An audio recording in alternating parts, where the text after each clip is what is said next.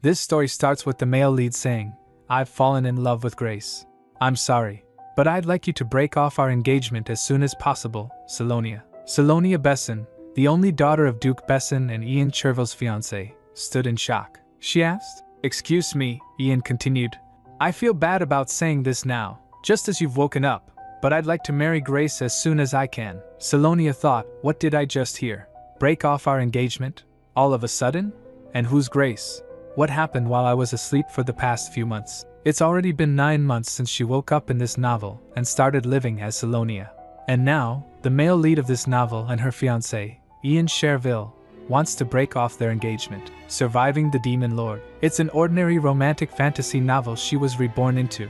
As the title predicts, it's a novel about defeating the most powerful villain of the story, the Demon Lord. The story goes as follows. The person she was reborn as, Salonia Besson, is the novel's heroine and one of the few healers in the Empire. The hero of this novel is her fiancé, Ian Cherville. Meant to have a marriage of convenience at first, the two shared little affection for each other. Around the time their relationship was starting to dwindle and their dates were becoming boring, the Demon Lord suddenly resurrected. Following the appearance of the frightful Demon Lord, the Empire assembled a team of elite warriors to subjugate him. Ian Cherville, the captain of the Moonlight Order, together with Salonia, wholeheartedly accepted the Empire's request in the name of peace. They were joined by the supporting male lead and Holy Knight, Laef Hetchel, as well as another supporting male lead, Mac Ryan, who inherited the blood of the dragon. Both Laef and Mac Ryan loved Salonia, but Ian and Salonia realized their true love for each other during their expedition. While Laef and Mac Ryan had no choice but to look on as their beloved chose another man, they still devoted themselves to helping Salonia and genuinely wished for her happiness. And so, the four friends worked together to defeat the Demon Lord. The male and female lead got married, sealing their love with the oath of marriage. At least, that's how the story should have ended. Until the subjugation of the Demon Lord, the story followed the same path as the original novel. But Salonia became bedridden for some unknown reason on their way home. When she finally woke up 3 months later, the first thing she heard from her fiancé's mouth. "He wants me to break off the engagement," Ian sighed. "You won't be disappointed with your compensation. If you understand, I'd like to get this over with right away." Suddenly Salonia felt a throb and recalled him saying, "It's alright. I just wish for you to suffer less. I'd rather be sick myself than see you sick." When Salonia joined the dangerous expedition right after her rebirth, she relied on Ian a lot to endure it. He may not have been her real fiancé, but she had no idea that their engagement would end like this. Ian continued, "I don't remember you being such a pathetic person. How much longer are you going to drag this out for?" Hearing that, she thought, he had a look on his face I'd never seen before. It was as if he had had enough of me. I must really mean nothing to him anymore. She spoke. "Fine. Let's break off the engagement," she thought in her mind. It wasn't my position to begin with, but if the first thing he asks his fiancée, who just woke up, is to break off their engagement, I'm not interested either, she said. "In return, I'd like to decide the compensation, so wait until I inform you," she concluded. "Nevertheless, I won't let this slide. He betrayed me, so I'm going to take away the thing he cherishes most," Ian sarcastically said. "Ha! I had no idea you were so greedy," she countered. "What a pity." Ian agreed. "Fine. Should I write you a pledge?" She thinks in her mind. He sounds so annoyed. He really has no respect for me whatsoever, huh? And to think that I trusted a man like this. He's made the moments I trusted him, as we risked our lives together, completely meaningless. No, this is who he really is. Maybe it's good that I found out as soon as possible. Thanks to that, a bastard like him won't be able to affect my life at all. Ian signed a piece of paper and throws it towards Salonia. "Here. My pledge. Happy now?" Looking at the paper, she thought, "Happy? The time I spent with you has culminated into a single scrap of paper. Yet you expect me to be happy?" Then he turned and said, "Since we're done here, I'll get going." She stopped him. "Wait, one more thing," he asked, turning. "What now?" She thought to herself. "I can't just let him go like this," she said, smiling. "Can you come closer? This is our last moment together." She extends her hand towards him. He replied, "Ha, fine, I guess I can shake your hand one last." As he reached towards her hand, she clenches her fists and strikes him across his face. He staggered and shouted, What in the world do you think you're doing?" She replied. "What am I doing? Did you really expect me to be so sophisticated as to shake your hand? You're right, I'm pathetic. But if you've done something you deserve to get hit for, I have the right to do so, don't I?" Please don't tell me you'll get back at me for this. You're not that small-minded of a man, are you? She replied, goodbye. I won't see you off. As he left, slamming the door, she said aloud, bastard. I thought he'd be my first real family. Before she woke up in this novel, she lived a lonely life without any parents or friends to rely on. She died an early death after becoming sick. With no body to return to anyway, she wanted to continue to live as Salonia. Here in this world, she had a family, friends, and even a man who loved her. After all, she thought to herself, well, that lover is long gone now. But still, how many people get to live as the female lead and a duke's daughter in a novel? Forget about what happened in the past. I don't need a lover. I still have my dear friends beside me. My precious friends with whom I shared my life as we hung between life and death at the front lines. Regardless of them being the supporting male leads, they're my dear friends whom I wouldn't give up for anything. Well, that's what she thought until a few days ago. Leif told her about his withdrawal. She gasped while drinking tea. He asked, Are you all right, my lady? Wiping her face, she asked. But Leif, what did you just say? He averted his gaze, saying, I'm sorry to say this, but I'd like to withdraw the knight's pledge I made to you. He added, I have a new lady I'd like to protect for the rest of my life. Salonia got a hunch. This can't be.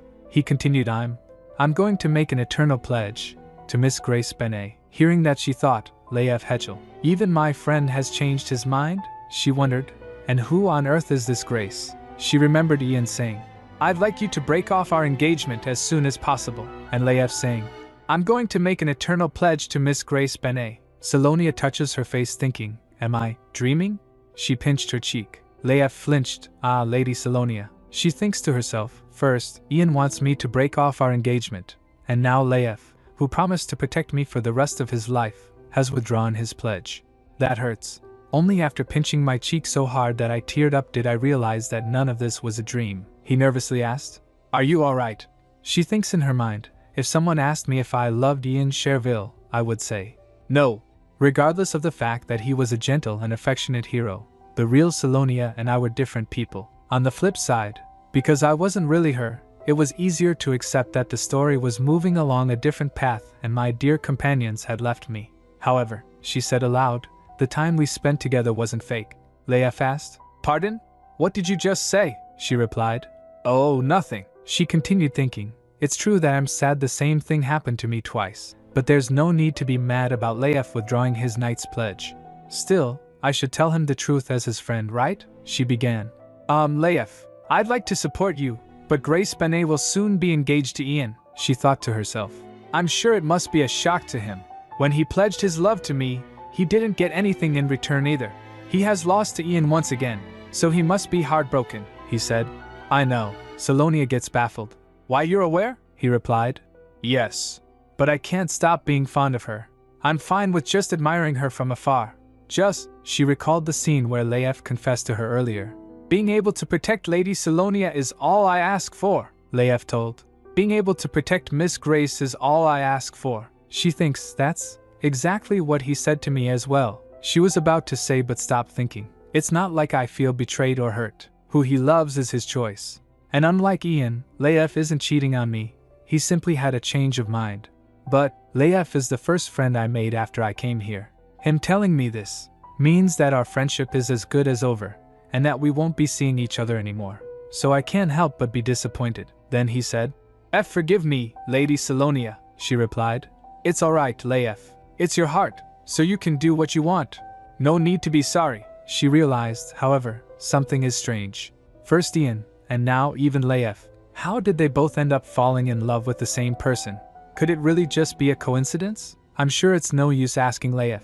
She rises up from her place saying, Leif, thank you for everything, for how you cared for me, and the time we spent together. She went close to him, extending her hand and said, I wish you happiness. Leif began. Lady Salonia, but stopped in the middle. After a moment he stands up and clasped her hand saying, I wish you good health. Salonia beamed.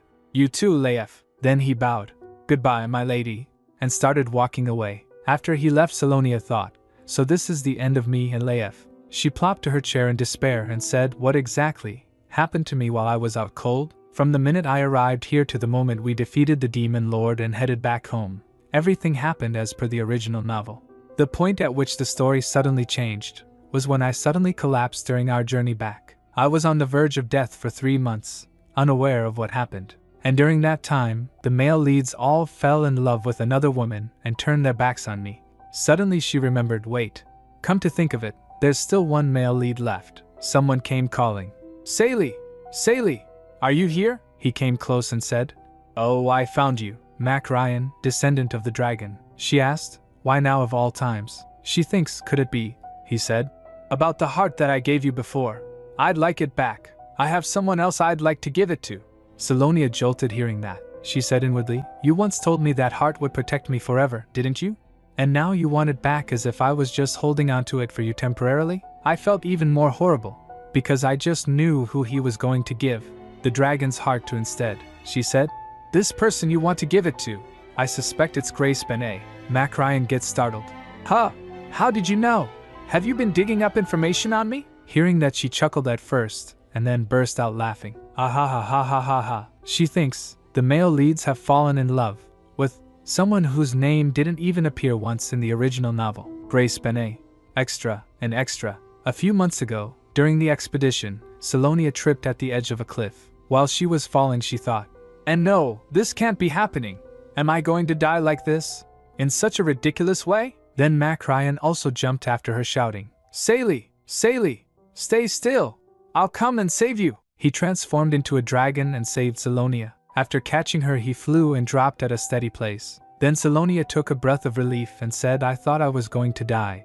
Mac Ryan, thank you for save. Then after transforming again, Mac Ryan quickly grabs her and shouted, Sally! Are you out of your mind? Why did you climb up that steep cliff? It's dangerous there. You could have died, she replied hesitatingly. Well, Silkia grows there, so, the Silkia flower. It's a flower that's considered extremely precious by adventurers due to its effectiveness in treating illnesses. In the original novel, there were never any issues obtaining this flower. So why did the cliff I stepped on that time come crumbling down? He sighed. I'm sorry for getting so upset. I just freaked out when I saw you falling. Human life is so weak and can be crushed so easily. It's fleetingly short and delicate. She interrupted him. Mac, sorry but he cut her off. Sally, since you're a weak human instead of a transcendent being like myself, you'll need this. He puts his hand on his chest, and a light glows from the place of his heart. It was a glowing heart. While showing it, he said, it is said to hold the power to protect whoever possesses it. There's only one of this in the world, a dragon's heart. Seeing that, she felt touched. Mac, but if you give me this, what happens to you? He replied. I'll only be able to use 1/10 of my powers, but it's fine, as long as it means I can be with you a bit longer. He handed her the heart. Then she said, Mac, I'm content with that. Back to the present, Mac Ryan demanded. What are you waiting for? Give me back the heart that I gave you. She sighed, thinking, and now, even Mac Ryan, he asked. But how did you know about Grace? Are you sure you were bedded in for 3 months? She glared at him. Is that all you have to say to me after I just woke up? He shrugged it off. Oh, sorry. Do you feel all right now? She felt annoyed for a moment, then she said, follow me. I'll give you back your heart. After getting inside, he asked, Sally, you really are better now, right? Sorry, I was a bit inconsiderate before, she replied. It's fine, Mac. I understand. Shall we continue where we left off? Then she called out. Ella, the maid came and replied. Yes, my lady, Salonia ordered her. Bring me my jewelry box from the safe in my room. After the maid left to get it, Salonia said, You'll get it back soon, so sit down and wait, he replied. All right. Then he glanced at her, saying, Aren't you going to ask me why? She replied. What other reason is there than the fact that you've changed your mind? She clasped her hands, thinking, actually, I want to ask him, but I'm scared of finding out the truth. That everything these men did was only for the original plot to unfold. I'm starting to doubt that I actually experienced everything that happened in the past 6 months. Then he said, So you've been storing my heart in a safe all this time? She replied. Of course. I wouldn't want to lose it. It's precious to me. He repeated, precious. He felt slightly nervous. Sally, the thing is, He was interrupted by the knock on the door. Salonia said, Come in. The maid came with a box. Salonia said inwardly, The heart of Mac Ryan, the Empire's last dragon. Just as the legend says, I've never gotten hurt since receiving this heart. I'm sure there was another reason why I fell unconscious for 3 months. She then stands up holding the box and said, Mac, thank you for always protecting me. She said to herself, Thanks to him, I was able to survive until now. She added, Have a safe trip back. I won't be seeing you off. After receiving the box, he replied, "Sure." After he left, Salonia plopped to sofa and sighed. Seeing that, the maid said, "You must be devastated, my lady." Salonia then said, "You know," maid replied. "Why, yes?" she asked. "How would you feel if someone snatched up and ate the dish you cooked with ingredients you put your life on the line for?" maid replied. "Oh, I'd feel really upset," Salonia said. "You would, right? I'm not just disappointed. I'm furious." She flared up, thinking, the moment I arrived in this world, I was forced to join the expedition, so the only people I had were my companions. After going through a living hell, I thought I'd finally live a decent life. But all my efforts went up in smoke. She then called out. "Ella," the maid replied. "Yes?" she instructed. "Ask the finest guild to gather information on Grace Benet. Have them find out if she's been displaying any unusual behavior lately, or if the way she speaks or acts has changed. Make sure nothing is left out." She then said to herself, "Whether this is all merely a coincidence or not, I'm going to find out." The next day, Ella asked while brushing her hair. "My lady, how are you feeling now?" Salonia asked. Why?" she replied. "You still look rather listless." Salonia agreed. "Yeah," she said to herself, "actually, when I dozed off for a second a moment ago, I had a dream about our expedition to subjugate the demon lord. The heavy rain made it difficult to travel through the mountains that day. Following the others, I lost my balance on the muddy path and fell down. And when I did, all three of them rushed to reach out their hands to me." Leif said. "My lady, please take my hand. The path is rough," Macryan said. "Sally, should I take you on my back?" Ian offered. "This way, my lady." She recalled, "Of course." I took the hand of my fiancé, Ian, and we walked together, hand in hand. Behind me, I could feel Leif and Macryan withdraw their hands in disappointment. But I thought it was better not to create any room for misunderstanding since I couldn't reciprocate their feelings, and so I didn't look back. "But of course, these are all faded memories now," she replied to Ella. "I'm fine. I just had a dream about the old days, that's all. Anyway, how is father?" Ella said. "His Grace? Why, of course." She remembered her father saying, "Oh, my beloved Salonia, why did she skip dinner? Prepare a delicious meal for her right away. He's been very upset." Making a lot of these remarks, Salonia said, "Oh, dear father." Duke Galloway Besson, after losing his beloved wife, devoted himself wholeheartedly to raising his daughter. He was a father who genuinely loved and cared for his family. When the female lead woke up as Salonia, it was already decided that she would join the expedition, but her father still strongly opposed it. Of course, he ended up giving in to his daughter, like most parents do, but as a result, his daughter returned home in an unconscious state. Salonia remembered, based on what Ella told me, all the renowned physicians, healers, and priests across the country had come to see me. But when his daughter still failed to wake up, Duke Besson fell into deep despair. Then, when I finally woke up after months of slumber, I was able to experience the love of a father, something I had never felt before in my old life. She said to herself, "He makes a fuss every time I skip a meal." Even just a little while ago, Ella tried to wake Salonia, saying, "My lady, hurry up and wake up, because you skipped dinner last night. His Grace is saying that he will also not eat." She replied quickly, "What? I'll be down right away." Ella thought to herself, "I swear, he's a sucker when it comes to his daughter." Salonia smiled, thinking, "That's why. It's completely understandable that he reacted the way he did when he heard about Ian." When her father learned of the news that Ian wanted to break off the engagement, he immediately barged into Duke Cherville's manor, holding a sword in his hand. It was only after everyone stopped him that he managed to calm down. Originally, the engagement was a pact. Salonia's grandfather, the late Duke, had made it with House Cherville. It was the union of House Besson, the golden house known to own more wealth than the imperial family, and House Cherville, a prestigious family that held sway over the political world. It was a powerful marriage that even the emperor couldn't help but be wary of. Of course, it all went up in smoke. After that, Ella said, "All done, my lady," Salonia said. "Thank you, Ella." Salonia was as exquisitely beautiful as, if not more than, her mother, who had earned great praise in high society for her appearance. Looking at her face, she thought, "My looks are certainly befitting of a novel's female lead. Thanks to the magic potion father gave me every day, I hardly lost any muscle despite having been bedridden for months." She then stood up and said, "Come on, Ella. Father must be waiting." At the dining table, her father said, "Salonia, I heard that you requested the Finesse Guild for information on that woman." She replied, "Yes, father." He asked, "By any chance, do you still have feelings left for that bastard?" If so, I'll go talk to Duke Chervy. She cut him off. No, father. It's not that, so please don't misunderstand. She thinks in her mind, I knew the guild would get in touch with father. Finesse, the biggest information guild in the Flanagan Empire, is one of the businesses run by House Besson. Information equals power and money. Following House Besson's creed, the guild had been established by the first head of the family, and it still supports House Besson today, she said inwardly. Until not too long ago, I didn't really feel the need for an information guild, but now that I require unfabricated information, the guild has become quite helpful. But of course, father ended up finding out. Her father drops his fork saying, Sally, if you're still fond of him but are worried about our family's reputation, she again interrupted him. No, father, there's just something I really need to check. He flinched. Something you need to check? She began. Leif and Mac Ryan visited today, you see, and by some weird coincidence, the two of them also seem to have fallen for Miss Grace. The timing is so strange that it's almost as if they planned it. That's why I'm curious to find out the cause of all this. She thinks in her mind, my dear friend's change of heart is no longer something I can just overlook. If their feelings for me were simply for the development of the original story, then what about me? I treated them with sincerity. If Grace is suspicious, it means they changed because of something she did. And if she isn't, they simply had a change of mind. Perhaps I just want to confirm that none of this is because of me, she said. Don't worry, father.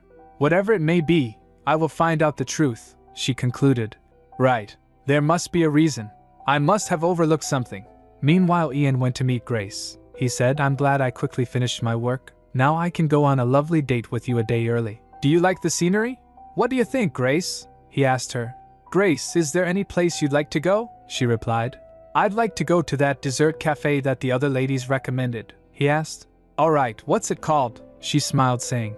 Roblink. Ian hesitated, thinking, of all the dessert cafes, she wants to go to Salonia's favorite shop. She called. Yo, Grace? He replied. Grace, that place is far out, and it's not even that famous. How about Bredgel?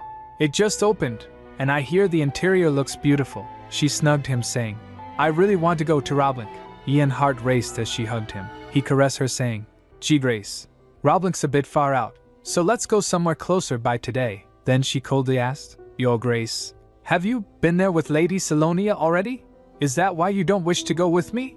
Because you're afraid you'll be reminded of your old memories with Lady Salonia? He tried to deny. Grace, that's not why. She freed her hand as Ian tried to grab it. It's fine. I see there's still no room for me between you two.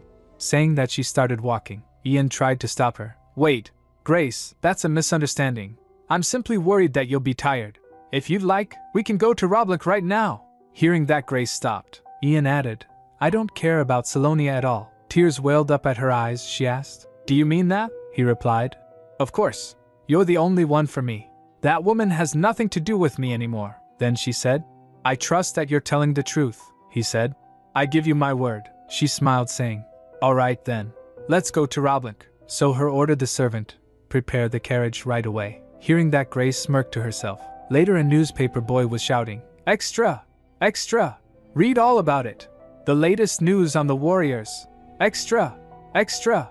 Read all about it. He was selling newspaper in the capital. Some passerby buys it and reads, Look at this. Lady Salonia Besson has confined herself to her room after getting her heart broken. Meanwhile, Salonia was also reading the same news. She said, Ha! I can't believe this. How could they publish such crap?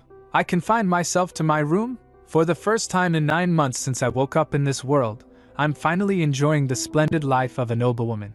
I couldn't be any happier. While drinking tea in the garden, she said aloud, This is the best. It's exhilarating. So this is what lavish life in the city is like, huh? The expedition entailed many realistic struggles that weren't described in the novel. Sleeping on the muddy ground made my whole body ache. I had to take showers with freezing cold water, and most of my meals consisted of stale bread. I don't ever want to experience that kind of life again. I know my situation isn't good, but it's the first time I'm experiencing the actual life of a duke's daughter, so why would I confine myself? Get out of here. I'm going to live the high life from now on. Suddenly Ella came and asked, What did you just say, my lady? Salonia asked. Are you back, Ella? Ella told. I also heard some unexpected news. Ah, my lady. I heard His Majesty will be holding a congratulatory banquet. The victory ceremony after defeating the Demon Lord. The Emperor hosted a victory ceremony for the saviors. Ian, Mac Ryan, and Leif all attended, but Salonia couldn't since she was bedridden. Salonia thought, he must be hosting a banquet for me, since I wasn't able to attend the victory ceremony. Ella replied, "Of course. You deserve it, after all. On that note, did you see what the newspapers are babbling on about?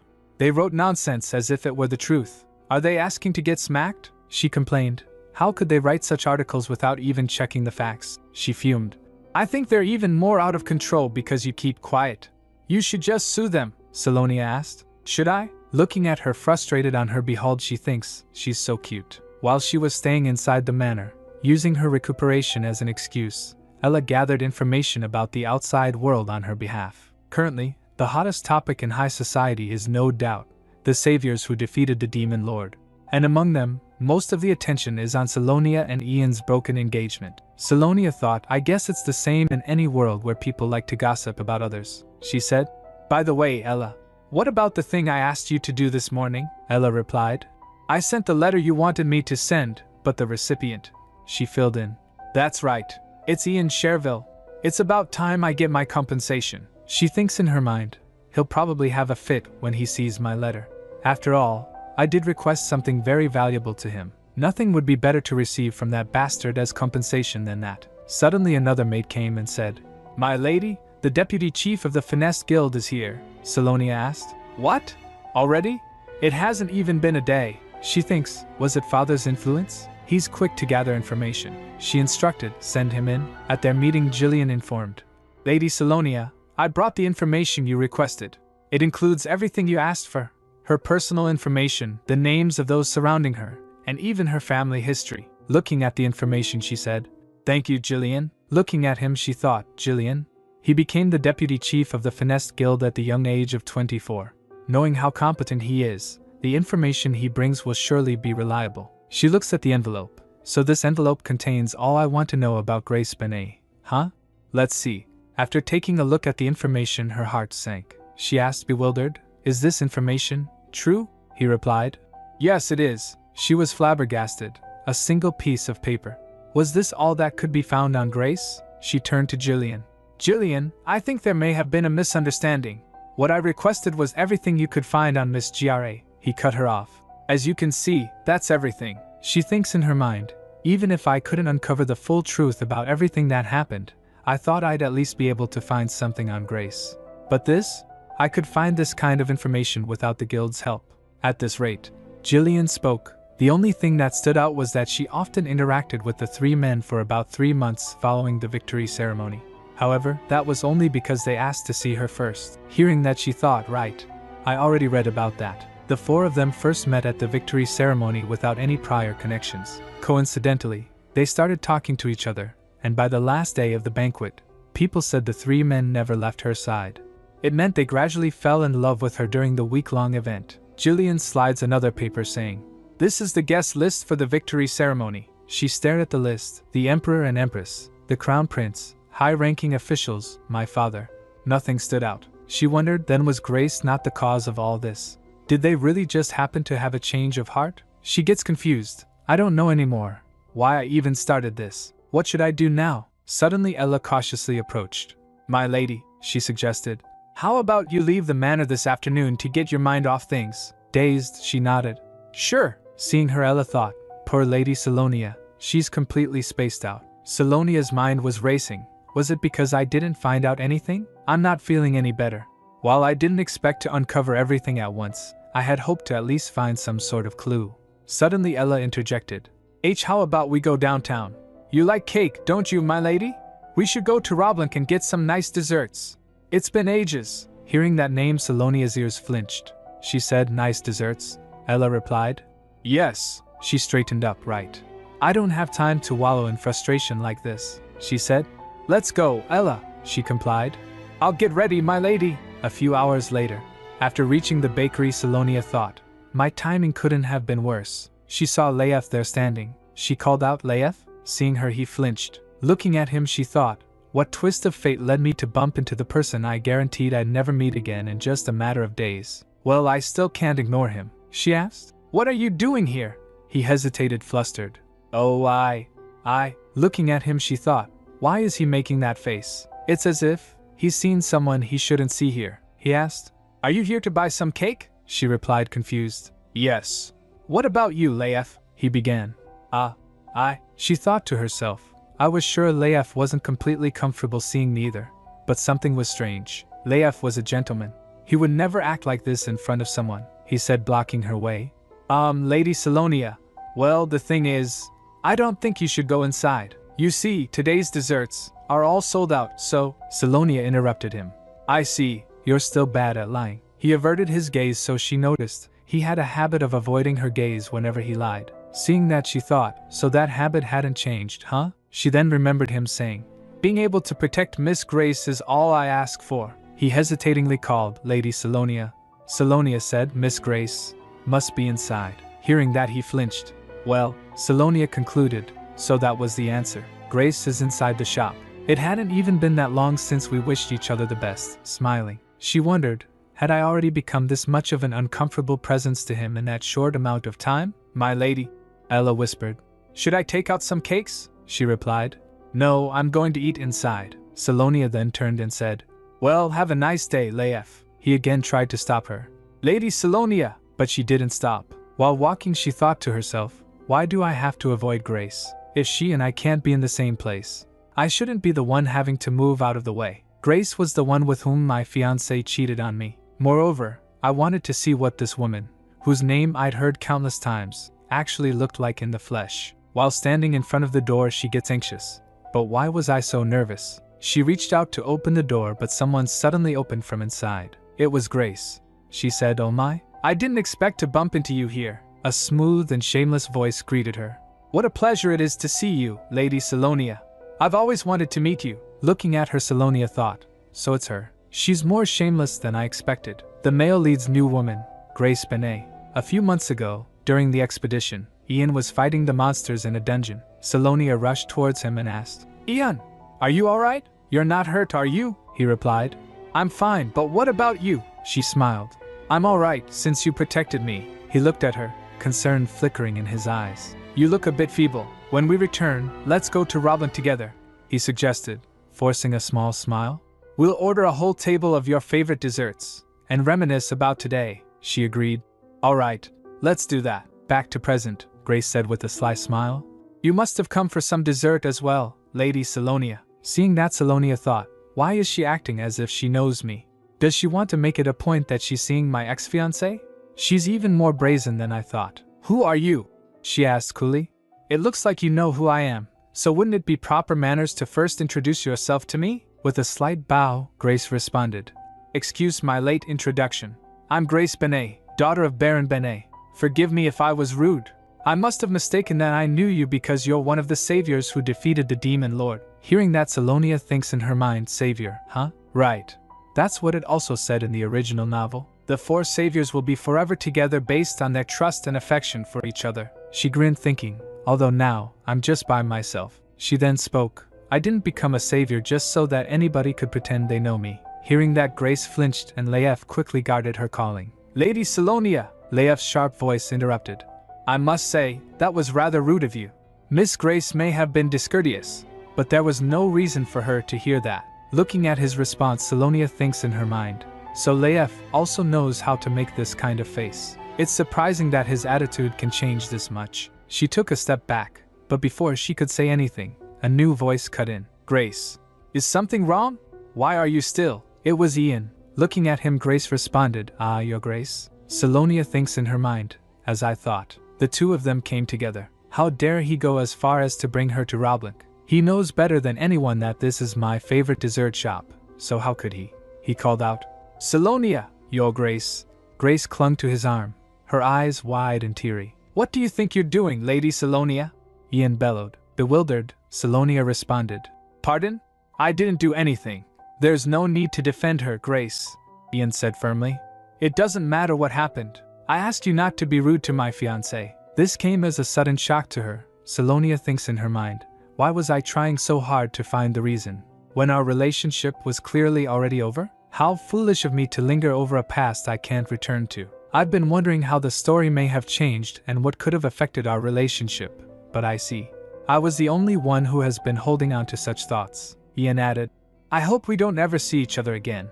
That would be the best for both of us. To which Salonia responded, You're the one who should be conducting yourself properly. Ian gets shocked. Excuse me? She thought, determined to not back away. Whatever the reason, they're the ones who changed.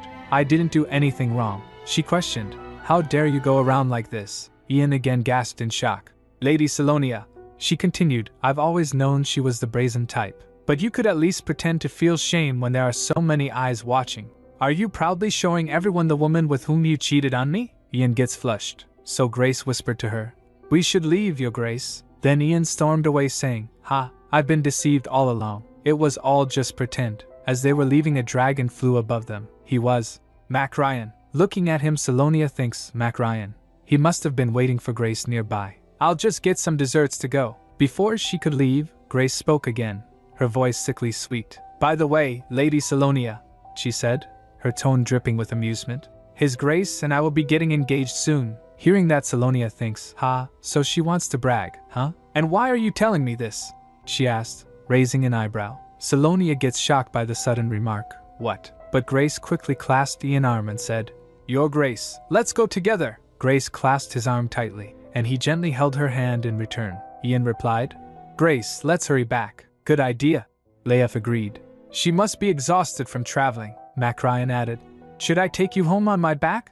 That would be faster. Looking at them, Sally thinks in her mind, Grace has become their new heroine. I'll accept that our relationship wasn't as significant as I thought, and that everything has changed. Thank you, she murmured, closing her eyes, for helping me let go of our past. Later, Leif was holding a paper. His thoughts were interrupted by Mac Ryan.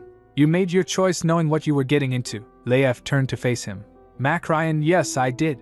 Even though the situation changed, things are still the same for us. News of Ian and Miss Grace spread quickly. Duke Ian Cherville announces engagement to Miss Grace Benet. I knew the two were in love, yet I still chose to stay by her side. He wondered aloud. It was my decision, so why do I feel so empty? He told Grace Benet. When I first met her at the victory ceremony, I was captured by her innocence. I thought things could change this time around, that I wouldn't have to remain beside her as just a friend, like with Lady Salonia. But this time was no different. Instead of me, Ian stood by her side, and all I could do was watch the two from afar. It was the same as with Lady Salonia. He sighed. But that doesn't mean I can stop liking her. Before I even knew it, I was completely captivated by her. I got used to the fact that she would never reciprocate my feelings, and all I can do is be content with staying in her presence. Are you regretting it now? A voice broke through his thoughts. After withdrawing your knight's pledge in the blink of an eye? If you were going to regret it, why did you even bother changing your mind? Leif asked coldly. But you also asked her to return your heart. If you were going to take it away like that, why did you give it to her in the first place? You're being true to your heart, right? He continued. Well, I am too, Mac Ryan responded. I simply did the best I could to save Sally back then. If I hadn't, she would have died, Leif argued. Then you should have stayed by her side until the end. I had no idea you'd take back your heart. Are you saying you don't care if she gets hurt anymore? That's nonsense, Mac Ryan shouted. As he was speaking, a sudden thump in his mind stopped him. A ominous feeling stopped him from speaking further. He wondered, thinking about Salonia. What is this feeling I have? It's as if… Mac Ryan! A voice called out. He turned his head. It was Grace. She said, Come here and eat with us. As he heard her voice, all the thoughts about Salonia faded. He stood silent for a moment, then turned to her. Grace, I'm coming. Seeing his irregular response, Leif got a hunch. Just now. Mac Ryan seemed confused for a moment. I wonder why. He also started feeling nauseous a little. But again Grace's voice removed all the uncertainty in his mind. She said, Sir Leif, you too. He also forgot everything and gets drawn to her beautiful voice and lovely smile. He said to himself, Right. Grace Benet is the one I truly love. Meanwhile, Sally was thinking, the original novel is over. Whether it was a happy or a sad ending. In the novel, a month after subjugating the demon lord, Salonia and Ian get married, and the story ends there. But we're already past that point. She crumpled the piece of paper she was writing on and thinks, that means there's no predetermined story to unfold any further. In other words, I'm the writer of my own story now. She tossed the paper around. Then Ella said, My lady, would you like another piece of cake? She replied, Of course. Order some more. Suddenly she heard the whispering of other noble ladies. My gosh, Lady Salonia's over there. How did the daughter of a baron take her spot? Another whispered. What in the world did she do to get rid of the heir of that golden family? Asterisk. Listening to them, Sally thinks, here we go. But Ella frowned. How dare they talk behind your back? Sally tried to stop. Ella, calm down. Scratching her cheek, she thinks. I really don't mind. Just as she had told me, Grace and Ian's engagement was soon announced, and as a result, I naturally became the center of everyone's attention. But I've already found closure. It wasn't easy to rid myself of any lingering feelings, but I didn't want to waste this precious new life I was given by getting carried away with my emotions. She said, smiling. I'm busy enough enjoying all this tasty food. Then Ella asked, by the way, when are you returning to the treatment center? She drooped at the question. I'd forgotten about that, but now you just reminded me. Ella asked, pardon? In the novel, Salonia worked at a treatment center as one of the Empire's top healers. She said, I still have 6 months of vacation left, so I'm going to use it all before I return to work. Now all that's left is to take things easy and enjoy my life, Ella remarked. That sounds great, my lady. You can use that time to do everything you want, Sally replied. Yes, I'm going to do everything I've been wanting to do. After all, I won't have anything to worry about. Meanwhile, in a distant forest, a mysterious figure was walking. Some days ago, few maids were talking to each other. One said, Doesn't Lady Salonia seem like a different person these days? You feel it too? It's like she's been reborn. She never loses her temper or gets cranky anymore. Other added. Recently, she even smiled and said hello to me. Another asked. Whoa. So why do you think she suddenly changed? If you think about it, she's been different ever since she joined the expedition, one suggested. How about this? Defeating the demon lord is something that requires you to risk your life. And after the expedition, she was even unconscious for 3 months. They say a person changes when they've had a taste of death, one replied. True. She was bedridden for a long time, after all, First agreed. Yes, that's possible. Sally was listening to their conversation. She thinks in her mind, I was cranky and often lost my temper, huh? It sounds like they're talking about the old Salonia. But was she really like that in the original novel? This conversation is definitely worth remembering. Back to present, Sally invited the noble ladies that were whispering about her. She invited them to her table. A lady responded, Lady Salonia, thank you so much for allowing us to sit with you. It's great to hear that you feel better now. You look more and more beautiful as the days pass. At first the atmosphere was tense. Observing them, Sally thinks in her mind, look at their faces. They must find me really uncomfortable. I was just talking to Ella and happened to notice there were no more empty tables, so I told them to sit here. Based on the conversation I overheard a few days ago and the looks on these ladies' faces, I can tell the old Salonia must have had quite a difficult personality. But I'm living her life now, so I might as well work on improving my reputation. She finally began. Don't mention it. I should rather thank you, ladies, for keeping me company. As you know, I've been away from high society for a long time, so there aren't any fellow ladies who socialize with me. Hearing that, the noble ladies glanced at each other and nodded. One of them began. Haha, no, the honor is all ours. Another added. Ahaha, thanks to you, I'll be able to enjoy the cake I've been craving. The third also chipped in.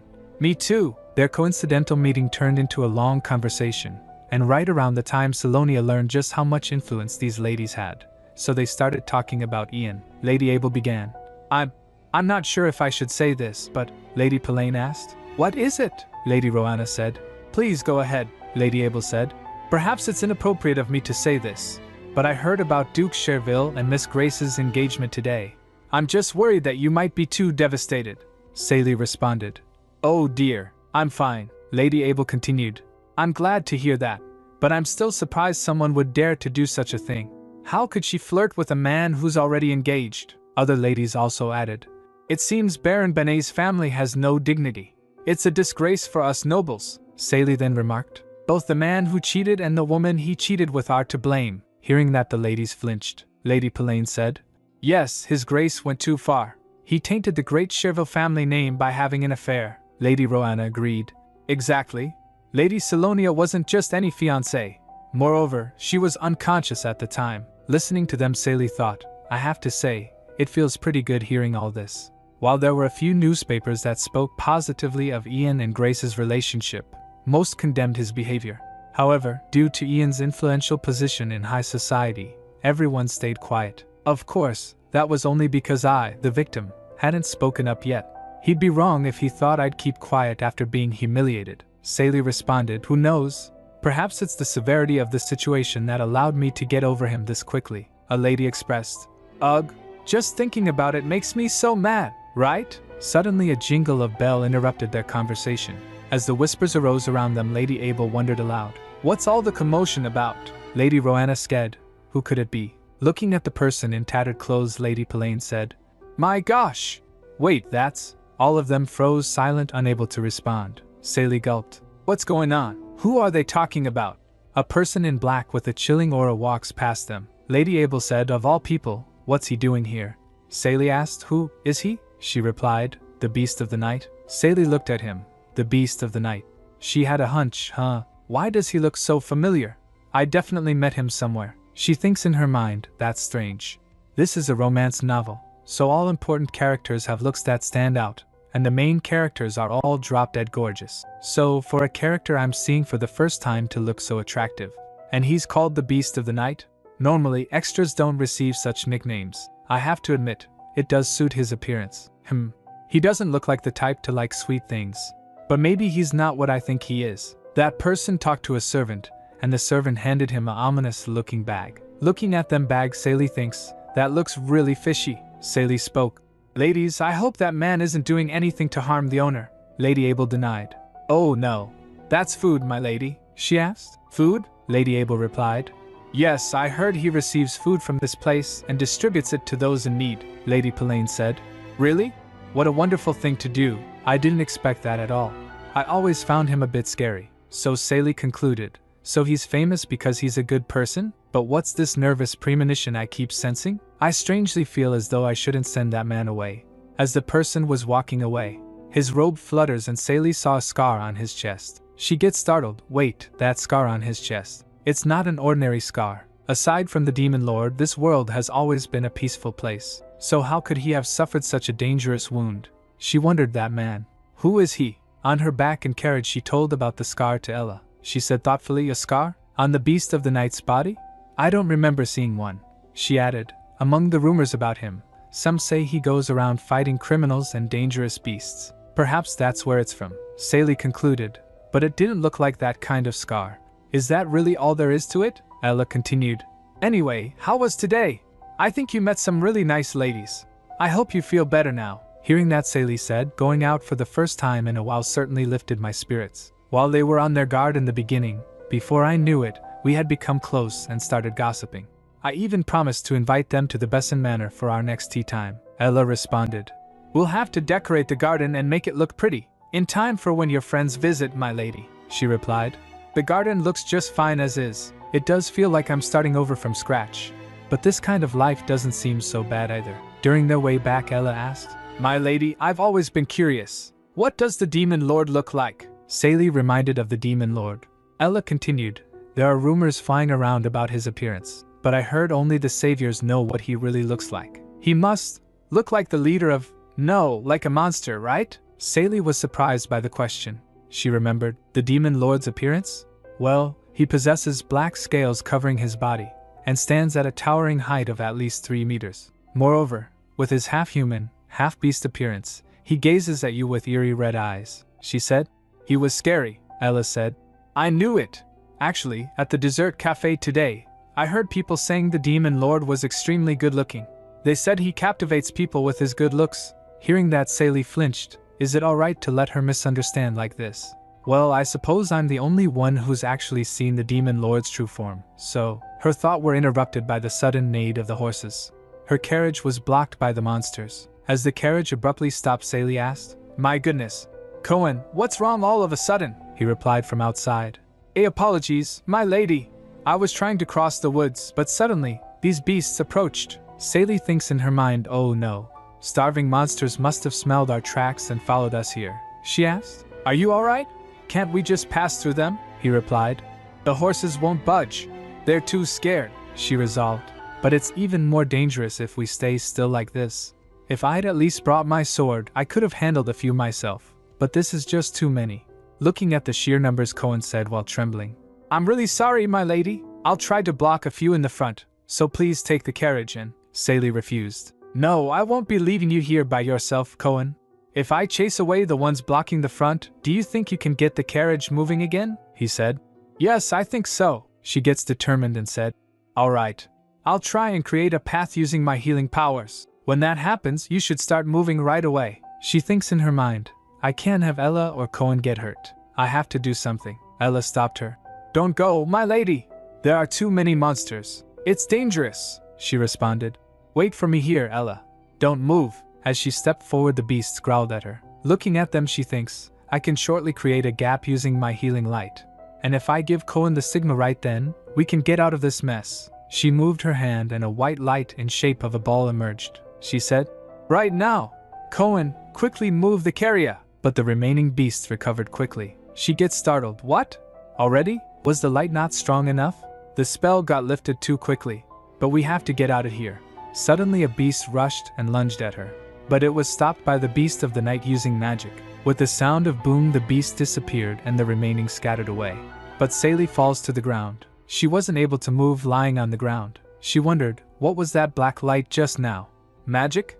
Did someone come to save us? As the person walks close to her, she wondered, who is it? She took a glance, and it was the beast of the night. As he was walking to her, she thinks, what's he doing here? Suddenly her gaze fell on his face, and she gets reminded, that face. I remember now. I experienced déjà vu when I first saw him at the cafe, but I failed to recognize him because he was too far away. But how? She spoke, lying on the ground. Why you? I swore you were dead, he asked. You know me? She said inwardly. How could I forget? He's the man I killed with my own hands. No, he's the Demon Lord.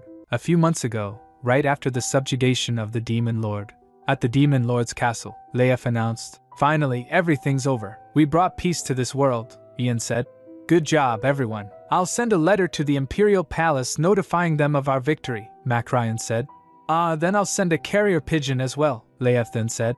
I feel a lot better thanks to Lady Salonia's healing, so I'll scan the vicinity, just in case there are still monsters around. Sally smiled.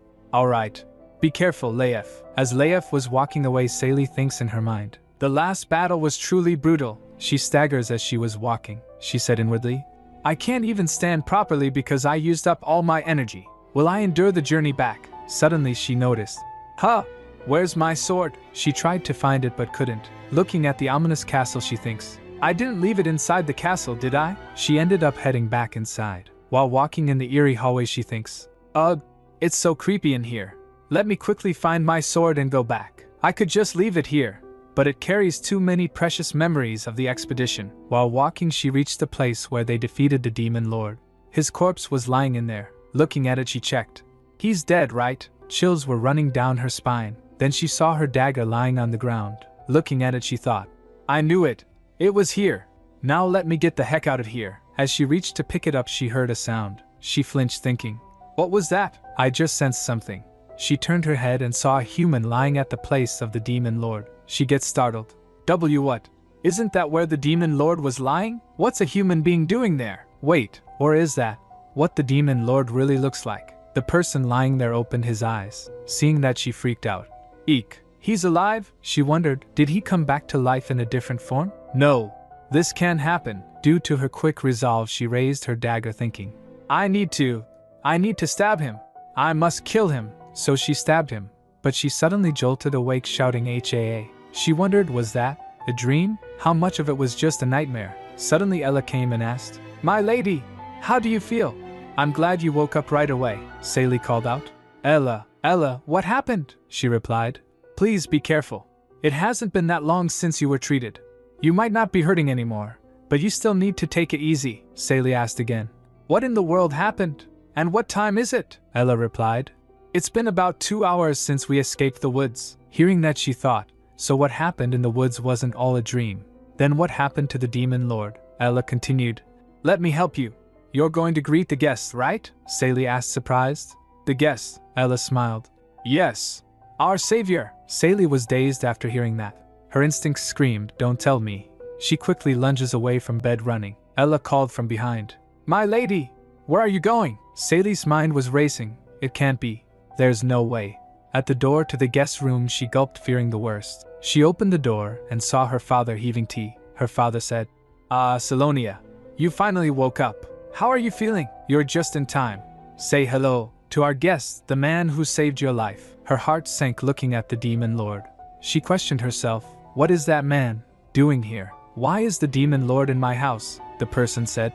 So we meet again, she recalled, those unforgettable crimson eyes, the distinct feeling of my dagger piercing his skin. I thought that nightmare had ended forever.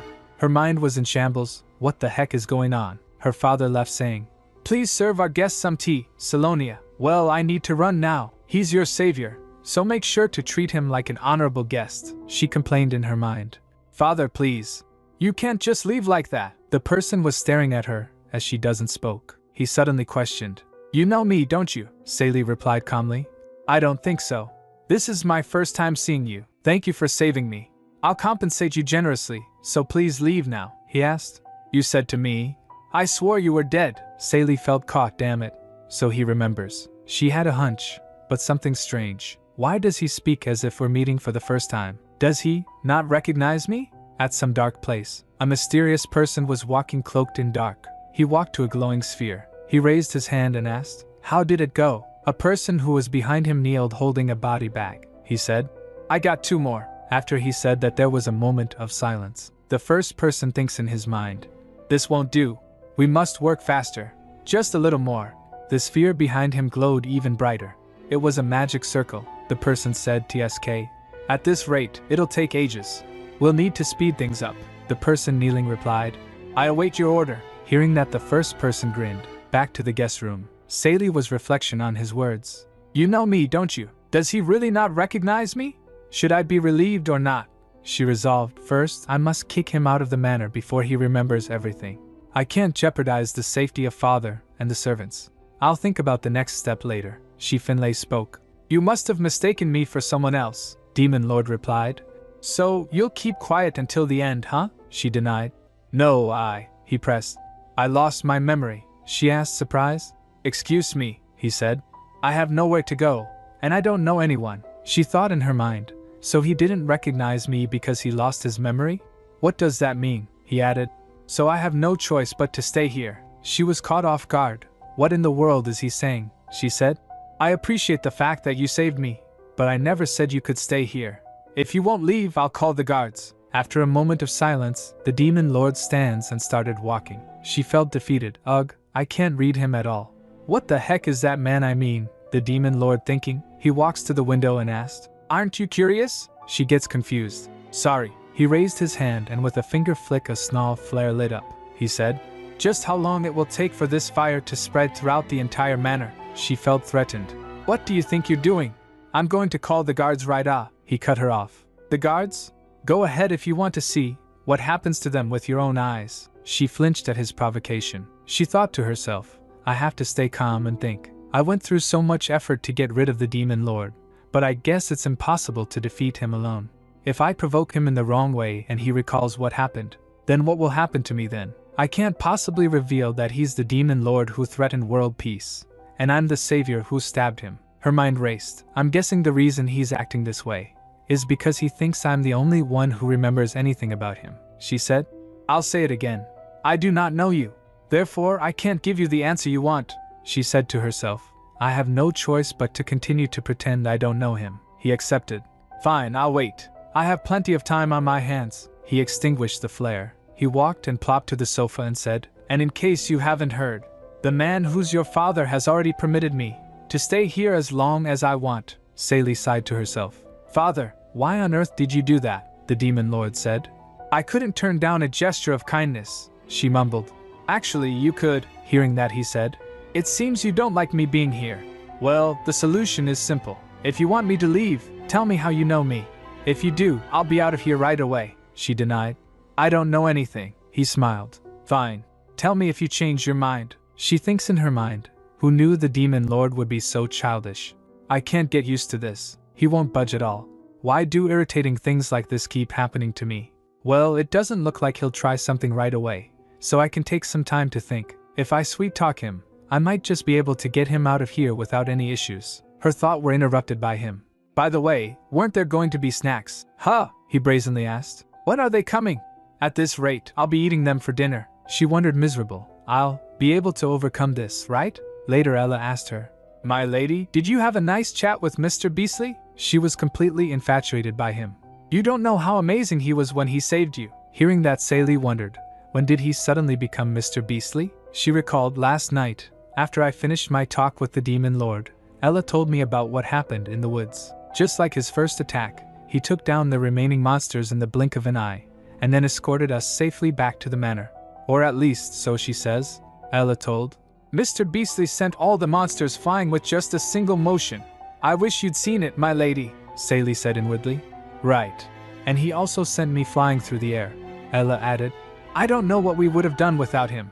Of course, the most important thing is that you're safe, Sally then asked. So there are only good rumors about this Beast of the Night? Ella replied thoughtfully.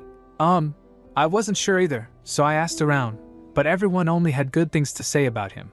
They say some people in the slums even worship him like a god. Hearing that, Sally thinks, they all believe such nonsense? That man is the Demon Lord who made the whole world tremble in horror. He can never be a hero. However, I am confused about one thing. When the Demon Lord resurrected, a rift appeared in the woods. Monsters poured out of it and caused great harm. When the Demon Lord was defeated, the rift disappeared, allowing us to be certain that everything was over. If that's the case, since a new rift hasn't appeared, can we really still refer to that man as the Demon Lord? A knock disrupted her thought. My lady, His Grace has returned. She went to her father and called him. Her father replied, Sally, did you have a nice chat with our guest? She hesitated. Well, I heard you allowed that man to stay in the manor, he replied. That's correct. He saved my precious daughter, so I must repay his kindness, her father smiled, saying. Plus, I heard the young man is referred to as the hero of the slums. It's hard to come across such a respectable young person these days. Having an esteemed man like him staying in our home is a truly invaluable opportunity. Don't you think? She felt burdened. You're right. But wouldn't it be enough to express our gratitude with money? Her father said. Of course, we'll be paying the young man too. But since he doesn't have a place to stay at the moment, I think it would be good to receive him at our manor for the time being, she argued. But we don't know where he's from. He might be dangerous. How could you just let a strange man? Her father stopped her with a cold gaze. Salonia, she stopped talking. Her father said, never forget your duty as a noble. If you have plenty, it's important to know how to share. She thinks in her mind, it's not like I didn't expect this kind of response from father. But still, I can't help but feel frustrated. Noblesse oblige. The belief that nobles should act generously toward as many people as possible. It's a belief Duke Galloway Besson has held on to his entire life. But I can't give up here. I need to stop him, even if it means revealing the truth. It's not something easy to believe, but if it's coming from his beloved daughter, then perhaps he'll believe me even if I say that man is the Demon Lord, she began. Father, that man is actually… She suddenly stopped in between. She tried to speak again but couldn't. Humph. She wondered, what's happening? I suddenly can't speak now that I'm trying to tell him about the Demon Lord. Her father asked, confused. Salonia? What's wrong? She said to herself. I'd like to know that as well. I don't know what's going on. But speaking is not the only way I can tell him. She glanced around thinking, what other method can I use? Her gaze fell on paper. Right. I'll just write it down and show him. She grabbed a paper and said, Please look at this, father. She began writing, that man is… Her father recited what she wrote. She wasn't able to write ahead it. She struggled to write but couldn't. She wondered, wait, why can't I write properly? She said aloud. What's going on? The words repeated in her mind, Demon Lord. Demon Lord. Demon Lord. She felt confused. Why can't I speak, or even write those words? Her father stopped her. Salonia, enough. She tried to alter. Wait, father, he said. Whatever the case, he saved your life, and all eyes are on him right now. If we simply handed him some money and kicked him out, what would people think of the Besson family? Hearing that, she resolved, it looks like I won't be able to persuade father. I should have known better. He always considers the house's reputation first, and no one will be able to understand my problem with that man anyway. I'll just do as father suggested for now. I have no choice but to keep an eye on him while I look for another solution. She finally accepted. All right, I'll see to it that he finds his stay here comfortable. Her father smiled. That's my girl. He patted her, saying, Salonia, you don't know how startled I was when I heard you fell unconscious again. Your body shouldn't be harmed in any way. Make sure to always be careful. You're all that I have. Don't forget that. Later at night, the Demon Lord was huffing and puffing. He was feeling pain in his chest. He thinks in his mind, damn it. Salonia Besson, was it? Her face definitely indicated she knew me. He remembered her words. I swore you were dead. He wondered, what sort of relationship did we have for her to say that? He thinks in his mind, well, it doesn't matter as long as I regain my memory. The only person who remembers me. A glimmer in the darkness. He grinned to himself. I can't miss this opportunity. If she plans to hide the truth until the end, I'll just have to make her talk myself. The Cherville Manor. Ian crumpled a piece of paper. Damn it, the news read. Does Ian, a man of many sins, deserve to be called a savior? Ian Cherville and his new lover, Grace Benet, is it romance or adultery? He was furious. Have they lost their minds? How could they write such nonsense? He ordered his attendant. Put together a list of all the newspapers and report back to me, the servant replied. Yes, Your Grace. The sound of crackling paper filled the room as Ian read the article again. Does he deserve to be called a savior? This is ridiculous. How dare they question my qualifications because of such a small issue? I'm one of the saviors who took down the demon lord. They used to respect and worship me, and now, these fickle people have turned their backs on me so easily. Do they think they'll be fine after writing such horrid gossip about me? A servant stepped forward hesitantly. Your Grace, what should I do about this letter from House Besson? He replied. Bring it to me. Ian took the letter and scanned it, his thoughts wandering. He thinks in his mind. I always considered Salonia to be an innocent and loving woman, but the behavior she showed outside of Roblink that day was rude and vulgar. He remembered her words. Are you proudly showing everyone the woman with whom you cheated on me? It turns out she's been deceiving me all this time, he thought bitterly. They go on about her being some tragic heroine, but these articles would have never been published if they knew her true self. Asterisk. The word tragic doesn't suit that woman at all. I wish everyone could see that. The servant handed him the letter. The letter, Your Grace. It's probably a request for compensation in return for the broken engagement, he mused. She must want something big, considering how she even made me write a pledge. He opened the letter, and after a brief moment, his expression darkened. He grits his teeth and said, Now, the servant asked. Pardon? Ian seethed. Send a letter to House Besson immediately saying I'll be visiting today, he ordered sharply. The servant flinched at his tone. Yes, Your Grace. Meanwhile, Salonia sat in her study, staring at a half-written letter. Dear Lady Abel, Lady Pelaine, and Lady Rowena, the tea time we decided to have at my house will have to be postponed for the time being. Due to an unwanted guest, I'm unable to invite you to. She crumpled the paper. No, what's the use? Instead, she started anew. I hope you will attend my celebratory banquet, which will soon take place at the palace. I hope we can pick up where we left off on that day, she felt assured. This should do. She set the letter aside and picked up another blank sheet. Dear Sir Leif, she hesitated. I don't know how to start this letter. I had no idea I'd be writing this kind of letter to Leif, she murmured. But since I don't know when the demon lord might regain his memory, I should inform the other saviors of the situation as well. And among them, Leif is the one most likely to listen to what I have to say. Right, there's no need to beat around the bush. I'll just get straight to the point. That will be the best for both of us. Taking a deep breath, she steadied her pen. Leif, you probably won't believe this, but the demon lord has resurrected. Her hand trembled. The pen scratched against the paper before suddenly stopping. Her breath hitched. The demon lord. She tried again, but her hands shook violently. She wondered, damn it, why won't it let me write his name? Why is this happening? What could be the reason? She tossed the paper thinking. While I'm struggling here, the demon lord apparently went somewhere without informing anyone. It's not that I am curious what he's up to. I just really wish he wouldn't act out. I can't believe I need to live in the same house with such a dangerous man. Finally, she stretched her arms, saying, I don't know anymore. Suddenly a maid came and informed. My lady, Deputy Chief Gillian has arrived, she said. Ah, really? Just as quick as I expected, she instructed. Tell him I'd like to see him in my study. Minutes later, Gillian entered the room. Greetings, my lady. Thank you for making the time. I'm sure you must be busy with the guild, she said, gesturing for him to sit. This time, I'd like to request information regarding the Beast of the Night. In addition, please tell me if you notice any strange things happening in the Empire. Gillian complied. All right. Oh, and one more thing, she added, her voice dropping slightly. He asked. Yes, she said. About Grace Benit. I need you to keep a close eye on her. Her expression hardened, thinking. I'm no longer curious about her relationship with the other saviors. I must find out if she has any connection to the demon lord now. It's suspicious how Grace and the demon lord showed up at a similar time, she added, gripping the desk. Something strange is happening to the original story. Jillian nodded. Sure, I'll put someone on her tail right away, she instructed. Select someone who can maintain confidentiality. I don't want any word getting out, he replied.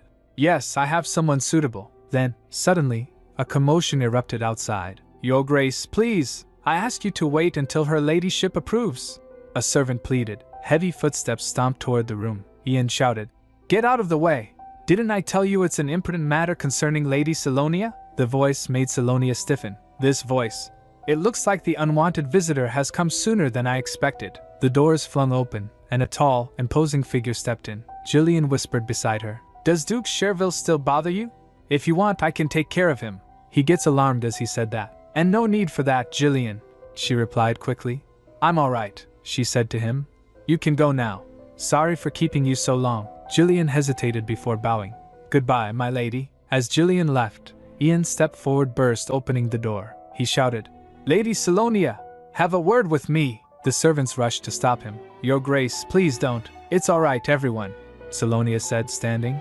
Please step aside. She met Ian's gaze with a composed expression. Have a seat, Duke Cherville, she said coolly. I know why you're creating all this commotion. I'll listen to what you have to say first, before I hold you responsible for your rudeness. Then I guess it'll be easier for me to talk to you since you know, Ian said, his voice firm. Lady Salonia, please explain to me in a way I can understand. Enough. Her sharp tone cut through his words. If you wish to talk to me, please keep your manners. There's not a single person in House Besson who will speak to a goon. What happened to the dignity a duke should display? She continued coldly. He dropped his jaw. What? She continued. And didn't they tell you to wait? I already had a visitor. She leaned back in her chair as his temper flared. My ears are about to burst because of your shouting, Duke Cherville. Is this all the elegance you have to show? Ian scoffed. Ha! What about you? You must have forgotten who I am. Is this how House Besson will be treating the Cherville family from now on? Why are you involving our families in this personal matter? She countered. Her gaze was ice cold. This is between you and me, Ian. Anyway, continue with the talk about the letter. He watched her, annoyed at how effortlessly she talked back to him. I get why you're acting like this, but watch your tongue, he warned. The reason the once innocent and lovable Salonia has become a venomous viper is obvious. It looks like you hold a grudge against me because I chose another woman over you, he continued. However, it's disgraceful of you to act out like this because of jealousy. Listening to that, she thinks, is he really out of his mind? She narrowed her eyes. Are you serious? Otherwise, why else would you go this far? Ian shrugged. Then she said, let's just get to the point. You personally paid me a visit because of the compensation issue, right? That's right, the compensation, he said, as if just remembering. He sat back, waving a hand. What you asked for is out of the question, so request something else. I'll give you whatever you want. Something like a mine or real estate, Your Grace. Salonia interrupted, tilting her head slightly. I think you've misunderstood something. You're talking to the heir of the Golden House of Besson. You haven't forgotten that, have you? She smiled, but there was no warmth in it. Do I have to explain to you why all of those things are absolutely useless to me? Ian inhaled sharply as she continued. All I want is what's in that letter. His mood shifted. Why do you need that? Are you thinking of using it yourself? That's none of your business, she replied smoothly. I'm requesting that because it's the only thing I want. The only thing of value to me in House Cherville is that sword, she stated. She thinks in her mind. The thing I requested as compensation is the sword Ian used to kill the Demon Lord. Sure, the sword holds great symbolism since it was used to slay the Demon Lord. But the real reason I asked for this sword is because it will become a holy sword in the future. Is there something you know about that sword that I don't? He asked. Know what? She snapped. He replied. Forget it. Anyway, ask me for something else, Ian insisted. I'll give you anything else you want, she scoffed. You're the one who's acting strange, Duke Cherville. You seem very reluctant to give it to me, she mused, studying his tense posture. Is it because the sword holds some sort of special power? Ian flinched. Don't be ridiculous, he barked. She smiled. All right. That's good to know. Ian felt his frustration spike as she continued. Why are you so upset? Then please send it to the Besson Manor by tomorrow. And don't think of fooling me, she added. I'm going to ask the Imperial Court to notarize it. Tisk. Ian clicked his tongue. The jealousy of a woman is truly annoying. She watched him with cool amusement. Look at him, spewing nonsense again. Oh, and while you're here, she said suddenly, a congratulatory banquet will be held at the palace for me soon. As you know, I was the only one who couldn't attend the victory ceremony. She continued. Ha! Ian scoffed. Are you actually asking me to attend your banquet after everything that happened? I have no intention of going to such a, she replied. Yes, please don't come. Ian froze. I was worried that you might actually come, so I wanted to tell you not to. I'm glad we're on the same page, she added. Please leave now, she said. Just looking at you is hard to bear, he sprung up saying. I can't listen to this rubbish anymore. I hope we won't have to see each other again, he said coldly. And this is a warning for old time's sake, but I suggest you don't infuriate me again, she remarked. Pretentious until the end, she said. Good day. I won't be seeing you off. He turned away without another word. As Ian stormed out, his heart pounded furiously. Damn it, what's that attitude of hers? Does she not miss me even a single bit? Has she truly forgotten about me this soon? Before he could process the emotion swirling in his chest, a commotion outside drew his attention. All right, geez, you're so annoying, a voice groaned. The servant murmured. She's still in conversation. You shouldn't be here. Ian turned to see a tall figure standing near the entrance. He narrowed his eyes. Look, I told you they'd be done talking soon. The demon lord continued. I can go in now, right? Huh? Are you a servant? Ian asked. Get out of my way. Hearing that, the demon lord stood silent for a second, then grinned. There was someone here. I didn't see you because you're so small. Ian stiffened. I'm as small? The air grew tense. Ian's entire body tensed. Wherever I go, no one has ever exceeded me, he thought bitterly. Everyone has always looked up to me. So who the hell is this cocky bastard? Selonia, I need to talk to you, the man said. Ian's blood ran cold. Did he just call her by her name? He took a step forward and his shoulder bumped into Ian. Ian shouted. Hey, who do you think? Enough. Selonia cut in. You just can't help yourself, can you? Please don't be rude to my guest. Ian froze in place. What? Did you just say guest? That's right.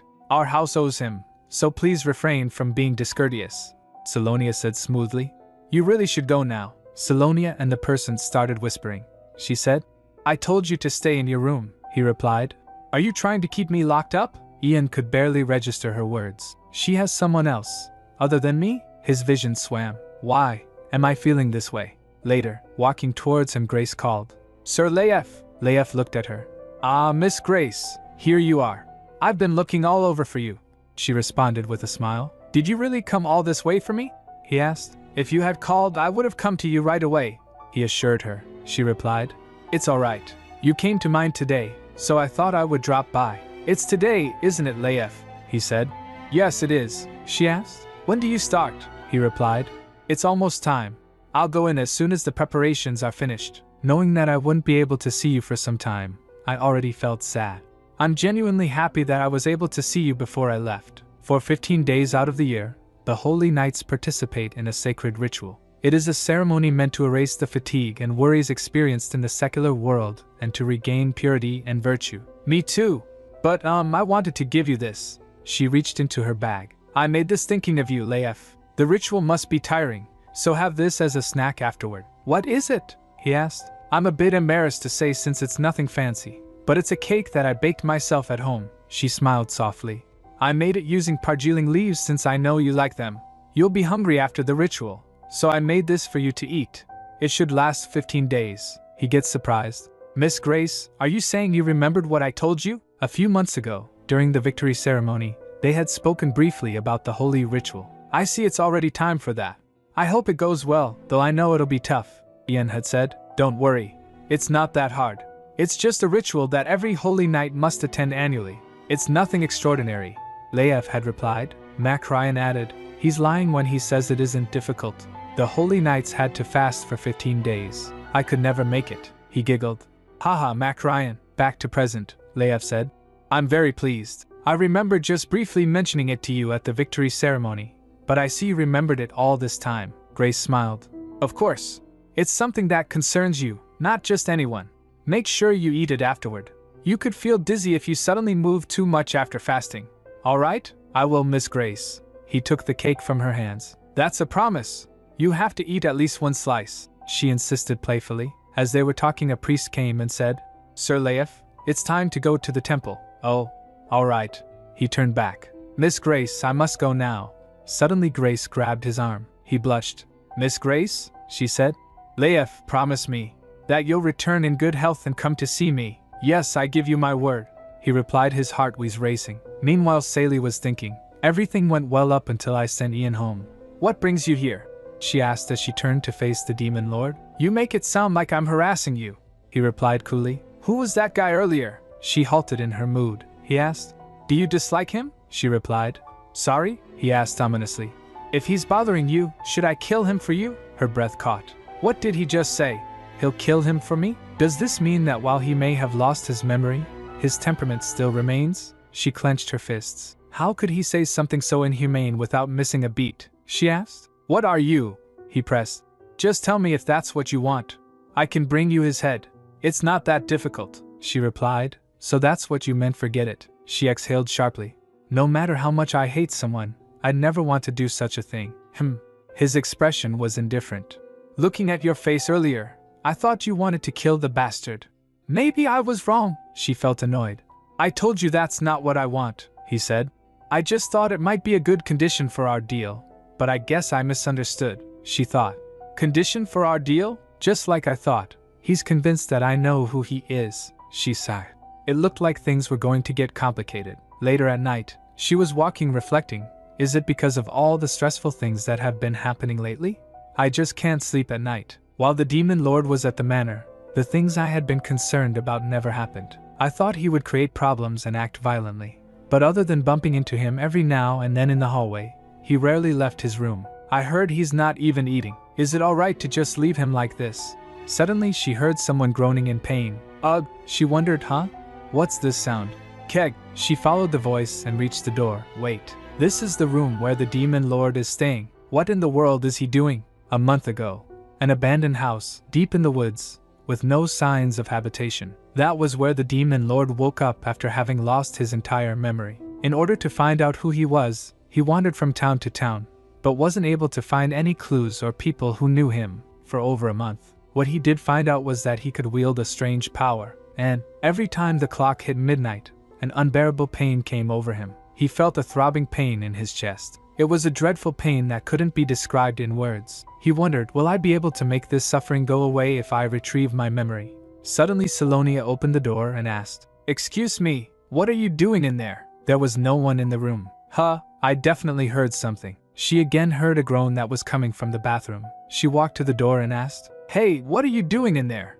Is something wrong? She knocked the door and said, If you don't answer, I'm coming in. She creaked open the door and saw Demon Lord lying on the ground. She rushed to him. Hey, are you alright? Did you hurt yourself? Let me take a look. As she gets close to him, he shouted, Get out. I'll take care of it myself, so get out, she argued. Now's not the time to let your pride get in the way. You're bleeding. Wait here. I'll go get the physician, he said. It's none of your business, so get. He wasn't able to continue as the pain arose again. Arg. Hearing that, Salonia rushed back saying, It looks like we don't even have time to call a physician. Wait, I'll use my healing power too. Suddenly she halted, wondering, wait, what am I doing right now? I barely managed to take the demon lord down, and now I'm trying to save him. Then again, leaving him like this might cause a misunderstanding. What if he realizes that I'm hesitating to treat him because I know he's the demon lord? But on the other hand, what if he regains his memory after seeing my healing power? Suddenly servant came and asked, My lady, are you alright? We heard a loud noise. Her mind was conflicted. Still, is it really okay for me to leave him like this? I'm a healer, so I can't neglect a person in need. She concluded, Right, I'll save him for now, she instructed. I'm glad you're here. It looks like our guest is severely hurt. Please call the physician, the servant complied. Yes, my lady. They hurriedly took the demon lord and started treating him. Salonia said, It's going to hurt, but please bear with me. The physician will arrive soon and take a look at you. He was still in pain and panting, but refused. Get out, she began. Before he comes, let me perform some first aid. He grabbed her arm saying, I told you not to touch me. As he grabbed her hand, something glowed and the pain stopped. While in shock, he thinks in his mind, This unidentified pain pierced me like a knife whenever it became midnight. But what drove me even more insane was the fact that this agony, that felt like my body was being ripped into pieces, would suddenly disappear with the sunrise, as if it were a mirage. To think that the first person to free me from this suffering, just when it felt like it would last forever, was this woman. Who is she? She asked him. Hey, what's wrong? Do you feel better now? He grabbed her hand and pulled her close. he then asked. What are you? How did you do it? She asked. What are you talking about? I'm trying to treat you. How could I just leave you when you're in such pain? He reflected. After touching this woman, the pain disappeared completely. If I let go of this hand, the suffering might. He said then. Do so while holding my hand. She gets confused. Excuse me? He said. I'll let you treat me if you hold my hand. She gulped. Huh! Looking at him she thinks, he looks rather desperate, unlike his usual image. She agreed. Alright, but loosen your grip a bit, will you? Let me take a look at this part. Suddenly she realized, wait, aren't we a little too close? Then a servant came with a physician and said, My lady, I brought the physician. Seeing Salonia and the demon lord close, he felt awkward. He laughed awkwardly. Haha, should we leave? Seeing the situation getting worse, she shouted. It's a misunderstanding. The imperial family hereby confirms that this sword is authentic. Looking at the sword she thinks, Ian's sword, which I asked for as compensation, has finally arrived. Unlike my worries that he might play some tricks, fortunately, it looks like he didn't mess with the sword. Now that I have received my compensation, I'm sure I won't need to see Ian again. Just as I thought, it was a great decision to ask him for the sword. Look at this brilliant blade. Suddenly the demon lord came and asked, Are you done talking? She said inwardly. I told him to knock. Well, I'm not as surprised anymore, now that I've dealt with him a few times. She asked, Are you feeling better? Yesterday, your wounds looked pretty bad. Last night, the physician said, While your wounds are deep, they aren't fatal. It seems you underwent a cycle of healing and infection due to a lack of proper treatment. But seeing the severity of the wounds, it must have been very painful, and there's something slightly artificial about them as well. If I may ask, how did you get hurt? The demon lord replied. I don't know. They were there when I woke up 3 months ago after being unconscious for a while. After hearing that Saley thinks 3 months ago, that coincides with when the saviors and I went to take down the demon lord. These wounds are definitely from when I stabbed him. While it's true that I feel uneasy, I can't be concerned about that right now. The most important thing is to kick this man out, he said. Well, it's bearable, thanks to a certain someone. But, his gaze fell on the sword, so he asked, What's that sword? She wondered, does he remember it? But if he doesn't even recognize this, then I have no choice but to sound him out to see just how much he actually remembers. She replied, It's a holy sword. It was the sword used to subjugate the demon lord, he replied. Is that so? She figured out few. I guess he really doesn't know anything, he asked. Is it yours? She replied. No, it used to belong to the blonde man you bumped into last time, he asked. So that man's still coming and going, huh? Seems I let him off the hook too easily, she replied. And no, he just sent me the sword. By now, he's probably too busy going crazy and causing a scene to even think of coming here. The Cherville Manor. Ian was lashing out on the surrounding. Damn it, he said to himself. That sword isn't just any old sword. It's a prized item that even the Emperor coveted. I can't believe I had to give it to that useless woman. I felt a strong energy from it ever since the demon lord died. So I had been waiting, thinking the sword might be imbued with the powers of the demon lord. He remembered, moreover, who in the world was that arrogant bastard? How dare he not even bow to me when I'm a duke? I can't let this slide. Salonia is probably using him to make me jealous. But even so, how could she allow for such rude behavior? Just how far is she going to stoop? That pretentious, cocky guy.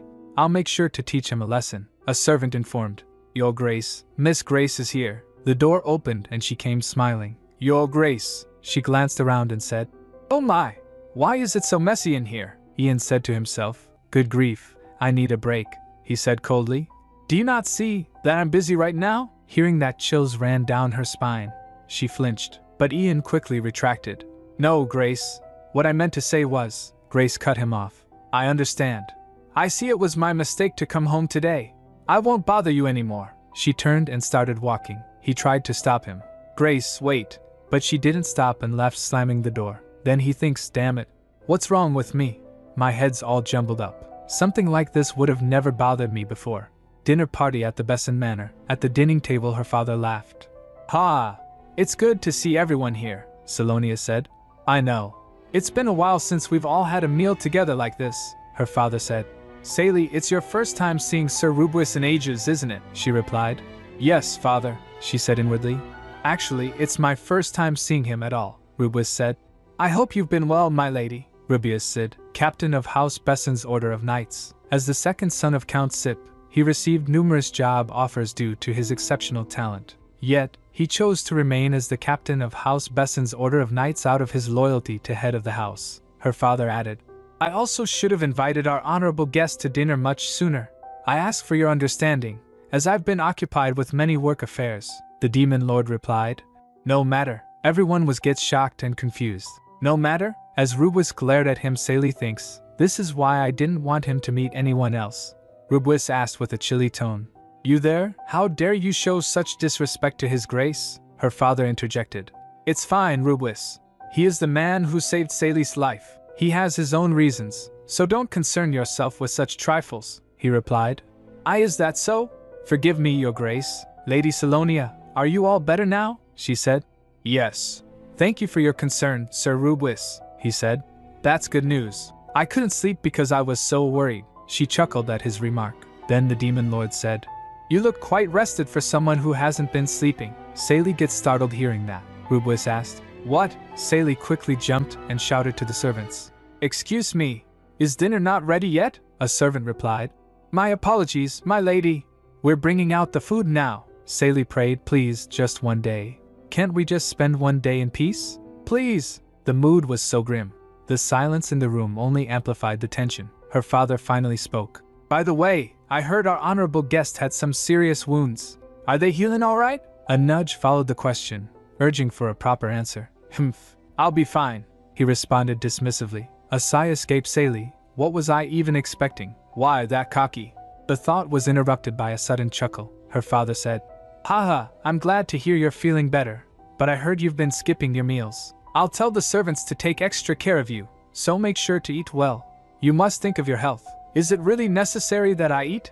He asked, as if the concept was foreign to him. Her father asked, Oh dear, you speak as if you're someone who's never been hungry before. Your wounds won't heal properly if you don't eat. He continued, You need to pay special attention to these things when you're hurt. He looked at the food for a moment and then asked, What is being hungry? The question echoed in everyone's mind. Aha, no wonder it felt like something was wrong, Rubwis mused. Seeing that you don't know what it means to be hungry, you must have hurt your head too. That's right. Sally quickly agreed. A sharp glare followed. She continued, I think he hurt his head too because I noticed he has trouble sensing things. I see. That's why you must not feel hungry like other people do, her father observed, gazing at him curiously. Just then, a knock at the door interrupted the conversation. A servant informed, Your Grace, it's time for you to leave, her father said. I see it's already time. Rising from his seat, he turned to face the others. Salonia, I'm sorry, but Rabenis and I must go now. I hope our honorable guest understands too. Rubwis also stood up. Till we meet again, my lady. Goodbye. Few months ago. Thank you for your help. A young man stepped forward, eyes bright with gratitude. Why, you're my savior. I run a cafe in the city center. Please drop by when you have time. I'll have some freshly baked bread ready for you, the man added eagerly. After getting the bread, a single thought crossed his mind. Who needs something like this? Suddenly a kid said. Excuse me, he replied. Scram, the kid asked. Are you going to have all of that by yourself? A faint growl echoed in response. Thank you. They bowed deeply after receiving the bread. Thank you, sir. It's so delicious. It's enough to last us a few days, the kid said to other. The demon lord wondered, hungry? Delicious? Why am I not aware of such senses? Why? Now that the tension had eased, Sally felt suddenly starving. The sound of a utensil clinking against a plate brought him back to reality. Go ahead and eat. Father's gone now, Salonia said. She observed him carefully. He might be the demon lord, but he still needs to eat. He looked at the steamy food and wondered. What's this feeling? He glanced at Salonia and then picked a spoon and started eating. Looking at him, Sally thinks his movements are surprisingly natural. He even had proper table manners. Or maybe that's expected of him since he's the demon lord, she mused. So, you haven't eaten anything since you lost your memory? She asked. He replied. That's right. I didn't feel the need to. She thinks in her mind. His lack of basic human needs, hunger, sleep only reinforced the idea that he was far from human in nature. And yet, looking at him now, he seems just like an ordinary person. Tilting her head slightly, she said, If you want to eat something, you can just ask anyone around here. Will you join me? He asked. She said. No, he said. Then I see no reason to eat. She stared at him, confused. What the? She hesitated at first, then spoke again. By the way, why did you give food to those people? He replied. Because they were in need, she asked. You mean in need of food? No, he replied firmly. They needed me, the one giving out the food. Later at night, Sally reflected on his words. They needed me, the one giving out the food. She thinks, was he trying to recall his memory through the people who needed him? Or could he simply not ignore those in need, even when he couldn't remember anything? He somehow seemed different from his usual self. No, I don't need to try and find out. It doesn't concern me. Anyway, when is he going to come? After the meal, the demon lord made a surprising proposal. She asked. Do you really mean that? He said. Yes. In a month, I'll leave this house of my own accord. That is, provided that you cooperate. She thought. It was a tempting offer. It's good for me if he gives me a reason to kick him out. Let's hear what he has to offer, she asked. What do you want me to do? A grin appeared on his face. Your hand. She gets alert. My hand. A sudden wave of alertness, nervousness, anxiety. He extends his hand towards her. She reached out and he grabbed her hand. He said, when your hand touches me like this, all my pain goes away. This is what I want. She gets shocked. What? You're sounding really strange, she exclaimed. You're talking about the chest pain you feel every night, right? And you're saying I get rid of that pain? He replied. Correct. You must know the reason. Since after all, you know who I am. She flinched hearing that, then she yanked his hand away and said, so if I hold your hand at midnight every day, you'll leave this house in a month? He accepted. Yes, even if you don't tell me who I am, she complained. I already told you. I don't know anything. But doubts crept in. Won't this be dangerous? I'll have to stay with this man every night. What if I take him up on his offer, and he regains his memory in a month? You want me out of here, right? He said, watching her hesitate. If you won't help me, I plan to stay here for good. He took a stride closer. Your father seemed quite approving of that as well, he added, leaning in. Gee, get away from me. She pushed him back. All right. I'll do it. She rubbed her temples thinking, I'm not too enthusiastic about it, but if I just stick with it for a month, he'll leave, she said. In return, I also have something I want you to do for me, she thought to herself. I need a safeguard as well. That night at midnight, the demon lord appeared in front of her using teleportation. Looking around, he said, so this is your room. She recalled her words. Come to my room, but make sure no one sees you. She gets surprised. He was able to come here, without anyone seeing. Because he teleported himself? What's with that face? He asked, amused. I came just as we agreed. He grinned. She replied. Well, I didn't think you'd teleport yourself here, he said. Is that what you call this? Then from now on I'll Suddenly he faltered. Are you alright? She rushed to him. He plopped on her, staggering. Arg, he blinked. She said, hang in there. I'll get a chair. Both of them sat down. She clasped his wrist gently. He was nauseous, huffing and puffing. She wondered, looking at him. How did we end up like this? Well, at least I made a deal that benefited to two. She recalled the scene before. She said, in return, I also have something I want you to do for me. She met his gaze firmly. Promise me that from now on, you won't lay a finger on me or those around me. She thinks it was the best choice for everyone. She just needed to see it through for 1 month. Just 1 month. After some time, as he calmed down, she said, you definitely don't look as pale as before. She hesitated. So, you'll be coming every night, from now on, right? He replied. Yes. A strange feeling settled in her chest. I feel uneasy. When I see him in pain like this, I can't see him for who he really is, the evil demon lord that deserves to die. She asked. Are you fine once this time passes? He replied. Yes. She hesitated again. I'm asking just in case, but you're going to teleport yourself out of here too, right? He replied. Of course. She felt relief. Then I suppose we won't get caught. He leaned closer.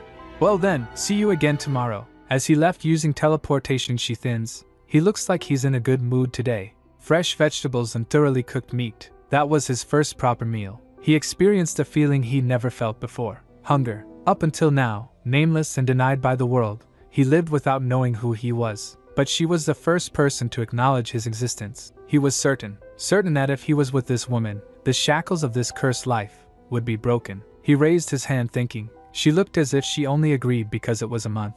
But does she really think that I'm going to let her go? A grin formed on his lips. Not a chance. Even if I don't get my memory back, and even if that woman didn't tell me anything, he clenched his fist. I'll keep her by my side forever. The next day, the demon lord was banging the door. He was shouting, "Hey, get up!" As he was banging the door, Sally pulled the blanket on her, covering herself. She complained, Ugh, geez, it's about time you learn how to eat by yourself, the demon lord said. Come out before I break down the door. Finally, she surrendered and woke up. A week had passed since she agreed to hold the demon lord's hand. Every night at midnight, he teleported to her room, and she held his hand to make his pain subside. A lot of thoughts went through her mind every time she saw him suffer, but she stuck with it in the hopes that everything would be over in a month. Do I have to eat breakfast with you too? She protested. You just need to wake up a bit earlier. Is that so hard? He replied nonchalantly. Achie, she grumbled. I'm lacking sleep because of you. I don't want to get up early, but I can't refuse either, because eating every meal together was part of the deal we made. She thinks in her mind, he could survive without eating, so why was he being so fickle? At least he upheld his part of the deal. If I kept my promise like this, he wouldn't teleport himself anywhere except at midnight, and he wouldn't harm anyone in the house. And yet, as she was thinking, she dozed off.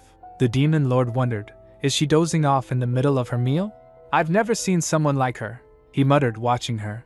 She's certainly a sight to see. She thought, I wondered if people knew how bothersome it was to deal with a demon lord who had lost his memory. Later, what's that? He asked, pointing outside. They're the family's knights. It seems they're training, she answered. He asked again. And that? She replied. A pigeon. He kept asking about different things as he saw them. She narrowed her eyes, thinking, was he pretending not to know just to mess with me? Aren't you going to the cafe today? She asked. You need to give out bread to the people. Go on, ask me your next question, he replied. I already went while you slept until the middle of the day. I have no idea why you feel the need to sleep so much. She froze. The middle of the day. I never slept until that late. She clenched her fists. I don't want to hear such questions from a demon lord. She was about to retort further when he noticed something. Who are they? He asked, frowning at a pair in the distance. She turned to look. What now? The couple stood close, lovey-dovey, and then they kissed. She froze for a moment, then she turned to them, face burning. Dedant, don't kiss there. Go somewhere where no one can see you. The maid gasped. Oh my. Lady Salonia. Yes, of course. The demon lord tilted his head. So, what were they doing? She sighed. It's just something people do when they like each other. Just because they like each other? He repeated. She blushed, averting her gaze. Yes, that's what I said. Later, Jillian came to give the information. He said. The information you requested, my lady, she replied. Thank you. She reflected. Jillian had come to see me again after finishing his investigation. Thanks to his arrival, I was able to escape the demon lord's annoying questions. I had hoped to obtain some new information, but, he said, this is all I found on the beast of the night. Her heart sank hearing that. She flipped through the papers. They were no different from before. There's hardly any new information, she muttered. I'm sorry, Jillian said. According to his findings, the beast of the night had been staying in the slums after appearing 3 months ago. He had run into some trouble with thugs harassing the people. In other words, insignificant information. If this was everything a guild under one of the Empire's great dukes could find, maybe this really was all there was. Miss Grace hasn't made any noticeable moves either, Jillian added. She thinks in her mind. But there was no way all of this had just happened by coincidence. Then what was I missing? I needed to find another way to obtain information outside of the Finesse Guild, she said. Thank you. That will be enough for today, he stood up, saying. My apologies for not living up to your expectations. I'll continue investigating and visit you right away if I find anything new, she replied. All right. Thank you for coming. As he was walking away, she thinks, do I need to find a new information guild? Then she noticed a note. Did Jillian drop it? She reached out to pick it up, calling. Jillian, I think you left this. He stopped. Pardon? What do you? He flinched seeing the note, and quickly snatched it from Salonia. She gets shocked at his odd behavior. He hesitated. My apologies. I was just so surprised that She grinned, asking, What is it? A love letter? Jillian replied. Yes, well, something like that. Good day, my lady. He left as soon as he said that. Salonia was stunned, thinking, this isn't a dream, is it? She recalled, I definitely just saw a strange magic circle. And below that, Grace's name, Grace Benet. On the memo that Jillian had, there was a drawing in the form of a magic circle and Grace's name, Grace Benet. I don't know what it means, but Jillian's behavior was rather strange. He works for father, so whatever the reason, it's possible that he's hiding things from me. If I want to find out more, it may be best to inquire somewhere else. Her thoughts were interrupted by the sudden banging on the door. "My lady, it's Ella. I think you should quickly come outside," Sally called out. "Ella?" Ella shouted. "Sir Rubwis is in trouble, Mr. Beastly." When they reached the servants already present, they were whispering to each other. What do we do? Shouldn't we stop them?" The murmurs and whispers of the servants filled the air. She stepped forward. "Step aside, everyone." She saw Rubwis on the ground while the demon lord was standing holding the sword. She said inwardly, "I urged him not to hurt anyone in this house." She spoke sternly. "Enough. What do you think you're doing?" She stared at him. "Sheath your sword right now." Rubwis tried to stand. "It's all right, my lady. I'm fine. I can handle TAGH." He groaned in pain. She asked, "Sir Rubwis, are you all right?" She ordered a servant. "Take him to the physician right now." The servant complied. "Yes, my lady." The servant asked Rubwis, "Do you think you can walk?" He replied, "Yes, if you assist me." After they left, she turned to the demon lord. "Was it that difficult to keep your word?" He replied, "I just did what he wanted me to do." She thought, "He's not feeling sorry at all. This is all my fault. I should have never trusted that the demon lord would keep his promise." At times, he looked like a normal human being, and seeing him in pain made me feel that way even more. But she gripped her hand tightly, saying, "I can no longer trust you, but I'm going to continue with our deal. I will keep my promise. I don't think I need to say more. I hope you won't forget your promise that you will leave this manor in a month." She turned and started walking as she said that. The demon lord left the sword there. Seeing the situation unfold, Ella said to herself, "Oh no." It was already way past dinner time, but Salonia chose not to go down to the dining room. She thinks, it must be way past dinner time. When it becomes midnight, I wonder if he'll shamelessly show up again. Is it unrealistic of me to expect any form of human behavior from him? Suddenly Ella knocked the door and called, "I'm coming in, my lady." She presents the tea. "Here's the hot tea you requested," Sally replied. "Thank you," Ella said. "I heard Sir Rubwis will recover soon if he massages his shoulders with some hot towels." Sally picked her cup, saying, "Really? That's good news," Ella continued. "But his grace seems a bit disappointed in him. The fact that the head knight was wounded indicates Mr. Beastly is exceptionally skilled," Sally then said. "All right. Can you leave me to be by myself now?" Ella gets flustered. "Oh, my lady, are you not interested to hear more about Mr. Beastly?" she replied.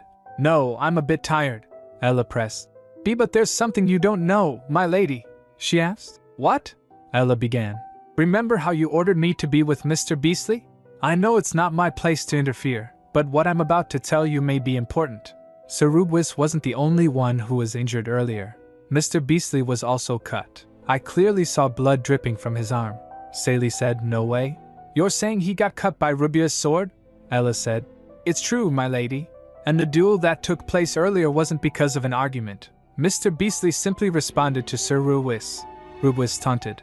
"Do you think you're someone important just because his grace calls you an honorable man? You only caught her ladyship's attention because you were lucky. You're a mere beggar. You should know your place." Asterisk. She felt chills. "What?" Ella continued. "And Sir Rubwis was the first one too." Sally cut her off. "Ella, gather all the knights and servants who are at the training grounds here. Tell them I have something I'd like to ask them." While Salonia was meeting Jillian, the demon lord asked Ella, "Hey, where's Lady Salonia?" She replied, "She's gone to receive a guest." Then Rubwis came and said, "So this is where you were. We meet again, guest of Lady Salonia." He grinned. "Perfect. I actually had something I wanted to say to our special guest. I had no idea you were still in the manor. I know his grace favors you, but who knew you'd be so shameless to stay here this long?" The demon lord repeated. "Shameless?" Ella whispered to him. "It means you don't know any shame." Rubwis continued provoking him. "Since his grace treats you with respect, you must actually think you're someone important. Ha, the beast of the night? As if you're just a good-for-nothing from the slums." Hearing that, Ella thinks, how immature. Rubwis continued. "It seems you're plotting to freeload off her ladyship by using sweet talk, but you're just a mere beggar who used to wander the streets. You're just a parasite who was lucky enough to stay here. Leave right now while I ask you nicely. Stop bothering Lady Salonia." The demon lord brazenly refused. "No." Rubwis grits his teeth. "What? Why you?" he then said. "Fine. I heard you wield a good sword, so I'll officially challenge you to a duel." He pointed his sword, saying, "If I win, you'll leave the manor before you even have the time to beg for forgiveness." The demon lord asked, "And what if I win?" He smirked. Ha! That will never happen. What will it be? The demon lord stood silent for a moment, then he said, I accept. At night Salonia was looking at the clock. A lot of time had passed already. She wondered, is he just being late? Or is he not coming? It's already. She recalled the servant saying, it was a standard duel. I watched them from the start, and the guest never used his sword, even though he held it in his hand. Then Sir Rubwis threw soil, and I think that's when he got cut. She thinks, I thought I knew him best, but I was actually unable to see the truth. I doubt his wounds have healed yet. She clenched her fists thinking, let me go look for him. Suddenly with the sound of thud the demon lord appeared groaning in pain. Salonia rushed to him. Hey! She checked him as he was gasping. She said, you're in so much pain. She observed, he looks especially bad today. She removed his shirt and saw the cut on his arm. Blood was dripping from it. She said, I heard you never attacked once. He replied, what does it matter? She concluded, as I thought, he's upset. It was my fault. I shouldn't have jumped to conclusions without asking. She said, sorry. He flinched hearing that. He asked, what? She replied, sorry. I made a mistake, he said. Say it again, she said. I genuinely apologize, he pressed. Again, she again said, I'm really sorry. He smiled, this feeling is not too bad. She also smiled. Then she covered his wound with the bandages. Then he called her. You, she replied. Yes? He asked. You said you were sorry, right? She replied. Yes, and I meant it, he said. Then, from now on, don't call me Hey. Call me by my name. She asked. Your name? What's your name? He replied, oblivious. How should I know? Why don't you make one for me? She asked, surprised. And me? He nodded to her. She forced her mind. I need to come up with a name for the demon lord? I think he was only referred to as the demon lord even in the original novel. What else should I call him other than that? She remembered, wait, demon lord. She said then, how about Tan? He repeated. Tan? She said thoughtfully. Yes. It's easy to say and it suits you, he said. It does? All right. Then from now on, my name is Tan, she said inwardly. I'm glad he likes it. But it's a secret, that I got the name from the word Satan. Later Rubwis lashed out and broke the glass in anger. Damn it! He recalled his conversation with the Duke. The Duke Galloway said, you, the captain of House Besson's Order of Knights, got defeated by the Beast of the Night? With so many witnesses, it's only a matter of time before House Besson's status comes crashing down. Rubwis pleaded. Why, your grace, please allow me to expla, the Duke shouted. Get out. You'll be on probation for the time being. Rubwis thinks to himself, I worked so hard to become the captain, yet everything almost came tumbling down. Still, if his grace takes matters into his own hands, there won't be any rumors going around, and I'll be able to keep my position as the captain. However, he recalled Salonia saying, I heard everything that happened. It seems you were very discourteous to my special guest. Make sure it never happens again. He tried to stop. And my lady. But she left, slamming the door. She wondered why. Are you taking that man's side? He slammed his hand on table thinking, when wedding talks were being exchanged with Duke Cherville, I was going to step aside. However, I can't hand her over to some beggar from the slums. Unless it's someone better than I am, I will make sure no one else gets her. Montera Street. Montera Street is the largest downtown area in the Flanagan Empire. At its center is the Fountain of the Angel. To the north is an eating district highlighted by Roblink, and to the south, a shopping district with sprawling boutiques and jewelry shops. The east is an accessories district, and the west is a magic district, Ella said while roaming the streets. My lady, today you'll be visiting the magic district in the west and the shopping district in the south, right? She replied. That's right. Today's goal is to find information about Jillian's strange note in the western district, and to have a dress made for my congratulatory party in the southern district, Ella asked. By the way, did you sort everything out with Mr. Beasley? She gets confused. What? Ella said. You had breakfast together. It was a pleasant atmosphere too. She was taken aback for a second, then she replied. Well, I guess you could say we sorted things out. She recalled, like Ella said, I had breakfast with the demon lord, Tan.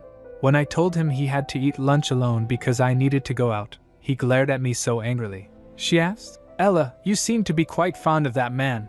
Ella replied. Well, not only is he your savior, but I also realize something important about him.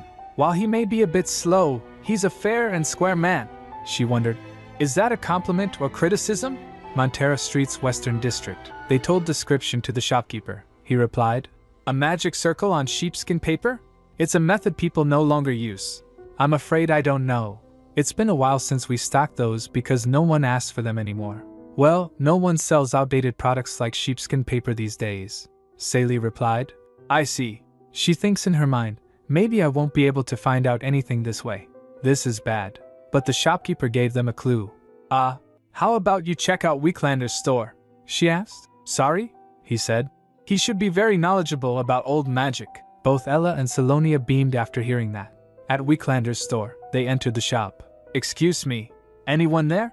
Ella gets intrigued. "My lady, look at this. It feels like jelly," Salonia said. "Is no one here? There are a lot of unique items here. Make sure not to touch anything since we don't know what they are." Suddenly a person popped out. "That's a house decoration made by prying a goblin's tongue." Ella freaked out for a moment. Sally asked, "Decorations made from monsters?" The shopkeeper said. "It's to show off one's power and wealth. It's a pleasure to meet you, Lady Salonia. It looks like you've been looking for me." They told him the situation. He repeated, "Sheepskin paper with a magic circle drawn on it, huh?" he asked. "Do you remember what kind of magic circle it was?" she replied.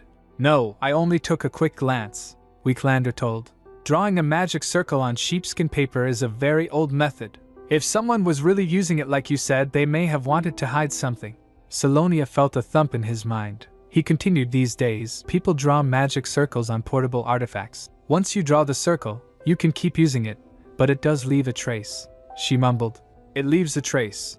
Weeklander explained, "It means others can tell what kind of magic you were trying to use." Hearing that, she wondered, "What was Jillian trying to hide from me?" He added, "We don't have what you're looking for here, but a book I own may have a clue." She asked. "A book?" he said.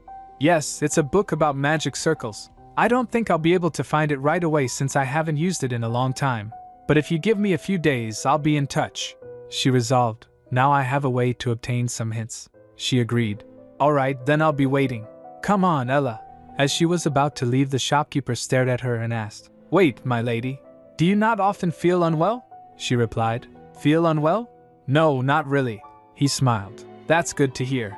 Please make sure to take care of your health." Outside, the coachman asked, "My lady, we're headed to the shopping district now, right?" Ella replied, "Yes." Salonia was still reflecting on his words. "Take care of my health, huh? I wonder what he meant. What was Mr. Weeklander trying to say before I left?" Meanwhile, Tan visited the slums. As the people saw him approach, they whispered to each other. A kid stepped forward hesitatingly. Tan gave him the bag of bread. The kid smiled and said, Thank you as always." He dashed away after saying that. As Tan was about to leave, a person called from behind. "Hey, over here!" Looking at him, Tan thinks, it's that annoying guy again. Tan's friend from the slums, Maxwell. A few months ago, when Tan woke up in these slums, having lost his memory, he approached Tan without hesitation and offered various forms of help. Maxwell said, "I haven't seen you around lately. You look so much better since you've been staying at the Duke's Manor." Tan said, "Stop following me around. Go and have some bread or something." He trailed behind him saying, Come on. Tell me all about the Duke's Manor. Is Lady Salonia really pretty?" Tan froze after hearing that. He turned and asked, "Pretty?" Maxwell said, "Yes. You must have seen her, haven't you? I'm curious if she's as beautiful as the rumors say." Tan repeated in his mind, "Pretty? Beautiful? If Salonia's beautiful, what does being beautiful mean? I did think she resembled some flowers I saw on the street. A small, simple, purple flower that makes you stop in your tracks and have a closer look." He glared at Maxwell. "And how do you know that woman?" Maxwell shrugged. "You're joking, right?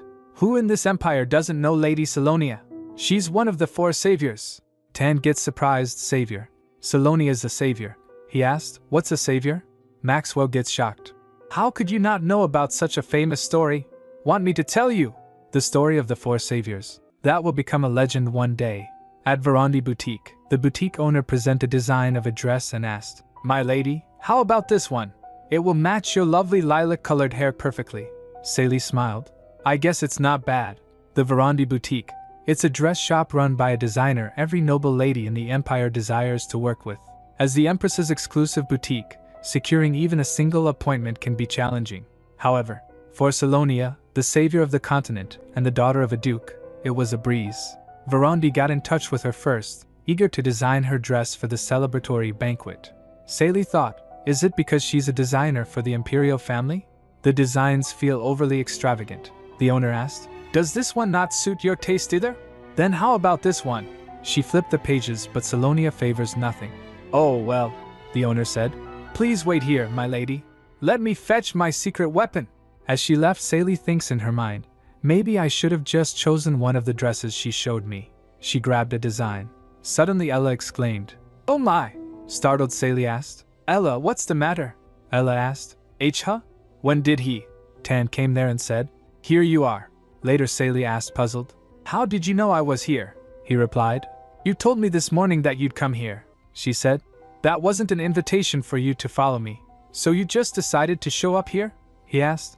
"Why? Am I not allowed?" she replied. "Well, I guess it doesn't matter, but..." Suddenly boutique owner came and said, "My lady, I have a new design." She stopped in the middle, seeing Tan. "Oh my, is this your ladyship's company?" Sally replied. He is, but..." Verandi observed him. He exudes a very unique aura. He doesn't look like a noble from the way he's dressed, but he seems strangely elegant. If he changed his clothes and tidied up his hair. Then a thought crossed her mind and she said, "My goodness, where are my manners? My lady, would you like to try on this sample that hasn't been released yet?" Sally replied, "Sounds good." Ella then said to Tan, "Mr. Beasley, please wait for a moment even if it's boring. Noble ladies normally take very long to get changed," he said. "Call me Tan." Ella agreed. "All right, Mr. Tan." After Seki gets ready, the owner said, "My lady, please look in the mirror over here." Looking at her, he remembered the words. "Is Lady Salonia really pretty?" Asterisk. The boutique owner suggested, "Salonia, I think it would be better to show your shoulders. Like this?" Suddenly Tan sprang up and turned. Ella asked, "Mr. Tan, where are you going?" he asked. "You've known Salonia for a long time, right?" Ella replied. "Yes, but why?" he asked. "Is Salonia beautiful?" She replied eagerly. Of course. Her ladyship is the most beautiful woman in the world," he asked. Then, "Does everyone's heart tingle when they look at her?" She gets confused. "Pardon?" Suddenly the boutique owner called out. "Sir, would you come in for a moment?" he replied. All right." Ella looked at Tan and he was flushed. His cheeks were red. She thought, "Oh my, does Mr. Tan?" While Ella went to find Tan, Sally asked Verandi, "By the way, why are you looking for the gentleman I came with?" She hesitated. "My lady, actually..." She showed Sally design of an outfit and explained to her. Sally replied, "Aha, so you're saying there was an outfit you made that ended up being too big, and Tan is the only one who's tall enough to wear it, right?" A sigh followed. "Yes," Sally thinks in her mind. "That figures. Besides, I'm sure there aren't many men wealthy enough to purchase an outfit made for the imperial house. But that's not what's important. If it's an outfit specially made for the crown prince, it would be the most extravagant outfit in the empire. If you're worried about the design, perhaps the gentleman could try it on first," the owner suggested. "Oh, would that be possible?" Sally asked. She replied, "Of course." Sally thinks in her mind. "I'm curious to see what kind of outfit it is, so maybe I'll have him try it on." Later, when Tan put on the outfit, the owner turned to Tan. "Sir, would you take a look in the mirror over here?" Tan stepped forward. The room was silent as everyone stared at him. He was looking fabulous. He stared at his reflection. "Whoa, Mr. Tan, you look amazing!" Ella gasped. Tan turned slightly. "Amazing?" Ella replied. "Yes." He turned to Sally. "What about you?" She thought, looking at him. Given that it was made for the crown prince, I thought it wouldn't look good on Tan. But now that I see him like this," she spoke. "Well, it looks alright." "Alright?" A sharp glare followed her words. Sally thinks in her mind. Ella had met Ian, Laeth, and even Mac Ryan, all acclaimed as the most handsome of the century. Yet, compared to them, she thought Tan looked even more handsome. "I didn't think he was that good looking." "It suits him well," as if the clothes were actually made for him. Verandi grinned, asking, "My lady, what would you like to do?" Sally replied, "Include that outfit in my bill as well." She turned to Ella. "Let's go home now, Ella." "Yes, my lady," she responded cheerfully. As they rose to leave, the tailor bowed. "Thank you, my lady." Just as they were about to exit, a voice called out, "Excuse me, is Madame Verandi available?" They turned to see the new arrival. It was Grace. Seeing Sally and others, she said, "Oh my, I didn't expect to meet you here," Grace said smoothly. "Are you here to order a dress?" Saley stiffened. Grace and Mac Ryan. Two people she didn't want to see. Did you pick out a nice dress? Grace continued with a charming smile.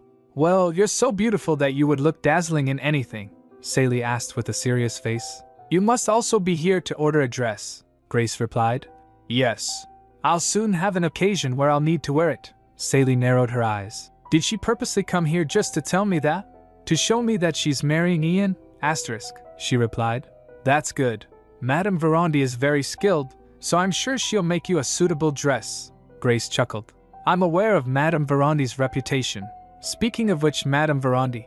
Before she could continue, a voice interrupted. Pardon me, miss, but this boutique operates by reservation only. Not anyone can just enter, and I'm backed up with reservations at the moment, so please excuse me. The staff bowed politely, but the rejection was clear. Grace felt humiliated. She shouted, How dare you? Do you even know who I am? Grace, Mac Ryan said softly, placing a hand on her shoulder. Grace stopped and exhaled calmly. I'm all right. Let's just go to another shop. Saley watched the exchange, barely holding back a sigh. What a sight to see. Glancing at Mac Ryan, she noticed his hesitance. Then, he turned to her. Saley, why don't you ask Madame Verondy if she can make a dress for Grace? Saley blinked. What? Grace has always wanted to have her dress made here, Mac Ryan said earnestly. It's not that hard to put in a word for her, is it? For old time's sake. Saley's breath caught. Has Mac Ryan lost his mind? The woman he liked wanted a dress made for the wedding she'd have with another man.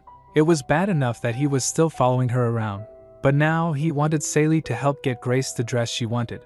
After telling her he wanted nothing to do with her anymore, Seki clenched her hands into fists. How dare he say for old time's sake? She mumbled to herself. Mac Ryan looked at her expectantly. What did you say, Saley? Are you going to help us? Saley's voice was cold. I don't know why Miss Grace needs my help. Don't you always get what you want? Saley stiffened. Then go ahead and try again, like you always do. Grace's eyes widened. How did she? Saley! Mac Ryan shouted, his gaze sharp. What's so hard about putting in a word for her? Mac Ryan demanded. It's not that difficult. Look, she said she didn't want to. Ten interrupted, stepping forward. Mac Ryan's eyes flicked. Who are you? He flinched. Can't you see I'm talking to Salonia? Get out of my way. Salonia, all you need to do is put in a good word for Grace, so why are you? Suddenly Tan grabbed Mac Ryan and lifts him up with his right arm. Ugh! Mac Ryan gasped, his arm locked in an iron grip. Tan! Saley cried out. Mac Ryan's eyes blazed. What the hell? Tan asked sternly. Do you wish to die? Mac Ryan grits his teeth and his voice dropped to a deadly growl. Don't trifle with me. A sudden burst of energy. Fwum. But it doesn't affect Tan. How did you? Mac Ryan's eyes filled with shock. Tan! Saley called again, sharper this time. Enough. Tan's eyes flicked to her for a moment then, with a final shove, he let Mac Ryan go. Mac Ryan hit the ground hard, gasping for breath. Ha ha! He clutched his chest. Do you even know who I am? Suddenly a wave of blue energy surged. Mac Ryan's dragon power flared, the symbol of his holiness. You asked for this, Saley cried out, her voice urgent. Mac Ryan, pull yourself together! Saley's voice cut through the tension. Do you really want to use your powers on a civilian? Mac Ryan jolted, his energy flickering. Humph! He lowered his hand, but his eyes narrowed. Why is Salonia protecting that man? He clenched his fists. And what did she say? A civilian? His thoughts raced. Without even lifting a finger, he caused the symbol of my holiness, my dragon energy, to completely subside. That man is no ordinary person. And this dark, powerful energy I've definitely felt it somewhere before. Saley spoke again, her voice colder. You should back off now. Don't cause harm to innocent people. She watched Mac Ryan carefully. It doesn't look like he's realized who Tan is yet. I'll have to separate these two before they show their true selves. Mac Ryan's shoulders tensed, but he finally turned away. Let's go, Grace. Grace nodded, casting a final look over her shoulder. Sure. As they walked away, Mac Ryan's voice lingered. I'll make sure to remember you. The soft chime of the door marked his exit, but Grace stopped for a moment. Her expression didn't change. I should go as well. See you again next time, but Saley called out. Wait, Miss Grace. So Grace again stopped. Saley said, Don't expect to be treated like a savior, just because you're with them. You'll only be disappointed if you do. Her tone grew pointed. If you have achievements of your own, I'm sure people will recognize you for it. It's a pity I'm unable to help you with your dress. Grace chuckled softly. Isn't that the same for you, Lady Salonia? Her eyes glinted. If it weren't for the Besson family, you would be nothing. I find it a bit amusing to be receiving such advice from you. Sally's expression didn't waver. She said, stepping forward. That's right. I didn't choose the family I was born into. Her voice steadied, her gaze fierce. However, I can prove myself even without my family name. I have another name, Savior, that I earned through fair and square means. Grace flinched at first, then turned and walked away. Later, as they entered their home, a cheerful voice greeted them. My lady, I'll go upstairs first and draw a hot bath for you. You and Mr. Tan can take your time. The maid giggled and rushed ahead. Sally paused, then turned to Tan. Tan, there's something I'd like to know. He looked at her, his gaze calm. Why did you stand up for me? She asked, her voice quiet but curious. You're not even my real bodyguard. Tan's eyes darkened slightly. He was one of the saviors who betrayed you. Tan's voice dropped lower. A guy I used to know in the slums told me about the savior's story. He said everyone in the empire knew about it. Sally's heart skipped. She felt a flicker of unease. He startled me there. For a moment, I thought he had regained his memory since he mentioned the saviors. Tan's voice grew colder. Do you want me to get rid of him for you? Sally blinked, surprised. I'll do whatever you want me to do, Tan continued. She was reminded of his past remark. Should I kill him for you? Just tell me if that's what you want. I can bring you his head. Sally's eyes searched his face. He seems like he's changed, but also not. Then, she smiled softly. It's fine now. Things between them and me are already finished, she said simply. She resolved. And I may have changed quite a bit as well. Her voice lightened. Come on, let's go inside. It's time for dinner. As she stepped forward, Tan froze suddenly, his body tense, his eyes narrowing towards something unseen. Sally paused. What's wrong? Tan's lips pressed in. Nothing. The wind rustled through the trees, but his eyes, sharp and guarded, lingered on the shadows beyond. The Benet Manor. Grace paced back and forth, her heels clicking against the marble floor. Her frustration simmered beneath a thin veil of composure. Why isn't he here? She thought, her voice a low mumble. Suddenly, with flashing light, a person appeared from thin air. He bowed. You called Miss Grace? Grace turned sharply.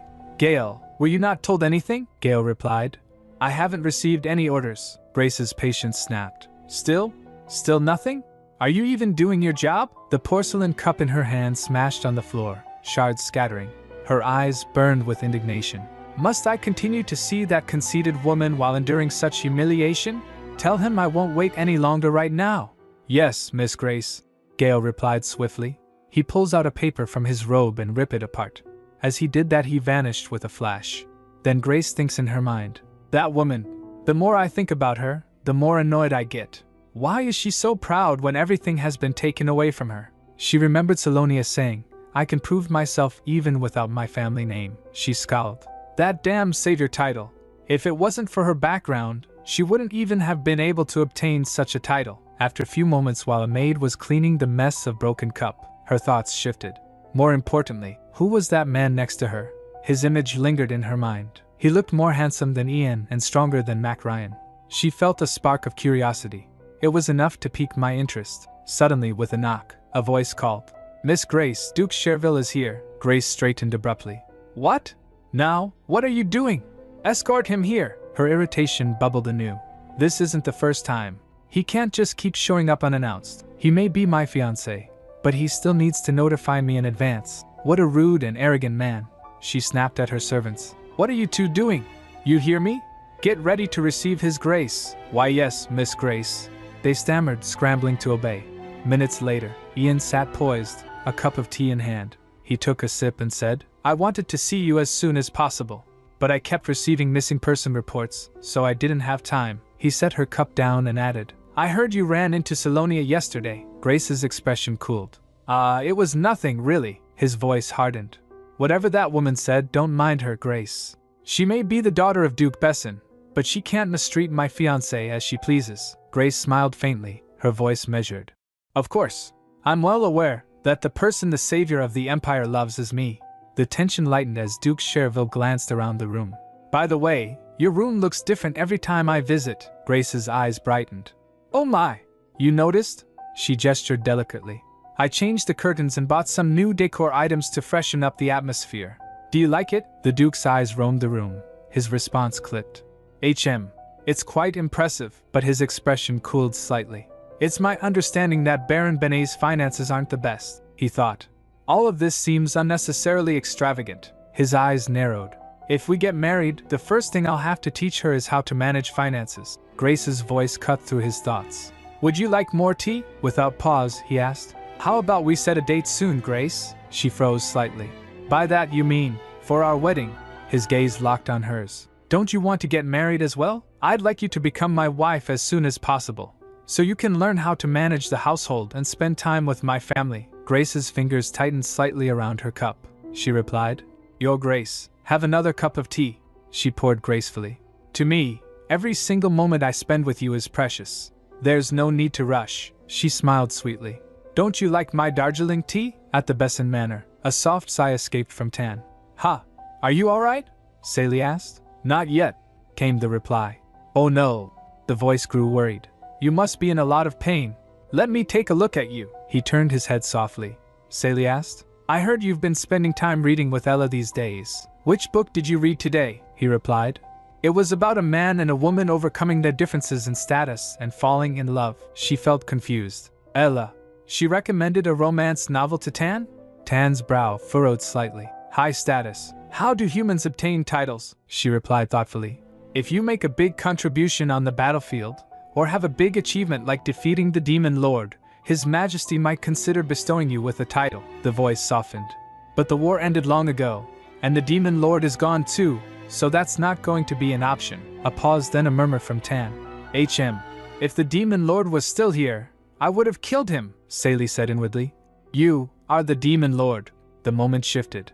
By the way, Sally continued, tomorrow I have to attend Marquis Penroja's daughter's birthday banquet. I plan to leave early in the morning, so I won't be able to join you for breakfast. Tan's voice was immediate. I'll go with you. Sally gets surprised. Excuse me?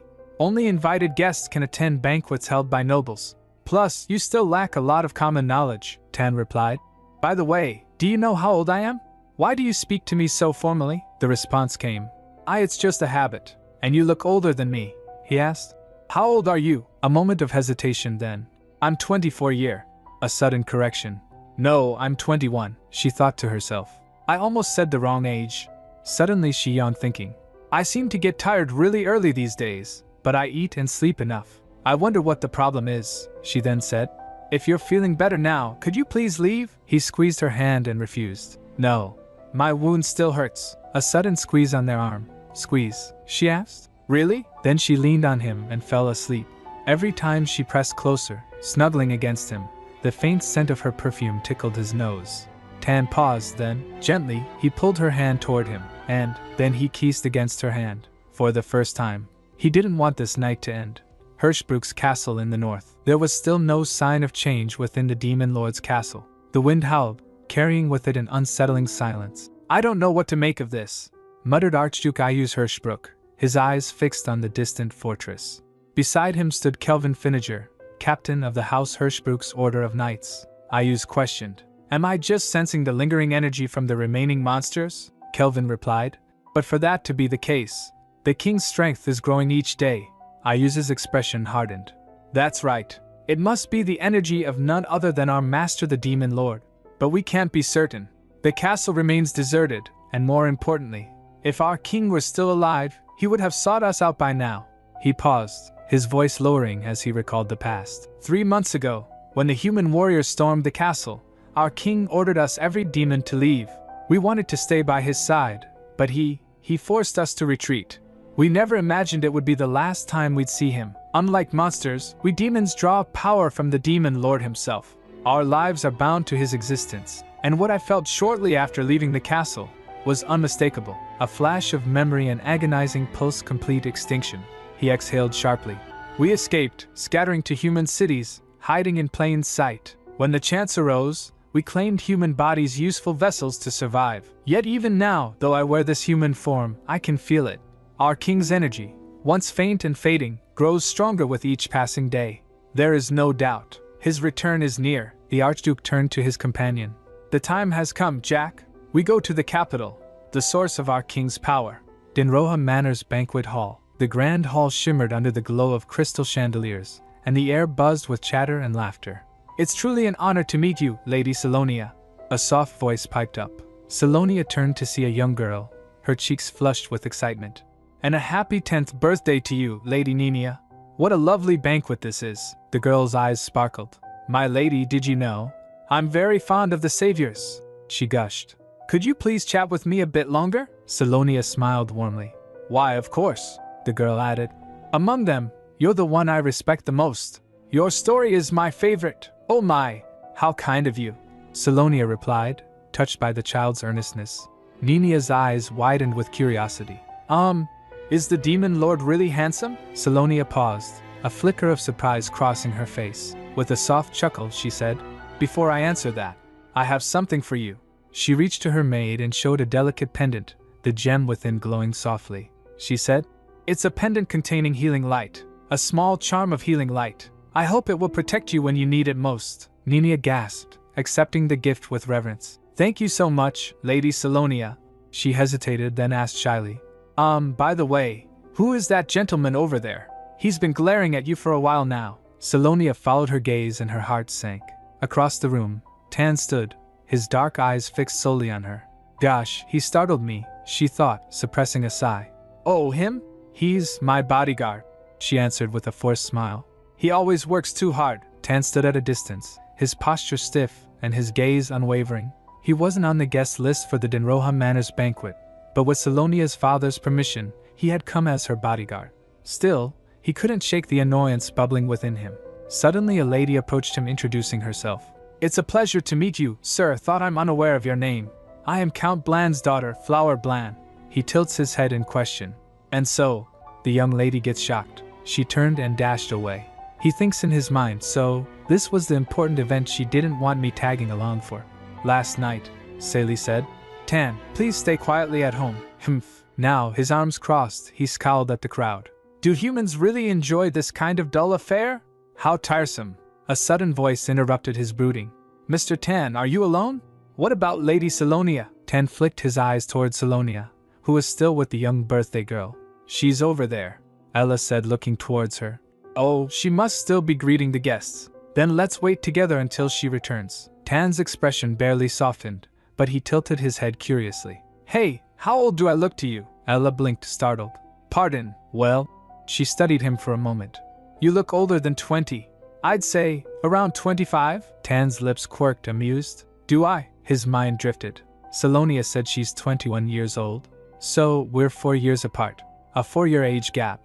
Tan's eyes narrowed thoughtfully. He recalled a line from the novel, a 4-year age gap between lovers is considered ideal. Then there's no need to think further. He then asked, How much longer is she going to take? Ella replied, It's because this is her ladyship's first banquet since her recovery, Mr. Tan. Everyone's just happy to see her, he thinks. I have no interest in human parties filled with ostension. But if Salonia is there, even the most painfully extravagant decorations and lights seem beautiful. But his musings soured as his sharp senses flared an unfamiliar presence approached Salonia.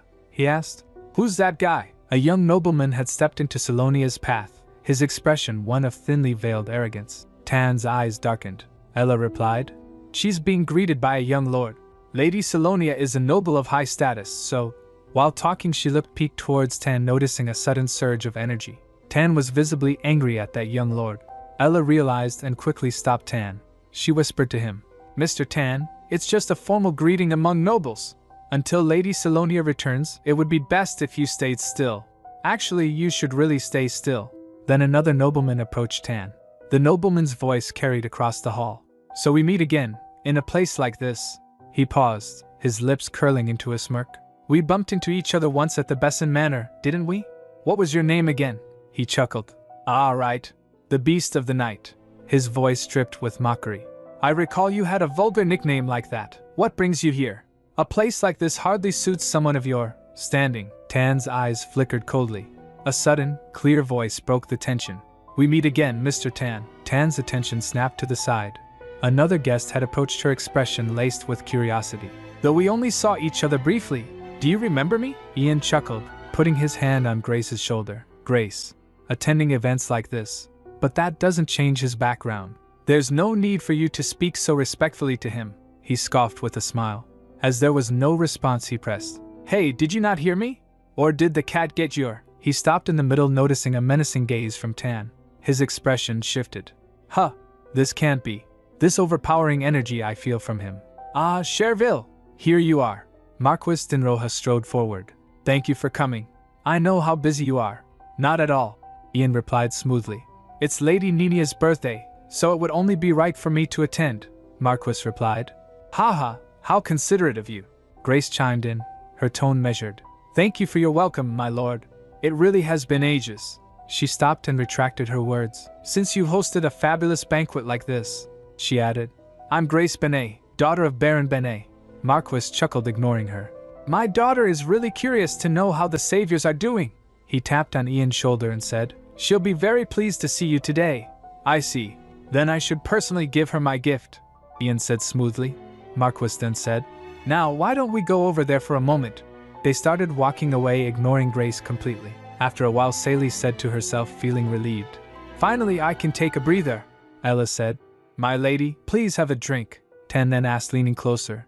Where is he? Sally asked. Pardon? He asked. The one who kissed your hand. Where did he go?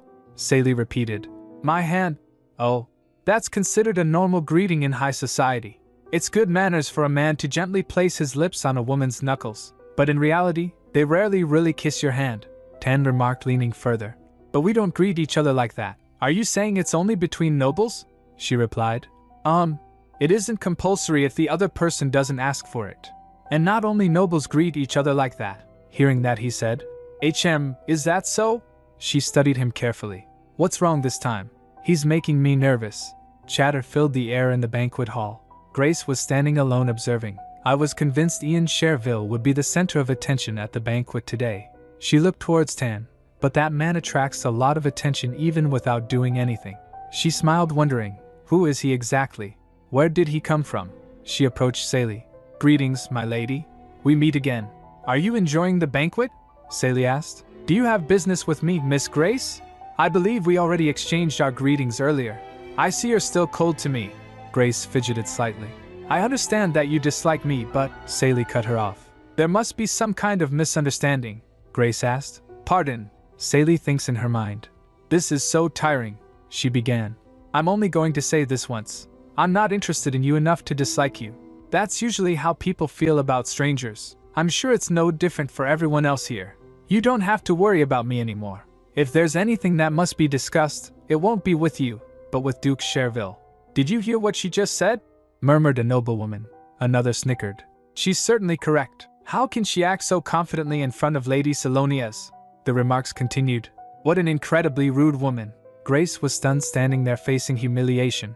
Sally then turned and started walking with Tan following her. She asked Tan, Is there anything you want to eat? He replied, Whatever you're having.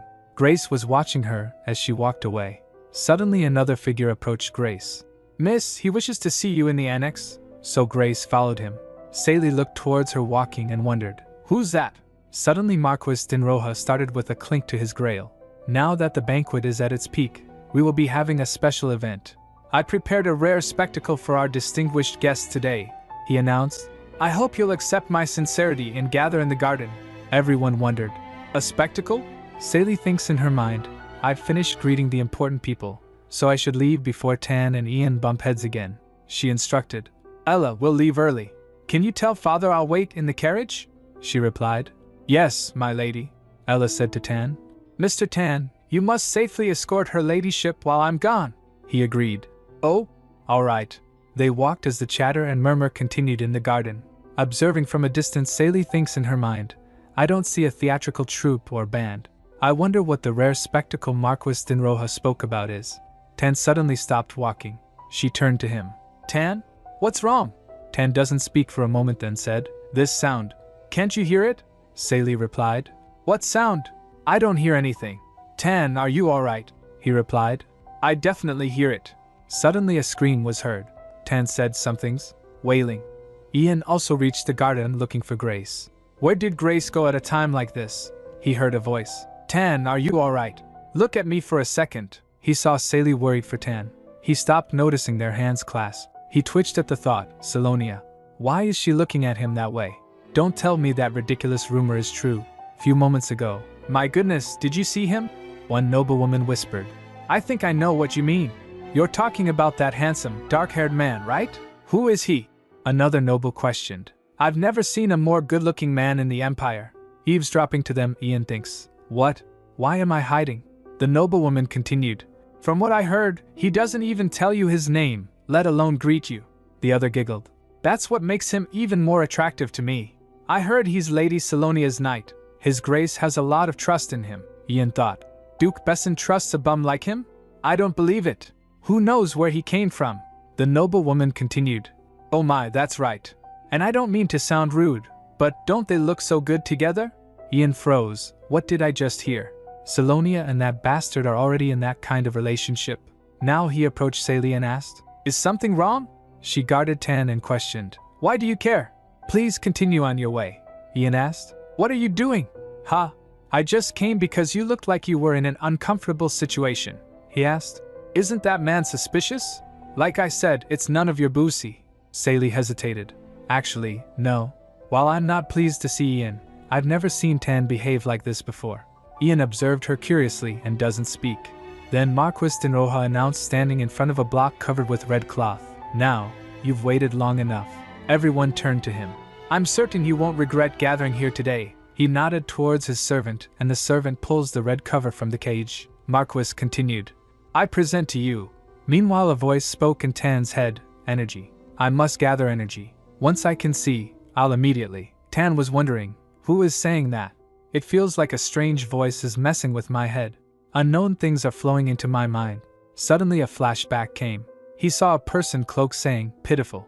And I had such high expectations. Are you sure you can even cut off a single piece of my hair in this state? Leif dropped his sword, visibly hurt. Tan wondered, is this a memory? Then a scream was heard. The Marquis de Roja presented a monster caged with red blood eyes. What is that? A noble gasped. A monster. Sally wondered, looking at the monster. Marquis de Roja, what are you doing in your backyard? Ha! De Roja chuckled. As you can see, we're safe no matter how aggressive it gets.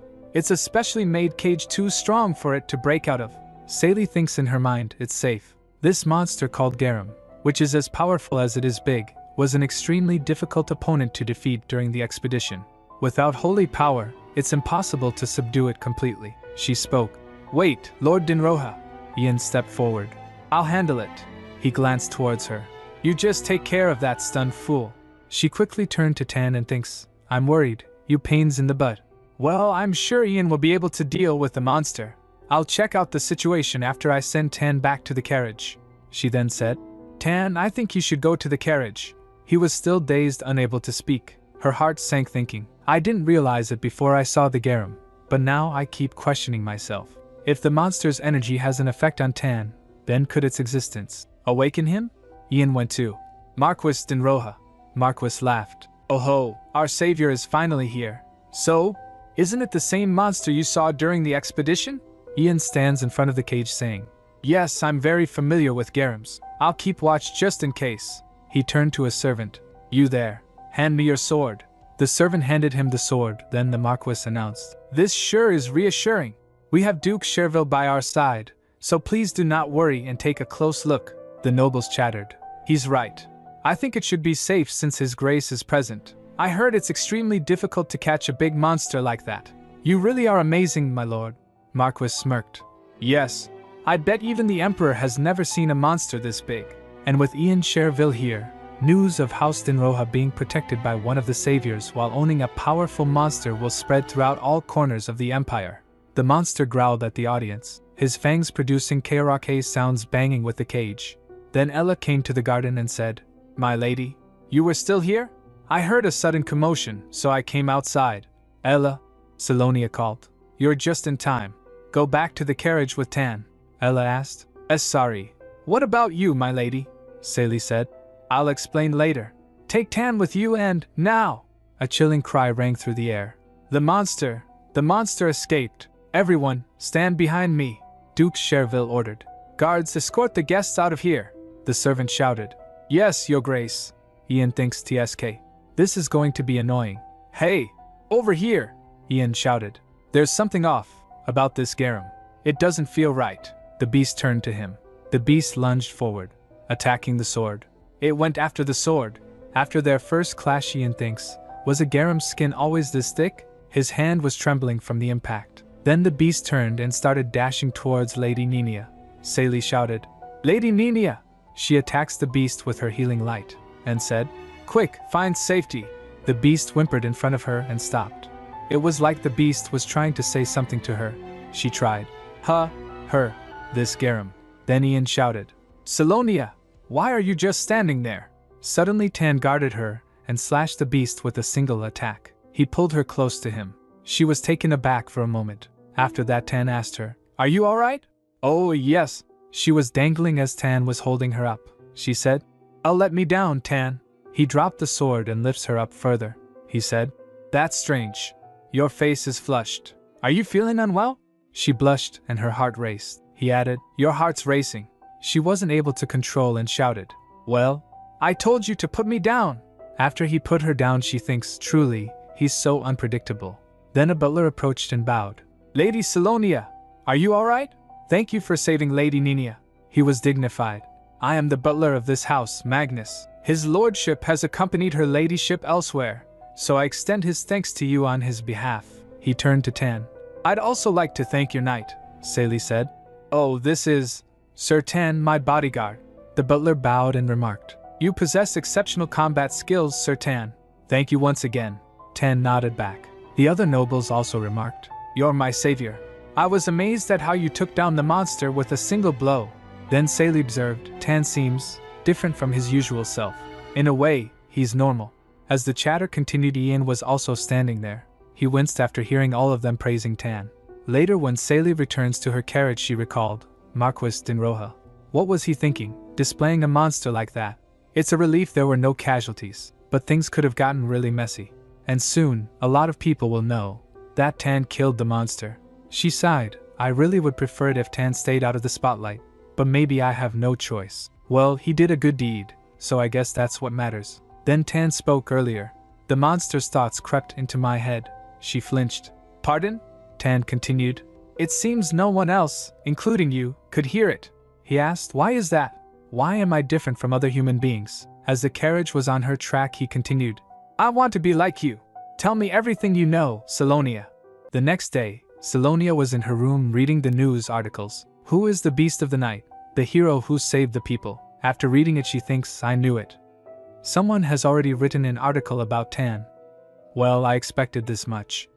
I don't think I need to worry about it for the time being. She places the newspaper on the table and stood up. She decided, maybe I'll drop by Weeklander's store today. Last night, a letter purportedly from Weeklander arrived at the manor. It was a short message saying he'd found the books on the magic circle I had asked him about, and wanted me to pay him a visit. Maybe I'm mistaken, but there was something questionable about the letter. It was written in a way that only someone privy to the conversation between Ella, Weeklander, and myself could decipher its meaning. Plus, it felt like the sender and subjects were intentionally left ambiguous. Was there a particular reason for such thoroughness? Suddenly a knock interrupted her thought. She replied, "Oh, come in," Ella asked.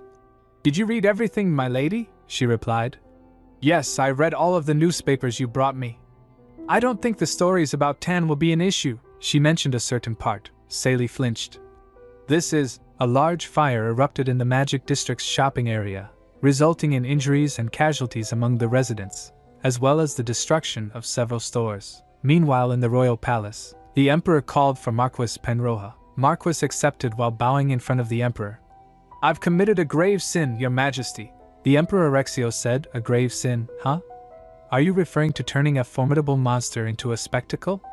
How bold of you. As no lives were lost, your punishment will end with just a fine." Marquis accepted. "Thank you, your majesty," the emperor asked. "So, who is the one you said took down the monster?" the Marquis replied. "I'm not exactly sure, but..." He caught the glimpse of Emperor's gaze and jolted. He continued, "He's currently staying at Duke Besson's manor, and rumor has it he's known as the Beast of the Night." The emperor taps on his throne thinking. "I heard Lon Cherville was also present, but the man who killed the monster was the Beast of the Night, a man from the slums. I'd like to meet him sometime." Later, Salonia went to Weeklander's shop, but everything was already ruined. "It's dangerous." Sally's heart sank at the thought of Mr. Weeklander. People were chattering, I hear Mr. Wicklander never made it out, another said. Do you think it's true that his carpet caught fire from an ember from the fireplace while he was asleep? Oh dear, what a horrific accident.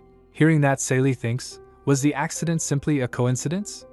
All of this happened right after the letter arrived at the manor, and I planned to go see Mr. Wicklander. Then someone approached her. Are you Lady Salonia? The person was cloaked. The guard with Sally stopped him.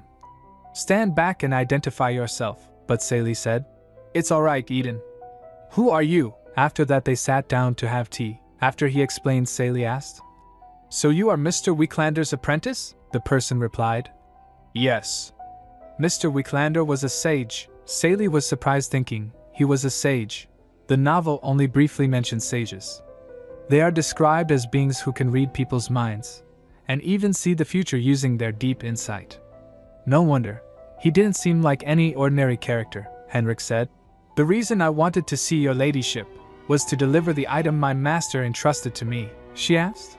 Pardon, he continued. He said you would come to visit the store today, so he wanted me to make sure I gave you this book on his behalf. He slides a book on table, presenting it to Sally. She gasped. Wait, that means, he explained. Yes, it's as if he knew all along that all of this would happen. She thinks I knew it. It wasn't just an ordinary accident. She asked then, if Mr. Wicklander predicted the accident, why didn't he avoid it by leaving the house? Henrik told. My master always told me, everything must follow its natural course. If you attempt to alter things hastily, the present will descend into chaos, he said calmly. I believe what my master saw. Of course, it's difficult for me to understand his intentions as of now, but I'm certain your ladyship must have also seen something. After she left the meeting, she thinks in her mind, what vision of the future, deemed immutable, did Wicklander see? She remembered both Henrik and Wicklander saying, and please take care of yourself. Please make sure to take care of your health. She resolved, I can't just sit back and wait until someone gets hurt again. Whatever is to come in the future, I must stop it. Baron Benet's manor, a maid asked the other. By the way, are these really Darjeeling leaves? The other replied. Jamie, don't try to be clever and play tricks, the first said. No, I really don't think these are Darjeeling leaves, other said. We need to send these to Duke Cherville, Count Ford, and Sir Leif by today. First asked, are the rumors about people being dragged to the basement true? The other replied. Jamie, I advise you to keep that mouth shut. Make haste. We need to finish this before her ladyship comes. Later Sally analyzed the book that Wicklander sent. This is a personal record of information on the magic circle. This is definitely not something you can read in an ordinary book. Before artifacts were developed, sheepskin paper was usually used as a medium for magic. There were 3 cases where a person's name and the magic circle would be written together. Teleportation magic for moving between spaces, transmission magic for sending objects, and communication magic for correspondence. All 3 types of magic require either a destination or a recipient, so a location or a person's name has to be written below the magic circle. She concluded if so. The Jillian magic circle, which had Grace's name on it, and the meaningless information about Grace. Could this all be proof that Jillian serves Grace? Is that even possible? Even if he's the deputy chief of the Finesse Guild, as long as the guild is being operated by the Besson family, there's a limit to what Jillian can do. She wondered, clenching her fists. How did they hide this secret from father? Just like the male leads were charmed by Grace, could it be that? She sprung up thinking, he'll soon be here for his periodical report, so I must prepare myself. I'll set a trap to catch Jillian. That way, I can see for myself if my guess is correct. Then she went to Tan's room and knocked the door. Tan, are you there? She thought about who she could trust in this manner, and ironically, Tan was the first that came to her mind. She thought, not that I have anything in particular to discuss with him, but, she said, standing at the door. I'm coming in. She went in. The room was empty and silent. She glanced around. Where has he gone? I didn't hear anything about him going outside at this hour. She halted, looking at the bathroom door. She wondered, what if the pain has come back? She reached the doorknob, asking, Tan, are you here? As she swings it, Tan quickly grabs her arm and pulls her inside. He closed the door while slamming her. She was taken aback. What are you? Tan said. Be quiet. Someone's coming. Then 2 maids entered the room. One was saying to other, You're sure Mr. Beastly isn't in, right? The other said. I saw him leaving through the main gate this morning. Let's quickly place them here and leave. What if he comes back? One said. Good. Make haste. Then she asked Tan. How did you know someone was going to come? He told. The past few days, they've acted like they were watching me. Today, I pretended to leave the manor and then secretly returned to my room. After all, they have no idea I'm able to teleport. Hearing that, Sally thinks he made a pretty decent plan. Ooh, but what did they do inside the room while Tan was away? She looked around and lifts the blankets, but there was nothing. She looked at the drawer and opened it. There was jewelry inside the drawer. She asked, "What are these doing here?" "Most of them are mine. Who would do such a thing?" She thought, was it to make it look like the person using this room stole them? But there's no way Tan would covet such valuables. What would be the benefit of doing such a thing? She remembered Rubwis in her mind. Oh, if it's someone who's trying to come between me and Tan and wants him to leave this manor. She closed the drawer and said, "It looks like someone tried to kick you out of the manor by framing you. Don't worry. I'll take care of it," Tan asked. "You'll take care of it? Wouldn't it be better for you if I got kicked out sooner?" She turned abruptly. "What?" "But that would never happen," but she gasped. What I meant was," she quickly turned her head flustered and said, "Come on. Let's go have dinner first. We can think together about what we should do," Tan grinned. "Sure, let's do that." Later a maid said to another, "My goodness. Are you saying there's a thief inside the manor?" The other said. "Yes, I'm telling you." Then Sally came there and asked, "What's going on?" The maids bowed. My lady?" "The maid here was just saying her precious jewelry was missing." Then Rubwis also approached. "There you are, my lady," he asked. "What's all the commotion about?" Looking at him, she thinks Rubwis. He showed up just as if he was waiting for this moment. She said, "This maid is saying her belongings have gone missing." Rubwis looked towards Tan and smirked. "Oh no. It sounds like a petty thief has entered the manor." Meanwhile, Grace gets dressed up and asked Ian, "Your Grace, what do you think? Do they suit me?" He doesn't respond, so she pressed again. "Your Grace? Your Grace." Finally he turned to her. "Ah, yes. They look good on you." Then again he turned his head thinking, after meeting Grace, I haven't really thought about Salonia. But ever since I saw her with that man, those thoughts have kept stirring in my head. He's no good for someone like Salonia. I should get her back. Looking at him busy in thoughts, Grace thinks, Ian is definitely acting strange. He used to get all flustered and cling to me just at the sight of me sulking. What happened? Is it because I keep avoiding the issue of marriage? He's being really annoying. She then smiled and said, "Ian, should I come to your house tomorrow?" he asked. "Why, all of a sudden?" she replied. "I'd like to keep the previous two dukes company. After all, I'll be seeing them often in the future," he agreed. Very well. Hearing that, Grace thinks in her mind, that's it? So this is your game plan, huh? Do you think I'll start clinging to you? I'll just keep this man in my hands like a trophy. After all, there is a new man in the picture now. Back to the Besson Manor, Duke Galloway also reached to the place of the commotion and asked, "What's the matter, Salonia?" She turned to him. "Father, I think a thief broke into the manor," her father asked. "A thief, What makes you think that?" Rubwis stepped forward. "Your Grace, my lady, the servants of this place are well accustomed to your generous consideration and welfare." He glanced towards Tan and continued, "However, there is one person who isn't. It's too late to thoroughly search all the rooms, so I suggest checking the room of our guest, who's the most plausible culprit, first." He pointed towards Tan. In response, Tan chuckled. Looking at him, Rubwis said, "I shall help with the search." He thinks in his mind, that arrogant bastard. Let's see how much longer you can hold your composure. Then they searched Tan's room. A servant said, I think I found something." Hearing that, Rubwis grinned. He shouted, "I knew it. I heard he used to hang around in vulgar places. It seems like no one can escape their background. Were you tempted when you saw all those valuables? How foolish of you to lay a finger on her ladyship's belongings." He stepped to the place of the finding and continued, "I was correct, wasn't I? You should punish him for all the jewels he stole and kick him out." He turned to the drawer as he was saying and was shocked to see a single ornament there. In shock, he said, What's this? This can't be it. I told them to put everything inside." Duke Galloway was beside him. He repeated, "Told them to put everything inside?" he asked with suspicion. "What's the matter, Sir Rubwis? Go on with what you were about to say. Rubwis's heart sank. Why, Your Grace, there seems to have been a mistake. Then Saley stepped up, observing the ornament. This is the brooch I gave our guest, she asked. Captain, how did you know it was mine? I'm curious how you're aware of the jewelry I never lost, Rubwis retracted. I am being framed. It's clear this man set this up out of spite toward me. He turned to Tan, blaming him. Go on, tell the truth. Did you think you could get away with doing such a thing in His Grace's manner? Tan responded. I have no idea what you're saying. Rubwis grits his teeth and said, How dare you use me to try and win over her ladyship? He tried to punch Tan, saying, Do you think I wouldn't know what you're up to? But Tan quickly apprehended him. Then the Duke said, I think I've heard enough.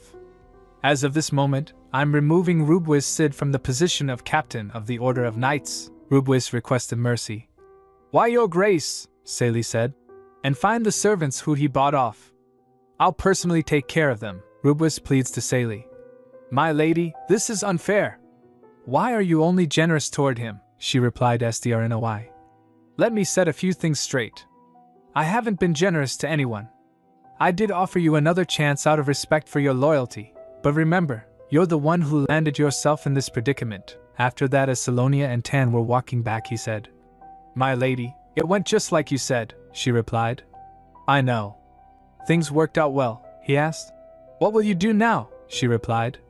I'm not sure. It's soon midnight, so should we meet again later? He said. Okay, Saley instructed again. Don't forget to make sure no one sees you, he replied. I won't. At night, Saley was sleeping while leaning on Tan. Tan observed, lately, Salonia's been falling asleep while holding my hand.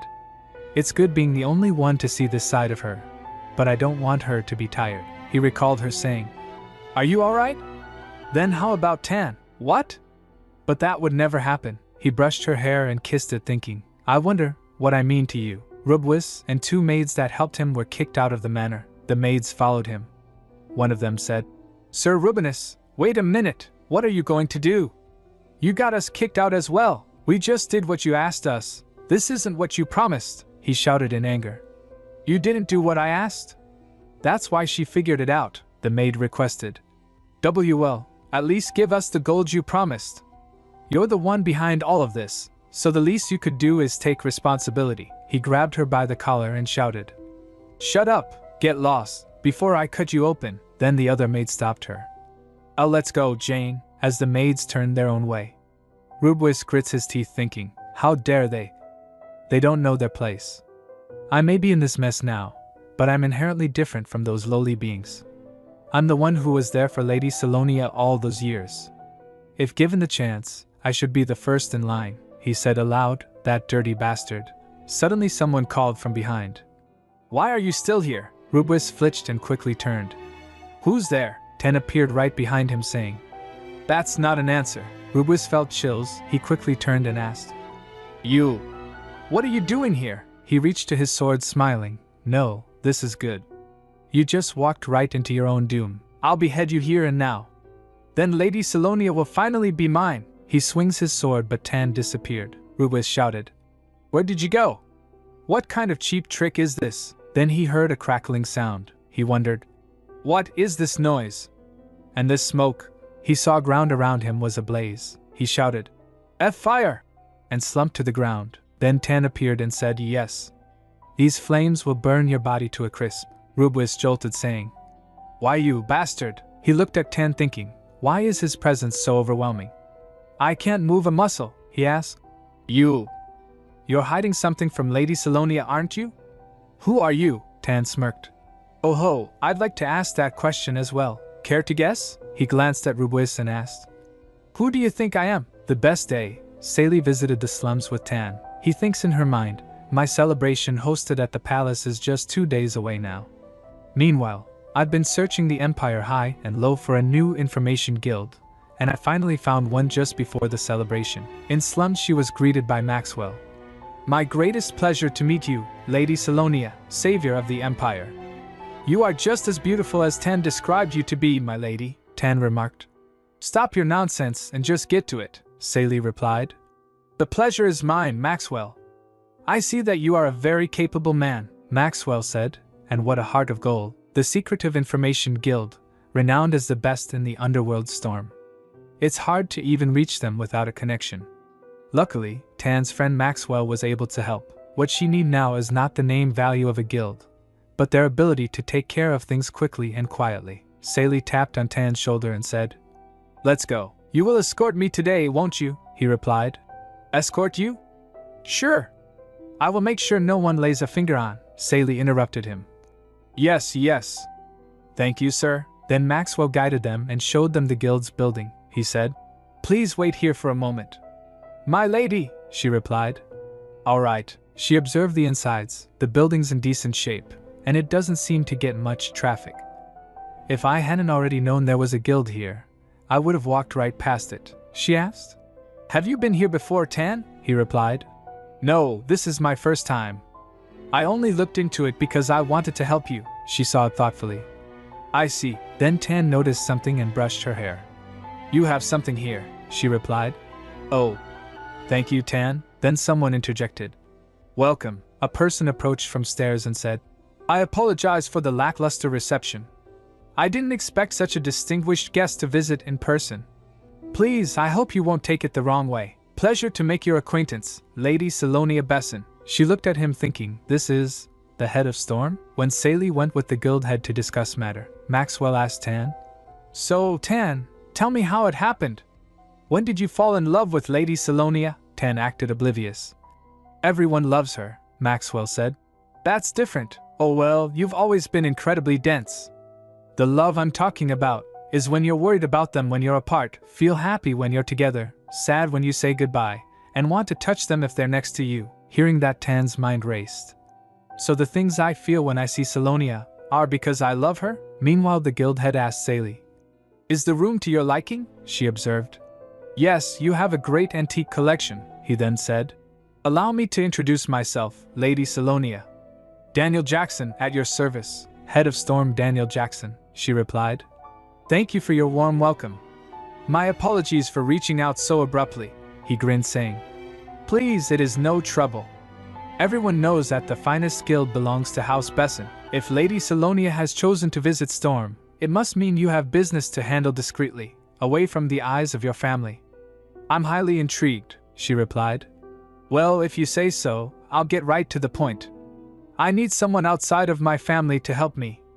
I'm looking for someone capable enough to make their own decisions when needed. Someone who is smart and skilled," she asked while taking a sip. "What do you say? Would you be able to help me?" Meanwhile, at the temple, a passerby looked at the huge bell ringing and said, It must be today," his companion asked. "What is?" he replied. "The ritual of the Holy Knights. They always ring that bell when it's finished. I believe they fast for 2 whole weeks," his companion replied. "Well, never mind that. Let's get going." After Leif came outside, he thinks, the long holy ritual has come to an end.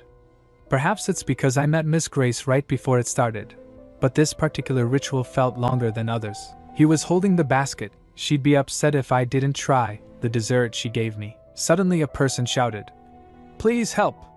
The carriage wheel. A big wooden wheel was rolling fast towards 2 young priests. Someone shouted, "Hey, watch out!" But Leif quickly intervened and stopped the wheel and it shattered. The person apologized. "My apologies, sir." The wheel suddenly fell off and Leif replied, "It's all right. Just be more careful from now on." Then one of the young priests said, "This smells amazing." They were holding on to the bag Leif was carrying. It contains cake that Grace baked for Leif. During the commotion, the Leif accidentally dropped the bag. The young priest said to other, "Emily, that's not yours." She presented it to Leif. "Sir Leif, I'm sorry. This box is broken." Leif looked at it and smiled. "Thankfully, the cake inside is fine. My friend gave it to me." "Could the 2 of you take it off my hands?" the young priest replied. "Wow, can we really eat it?" he replied. "Of course. I had a big lunch today." They bowed. "Thank you. You're the best, Sir Leif." He thinks in his mind, young priests are constantly hungry. Miss Grace would understand. Speaking of, I was trying to go see Miss Grace again just now. He stopped walking and thinks, what has gotten into me? I do mean the pledge I made for Miss Grace, but it also tarnished the first pledge I made for Lady Salonia. That has weighed heavily on my mind this entire time. and I repented over and over during the holy ritual. Of course, that didn't do anything to erase the wounds that I left on Lady Salonia. He thinks about Lady Salonia. He recalled her saying, "Leif, these are bulrush flowers. They will help with the pain." He was shocked to remember this. This memory. Suddenly Grace reached there and rushed to him. She asked, "Sir Leif, are you all right? What's wrong?" He was breathing heavily. Then after a moment he regained senses and calmed down a little. He said, "Oh, Lady Salonia." Looking at Grace, Grace's heart sank hearing that. She quickly opened the basket she was carrying. "Here, have this. I made them with medicinal herbs, so it should help with your headache." But Leif stopped her by grabbing her hand. "And Miss Grace?" "Wait," but he ate the cake. Then Grace asked, "Sir Leif, are you all right? How are you feeling?" "You must have had a sudden headache," he replied. "Yes, I'm fine, but what are you doing here, Miss Grace?" She smiled, saying, "Oh, me? I was worried that the cake I made for you would have gone bad. I did make them so they would last long, but have you tried it?" he replied. "Oh, I gave it to some priests I ran into earlier. Please understand. They needed it more than I did." She was stunned for a moment, then she turned. "We'll talk on our way back," Leif replied. "Of course, Miss Grace." As they were walking, Grace glanced around to look for that priest's. After a while, Sally came back. Seeing her, Tan asked, "All done?" Tan stood still, watching with a sullen expression. She asked, "Yes." "Did I keep you waiting for too long?" he replied. "I was just about to head upstairs." Hearing that, she said, "You've been very patient. My talk with the chief went well. I'll tell you about it on our way back in the carriage." "All right," Tan responded. She thinks in her mind, "The Information Guild storm. I don't know how capable they are, but one thing is certain, they are much more reliable to me than Finesse right now. Even Daniel, the chief, he was observing me but still treated me with respect. I wouldn't have given him the job if I thought I was being looked down on." As they were walking, suddenly, a frantic voice interrupted them. "Emily! Emily, get up!" Maxwell asked. "Hey! What seems to be the problem?" a girl replied. "My younger sister, she suddenly collapsed." The girl's breaths came in short gasps. A glance at her robes revealed her status priestess robes. Sally thinks in her mind, "These children should be in the temple. What are they doing here?" "I'm not sure what her symptoms are, but I should be able to ease her pain with my healing power," she said. "Maxwell, could you take us somewhere more private?" he replied. "Oh, of course. Follow me." The door creaked open as they entered. Maxwell said, pointing, "Lay her down over here." The girl coughed violently. Sally asked the young priestess, "What was the last thing she had to eat?" The girl replied, "Some bread. She collapsed as soon as she took a bite." "I don't know anything else," Sally repeated. "Some bread?" the girl replied. "Yes, I have it here." The bread rustled in the bag as it was pulled out. A foul scent wafted through the air. Sally jolted from the foul smell. Tan said, "It reeks. It really does." Sally agreed, but Maxwell said, "What are you two talking about?" "It just smells like tasty bread," Sally replied. But it smells terrible," he said. "Well, I only smell sugar and butter." "It's a really delicious smell," the young priestess also agreed. It just smells delicious to me as well," Sally thinks in her mind. "How is it that this blood-curdling stench is only noticed by me and Tan?" The young priestess, who was coughing, suddenly stands up. Her sister asked, "Emily, are you all right?" Emily was dazed, unable to respond. Sally asked, "Sister Emily, can you hear me? Please tell me if you're in pain. I'm going." She murmured, "Miss Grace. I need to go see Miss Grace." The urgency in her voice made everyone tense. Her sister asked, "Emily, what are you talking about?" "Who's that?" Emily replied. "She's my favorite person." Then Sally squeezed her hand and said, "Sister Emily, please focus on my voice and think. Who gave you this bread? A holy knight." Her voice drifted off with a blank expression. "Gave it to me right before I left the temple." A tense silence followed. Sally thinks, "There's no guarantee that this holy knight is who I suspect it to be, but," she asked, "then, by any chance, did that holy knight have blue hair?" Emily blinked. "Oh, yes, he did." "How did you?" Hearing that, Sally felt a sudden thump. Leif wouldn't have eaten anything because of the holy ritual. A child who looks for grace right after eating some bread she got from Leif. If Grace is somehow related to this as well. No way. Meanwhile, a person named Gail appeared in front of Grace. An urgent conversation took place. Grace asked. Gail. How did it go? He replied. I couldn't find any priest showing abnormal symptoms, she asked. Did you look carefully? He replied. I checked everyone in the temple multiple times, but I could not find the box or a child who was showing symptoms. She throws a flower pot in anger, shouting. Then where the hell did they disappear to? Why did Lev have to give it away to some child? Like an idiot. She walked on the shattered paces. Look again until you find them, and if that thing finds its way here, just dispose of it. A bow followed. Yes, Mrs. Then Gail ripped apart a piece of paper and vanished. Grace plopped to the chair thinking. Calm down. Nothing's going to happen. Nothing is going to happen. Sally thinks about all the things that had happened before. About Lev's pledge. I'm going to make an eternal pledge to Miss Grace Benet, Macrian's heart. About the heart that I gave you before. I'd like it back. Her engagement. I'd like you to break off our engagement as soon as possible. She thinks in her mind, since you cannot force someone to be with you forever, I just thought. What if they had changed their minds? What if their minds were being manipulated? What if everything that happened wasn't of their own free will? She asked Emily. Sister Emily, have you ever met Miss Grace? No, but I need to go see her. Her voice trembled. I'm going. I need to hurry up and see Miss Grace. A hand reached out. Please wait a minute. Listen to me, Sister Emily. Her dazed expression surprised Sally. Now that I think about it, just now, Emily looked different when I held her hand. A soft glow shimmered between them. Perhaps my healing power works on her, she said. Oh. Sister Emily, take deep breaths. I'm dizzy. She murmured weakly. Sally pressed. Stay with me, please. Fatigue weighed down on Sally, she thought. It's been a while since I've used so much power. During the expedition, I healed up to 3 men with no problem, but this. A moment passed before Emily blinked. Oh, is it over? Sally said. Yes, you seem better now. How are you feeling? Emily said. I'm not dizzy anymore, Sally asked. Do you still wish to see Miss Grace? Emily replied, confused. Sorry? Who is that? A subtle shift in expression, Sally said. Oh, it's nothing. But inwardly, a thought clenched like a fist. Grace, what have you done? After that, she said farewell to the 2 sisters and Maxwell and asked them to keep what happened between them. She also replaced the bread she took with another tasty snack. She resolved to think something like this happened to a young priestess.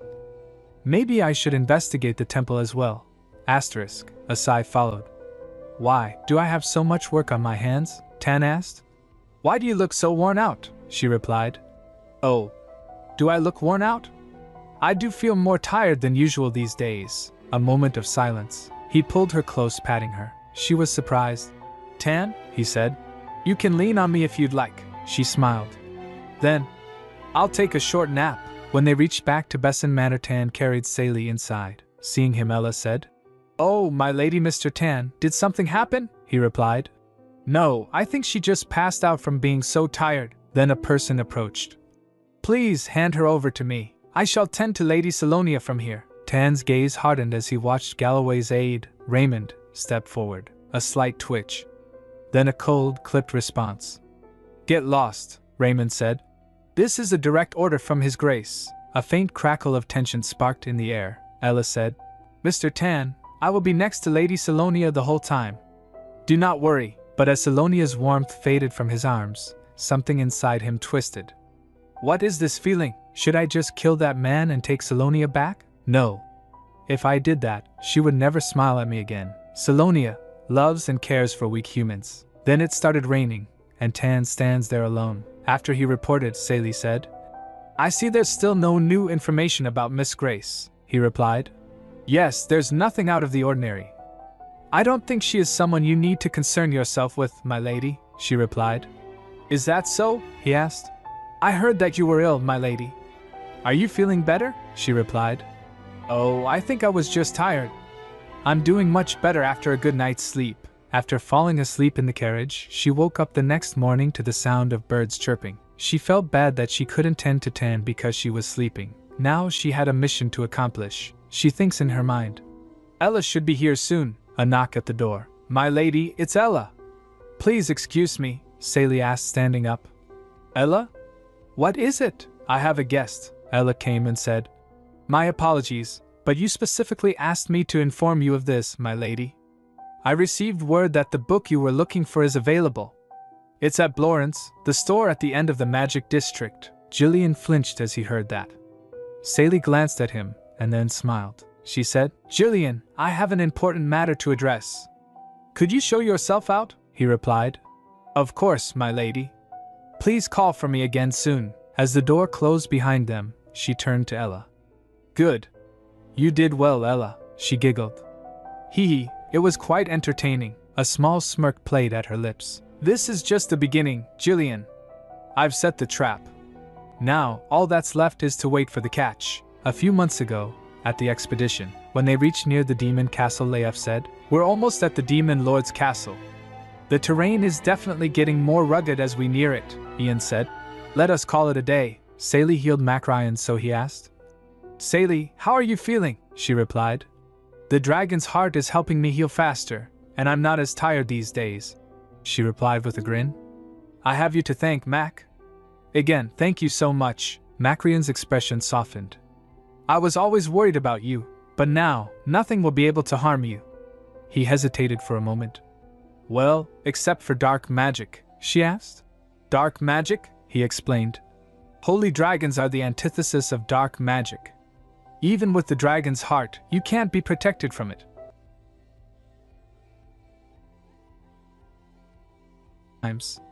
A warm breeze passed between them. And I'll be protecting you for the rest of your life. Sally remembered dark magic. It was created long ago by a small number of people who worshipped evil. It is said that hundreds of years ago, it was deemed heretical by the emperor, and has been eradicated ever since. I thought the Central Library, the biggest library in the empire, would have more information on dark magic. But all documents related to ancient magic are prohibited by law. I didn't expect reading those books would be forbidden. If all related material and academic books are banned, then ancient magic is as good as dead now, just as Mac Ryan said. She wondered then how in the world is Grace using dark magic? Magic that can control the minds of the male leads, the young priestess, and even affect Mac Ryan, a dragon. Yet it doesn't work on Tan, the demon lord, and its effects can be counteracted with my healing powers. Every clue is pointing me toward dark magic, but I don't have enough evidence. If only there were a way to undeniably prove it all. Would it be better if there were a clear boundary when it came to people's feelings? If they were truly manipulated into betraying me, should I consider their actions to be false? And if they didn't mean it, does that make my broken heart false as well? If everyone in this world is merely playing a role in a story, how can I be certain that my feelings are my own and not just a part of the character I'd become? She felt tired thinking about all of this. My head's killing me, suddenly Tan asked. Are you in pain? A sharp jolt brought her back to reality. She thinks, Oh, I got so caught up in my reading, even though Tan was with me. She turned to him. Tan, why didn't you say something? You must have been bored, he replied.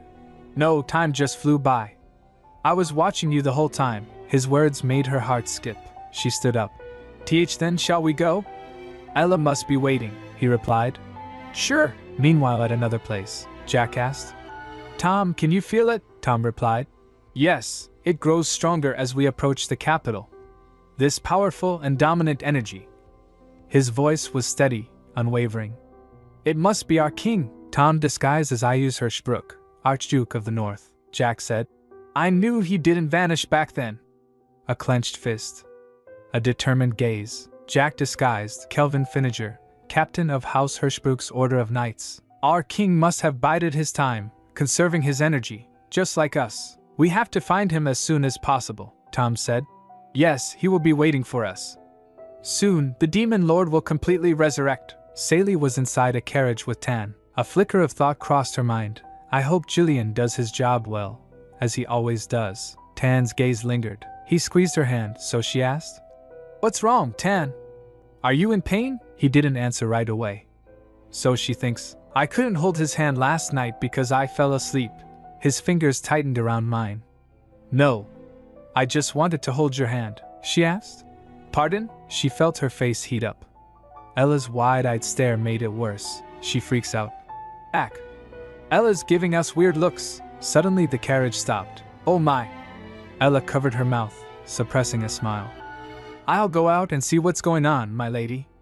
The carriage must have stopped because of something. She hurried away. Then Sally said, Tan, you can't just grab my hand like this out in public. Why not? He asked. Is it because of my status? She gets surprised. What? He said. If I get a title like other humans, can I hold your hand? Even if it's in public? She stared at him surprised. She thinks, I've seen this look on him before, when he asked me who he was. This look that seems to say that he desires something intensely. She pulled away slightly. Excuse me, I should go out and see what's going on. With that, she opened the carriage door. She came out of the carriage. She thinks, how can he say things like that without even blinking an eye? Who did he learn that from? It's as if I'm the only one's flustered. Ella came and said, My lady, you should stay inside. It may be dangerous. Sally asked, Ella, are you alright? What's wrong? Ella tells, a tree fell down in the middle of the road. I don't think we'll be able to pass through anytime soon. Then a servant asked, should we turn around, my lady? Sally replied, perhaps we should. And we should inform the Capitol Guard on our way. Meanwhile, Tan also came out and asked, what's the problem? Sally said, oh, Tan, the road is blocked, so I think we should turn back. She suddenly stopped noticing Ella trying to remove the tree from the road and said, Ella, stop, you'll hurt yourself. Tan asked Sally, is that the issue? Sally said, huh? Well, yes, but Tan easily picked the tree and Ella clapped saying, wow, Mr. Tan, you're so strong. Sally thinks it's a good thing no one's around. Ella said, I think we'll arrive on time, thanks to Mr. Tan. Sally said, you're right. Thank you, Tan. Another carriage was coming from front. Sally said, your help is most appreciated. Then the demons who had possessed the nobles' bodies came. One of them said, we have traveled a long way, and thanks to you, we won't have to turn back. Seeing them, Sally thinks, I've never seen these nobles before, and I don't think I've seen that crest around the capital either. Sally introduced herself saying, I'm Salonia Besson. We were also passing by, so it was no trouble. I'm glad we could be of help. The demon in Hirschbrook's body said, I use Hirschbrook. What an honor it is to meet one of the saviors the moment we arrive at the capital. Sally bowed and said, the honor is mine, your grace. Sally thinks, I use Hirschbrook. The Archduke of the northern border? I heard he practically led the punitive expeditions when monsters flooded everywhere after the demon lord's revival. Then after a moment of silence, Sally poked Tan. He bowed in front of them. Seeing this, they both get shocked. One of them tries to say, my key, but the other interrupts, clearing his throat. Ahem. He asked Tan, and what is your name, sir? Sally pressed his foot, then he replied, Tan. My name is Tan. They gets confused and mumbles Tan. Sally said, well, we must leave due to an appointment, but please do visit House Besson next time. Saying that, Sally and Tan left. The day before, Hirschbrook said, how strange. I can feel our king's energy stronger than yesterday, but it's so spread out, making it more difficult to pinpoint. Let's try to find a direction where it's a bit stronger. Other replied, all right, damn it. Those saviors really ruined it for us. Not just us, but even our king has to hide himself in the shadows. I can't believe we're digging through human trash, trying to track his energy down. I wonder what our king would say if he heard of this. Hirschbrook said, just hold on a little longer, Jack. I heard that humans like to leave their traces everywhere, so it's helpful to look through their trash. / Then he found something and said, yes, traces just like this. Jack asked, what is this? He said, a newspaper the humans in the capital like to read. Coming back to present day, Jack said, how this man? I'm sure of it. He is our king, he asked, but why can't he recognize us? And he even bowed to us, his loyal subjects. Hirschbrook thinks the beast of the night, who saved many people. When I read about him in the paper, I merely thought he resembled our king. But it's impossible for a demon not to recognize their ruler when face to face. His powerful energy overwhelms our entire bodies. Jack said the paper said that the beast of the night lost his memories. It's likely that he forgot not just who we are but also his own identity. Hirschbrook said, in no way.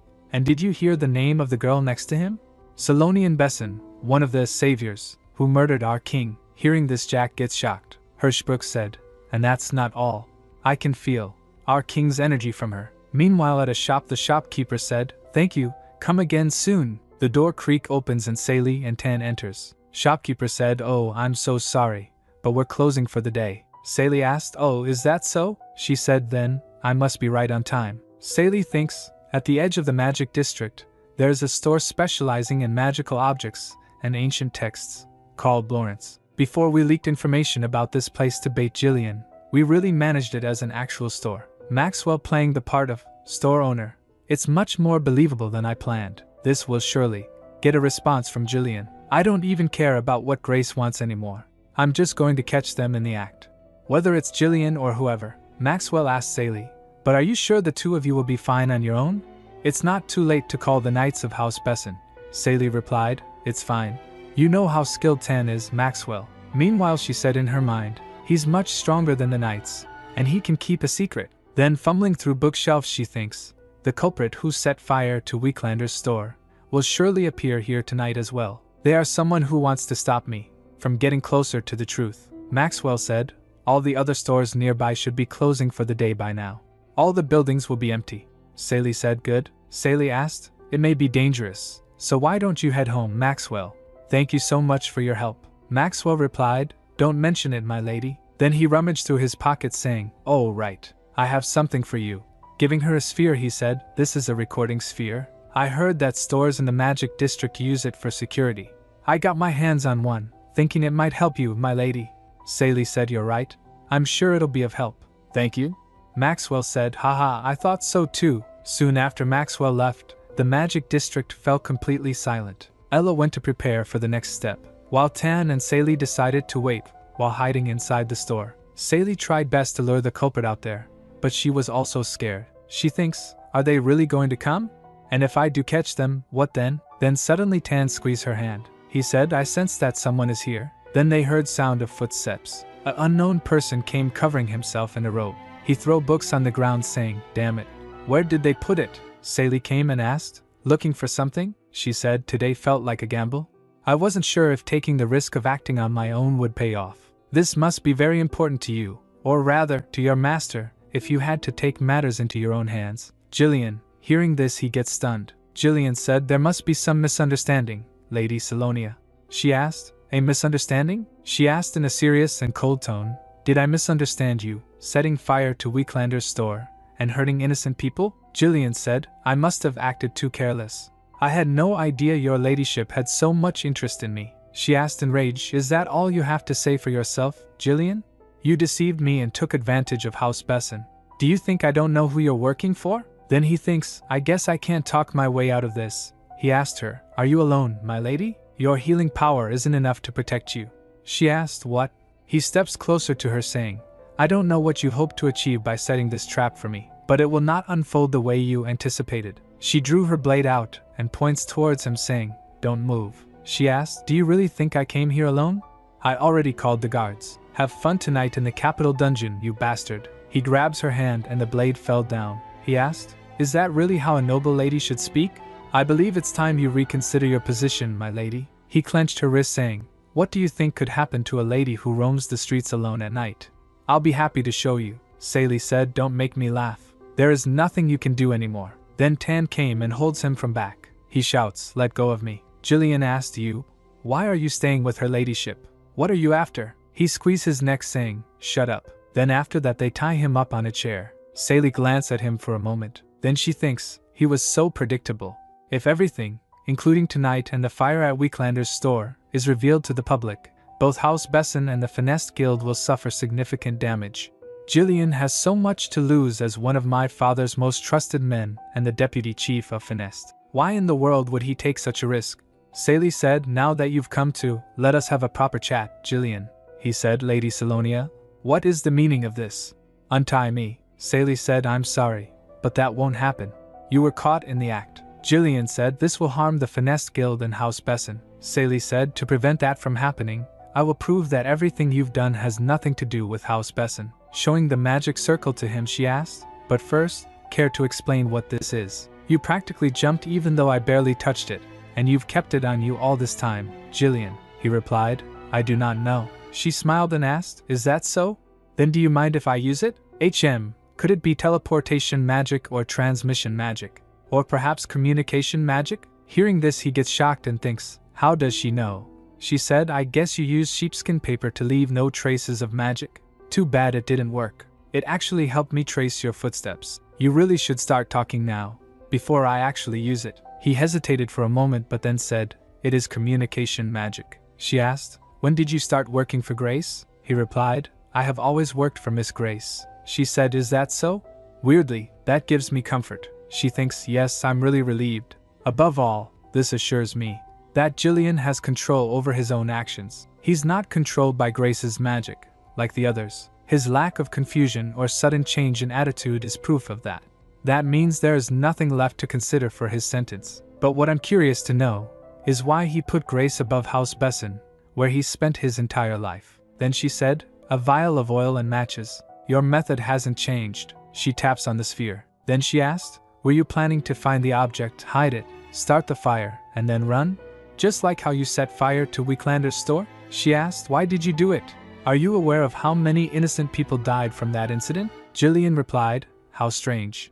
I thought you agreed that small sacrifices are necessary for great deeds. Isn't that why you agreed to be one of those ridiculous saviors? She said, don't change the subject, Jillian. I asked you why you killed Mr. Weeklander. She asked, you could have just stolen the book and left, so why did you do such a terrible thing? He replied, because that old man saw my face. Isn't it common knowledge to dispose of any witnesses? Hearing this, she gets shocked and thinks, what? That's why he killed an innocent man. He said, I can't tell if you're naive or just stupid. Must I spell everything out for you? She thinks, never mind. I don't think I can get anything out of him anymore. His confession was recorded in the sphere, so my goal has been accomplished. The guards should arrive soon since Ella notified them. Now, all there is left to do is leave Jillian here with the evidence of his crimes. Sally asked, one last thing. Does my father know that you work for Grace? He replied, I would be long dead if he did. She said to Tan, is there a way we can keep him still until the guards get here? So that he won't try anything. He replied, yes. He punched him and he fell on ground. Sally asked, is he alright? Tan said, I controlled the punch. At Besson Manor, Sally's dad said, suspect for arson and murder brought into custody. He asked, was this really your doing, Sally? Her dad said, after you recovered from your sickness, I resolved to support you in all your endeavors, but this was dangerous. He asked, why did you not let me know in advance? She said, I'm sorry, father, but I couldn't act rashly. After I found out that Jillian had his eyes on me, her dad said, I will take care of that. She asked, what exactly are you referring to? She asked, is it the fact that Jillian watched my every move and committed crimes? Or perhaps, that he betrayed the family? Her dad replied, regardless, we cannot let him go unpunished. I will also get another trustworthy informant to help you from now on, Sally. She smiles and replied, no, that's alright. You must be busy, so please don't mind me. Her dad said, very well, if you insist. Now that I think about it, your celebration is just around the corner. Her dad said, His Majesty is personally ensuring everything proceeds smoothly, so I suggest you rest and prepare to enjoy the event. She said, yes, father. Then I will leave you be now. Then she left the room. Standing next to the door, she thinks, something strange. Then the maid came and said, my lady, Mr. Tan just came back. He is waiting in the dining room. She said, oh, all right. She thinks, it's past lunch already. Was he out all this time? Yesterday. As we were returning to the manor, Tan suddenly burst outside and disappeared. I waited until midnight, but he didn't return. What could have been so urgent? Then she went to where Tan was waiting for her. She said, Tan, did you return just now? She said, I was startled when you left the carriage so abruptly. She asked, did something happen? He said, Salonia. She gets shocked and stunned when he asked, what do you think of the demon lord? Last night, Tan felt someone's presence and thinks, someone is tailing us. He left the carriage saying, go home without me, Salonia. She asks, what? Tan, wait. Then he thinks, do I sense two people? Well, it doesn't matter how many there are. I can just get rid of them. They were Jack and Hirschbrook. Tan asked, aren't you two supposed to be nobles? He asked, why are you secretly tailing her? Hirschbrook said, it's not like that. Did you really lose your memories? Tan confused asked, what? Jack asked, do you not remember us at all? Tan surprised asked, you know me? Hirschbrook said, of course. You are our master. Hearing this, he gets shocked. He asked while confused, master. Jack tries to hug him, but he dogged and Jack said, my king. I've missed you so much. Tan asked, what are you doing? Do you want to die? Jack replied, how I've missed your vivid way with words. They both kneel in front of them saying, allow us to bow before you properly. Greetings to our master, the king of all monsters. The embodiment of the deepest darkness that stretches across all dimensions of evil. Great demon lord, Leonhard Kiorinus. Hearing this, he gets shocked. Back to present day, she hesitated and asked, the demon lord? Why do you ask all of a sudden? he said, I heard you slayed the demon lord, and that's why everyone calls you a savior. She recalled the day back then. Why you? I swore you were dead. He thinks about what Hirschbrook and Jack said. My king, why are you next to that human girl? He thinks that's why she reacted as though she'd seen someone return from the grave. It also aligns with the story my so-called servants told me. But what matters to me is, he asked Salonia, do you despise the demon lord? She gets shocked hearing this. He thinks, I can't trust what they say right away, but their energy wasn't unfamiliar to me. The strange power that only I possess, the fragments of memories that resurface from time to time, and the nightly pains that strike at midnight. Perhaps, I am not an ordinary person, but what they called the demon lord. They suggested I return to the demon lord's castle, claiming that my memories and unstable power would resurface if I did. He thinks it's a chance to find the memories that I've been looking for. Sally replied, I don't only despise the demon lord. It's not that simple, Tan. He thinks Tan, Leonhard Kiorenig. At an unknown place, two men stands next to Jillian. He said, you look pathetic, Jillian. He replied, I have no excuses, master. The master said, this only proves that you are worthless. Jillian said, Master, please, you have to believe me. That man next to Salonia Besson is no ordinary man. We need to find out who he. The man whom he called master interrupts him saying, shut your mouth. If you took a risk and acted on your own, you should have brought results. How dare you ruin everything? Jillian said, I apologize, but please give me one more chance. I already died. I will make sure to be of help to you until the end. He asked, is that so? Then can I at least expect you to find someone to replace your life? Jillian said, of course. I will not let you down. The man next to his master drew his sword out. You must prove yourself. The man makes a cut on his hand. The master asked the other guy, how many as of today? He replied, if we include this one as well, 52. Then he said, as you must know, I hate taking a loss. If you truly want to be of any use, find me another offering before I'm forced to kill you. Jillian replied, as you wish, master. The day of the celebratory banquet. Maids helping Sally to get ready asked, my lady, how do you want your hair done? Up or down? I think wearing it down will match the dress you'll wear today. The other maid said, then how about we let it glide down naturally? Meanwhile, Sally thinks, today's celebration, hosted by the imperial family under the guise of congratulating my recovery, is a grand banquet that has captured the attention of both high society and the imperial family. At such an event, shouldn't there be at least one young lord who wants to be my partner? How could I have no requests? The servants did inform me that letters were sent to me, but the problem is that they all disappeared or were found in the fireplace before reaching me. It must be Tan's doing. Although he feigns ignorance, what is he up to these days? It's been difficult to see Tan lately. I used to spend every waking hour with him, but now that he's gone, I feel lonely somehow. Maybe this is how I'd feel if a wild wolf that I managed to tame ran away. Is it because of what happened that day? Maybe Tan's memory is starting to come back. Or perhaps, suddenly she stands and the maid gets shocked. Oh, my lady, she thinks, in a month, I'll leave this house of my own accord.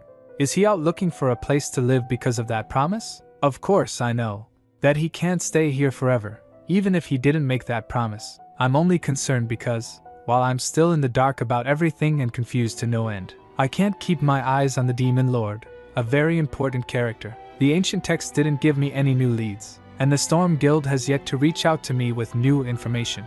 Yes, that's the only reason why.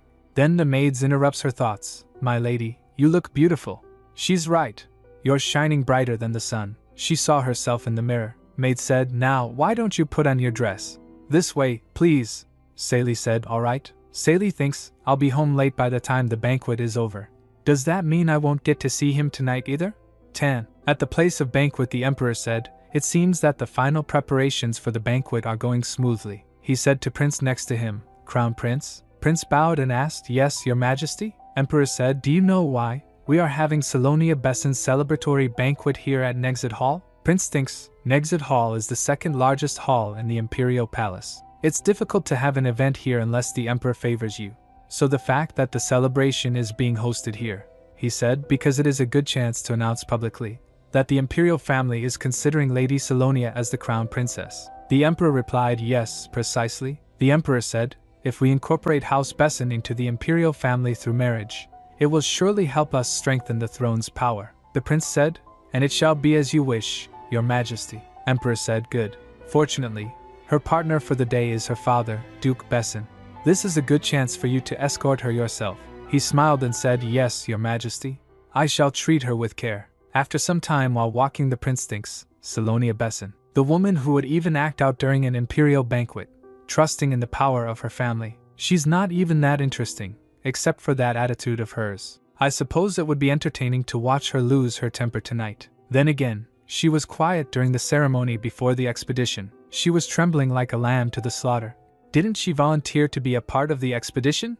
It must have been sheer luck that she didn't fall behind during the expedition. It's more like her to come crawling back home, crying. Then he asked Danvers, Where is Duke Besson? He replied, He should be arriving at the palace with Lady Salonia soon. Prince said, I still have some time, right? Danvers shocked asked, Pardon? He said, Your Highness, surely you don't mean to disobey His Majesty's orders. The prince said, Disobey his orders? Are you out of your mind? I'm just going on a quick walk, so focus on getting prepared. Danvers said, Your Highness, you cannot do this today. His Majesty made it very clear that you should be the one to escort Lady Salonia. The prince said, Yes, so look for a chance near the end of the banquet, and keep her with you in my stead. Danvers asked, How could I keep Lady Salonia with me? The prince said, You're right. She's a bit too much for you. He asked, Pardon? What are you talking about, Your Highness? Then Prince asked, Why are you always so serious? However noble she may be, she's still just a woman. She won't be able to resist me. Danvers said, Then why don't you come to the banquet hall with me right now, Your Highness? Prince turned saying, I told you I have other plans. Let me know if she tries to go anywhere. Danvers asked, Your Highness, what do you mean by other plans? Danvers asked, Your Highness? Where are you going? Your Highness? Meanwhile at the banquet nobles greet Sally and one said, Congratulations on your recovery, my lady. She replied, Thank you. I am grateful for your attendance. Then a noble gives her some flowers and said, My lady, thank you for inviting me. He said, You look dazzling tonight, as always. Sally replied, Thank you. Then other nobles came and said, My lady, congratulations. Lady Salonia, I am truly glad to see you doing so well. My lady, how relieved I am to see that you are healthy. She thinks, they're crowding me more than usual tonight. She glanced at her father thinking, Father, seems busy with the business, he's planning to start soon. I should keep an eye on where he is, just in case. Then two ladies came and said, Lady Salonia? She said, Lady Abel, Lady Pelaine. One of them asked, How have you been? It's been a while. The other said, Your press is so exquisite. First said, You look like you popped right out of a novel. Sally said, Thank you. Would you like to come this way? I'll take you to my seat. Then they sits on their seat and Sally said, I couldn't help but notice Lady Roanna isn't here. The lady said, She's been busy with her courtship, so we haven't seen her in a while either. Other said, But she was looking forward to your celebration, so she should arrive soon. She leaned and said to Sally, By the way, isn't your dress from the Verandi boutique? She said, I thought it was fabulous, even when I was just looking at the design in the shop. I was wondering who would end up wearing it, she said, especially because of that rumor. Hearing this, Sally asked, Rumor?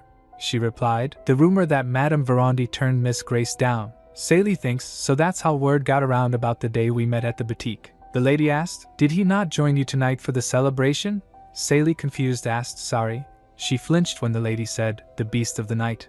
I read in the papers that he was staying at Besson Manor. Then a lady came and said, Excuse me, Lady Salonia, I couldn't help but overhear your conversation. From what I know, the beast of the night has no affiliation at the moment. I would like him to join my family's order. Should I reach out to Besson Manor regarding the matter? Others said, What are you talking about? He is Lady Salonia's guest. How could you be so rude? Sally smiled and said, My apologies, but he will be joining House Besson's Order of Knights soon. The lady said, Oh, I see. The other lady asked, Lady Salonia, do you need a moment? You don't look well. Sally stands to leave saying, Thank you. I'll be back after getting some fresh air. She thinks, Why did I just do that?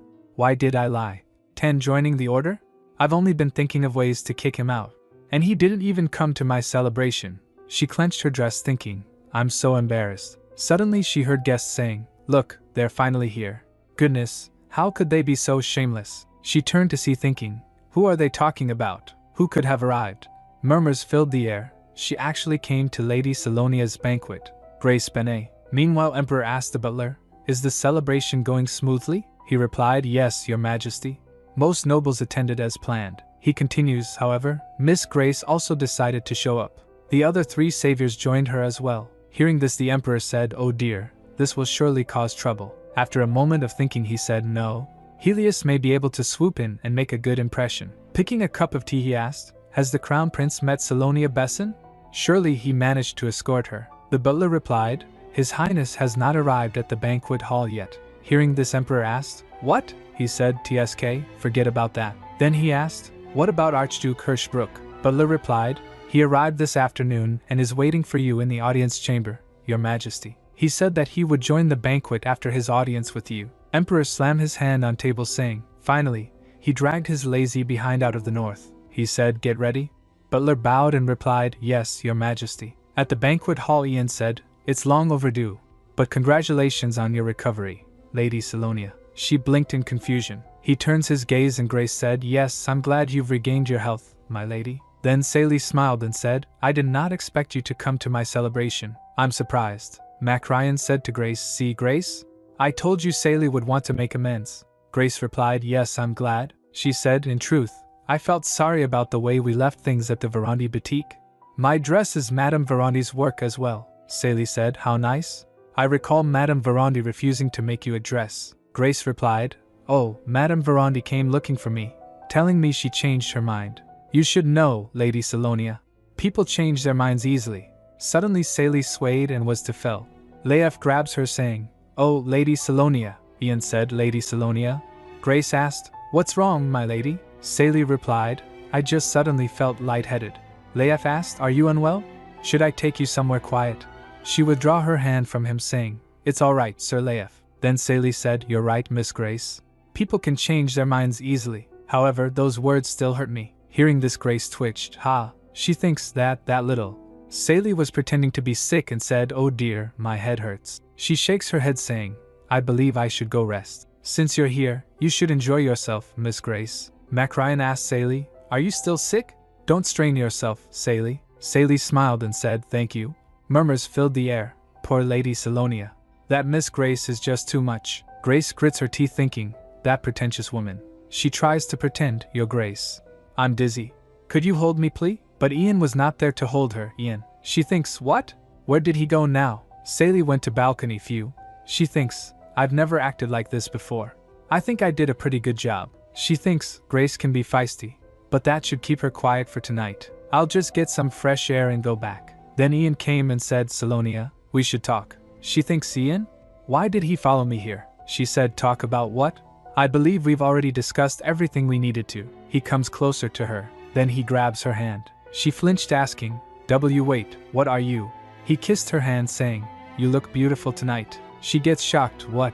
Meanwhile, Ian thinks, my heart still belongs to Grace. But Salonia is the perfect trophy to elevate my worth. The admiration that goes to the couple of the century rightfully belongs to me. He said, "Let's start over?" Surprised, Sally asked, "I beg your pardon?" He said, "Of course, I could never give up on Grace. She will be my mistress, and you can be my wife. Surely, the title of Duchess Cherville meets your standards." She withdrew her hand from him. She said, "I have no recollection of ever mentioning that I wanted to be your wife." He sighed and said, "We can have an engagement ceremony if that's what you wish." She replied, "No, that is not what I wish."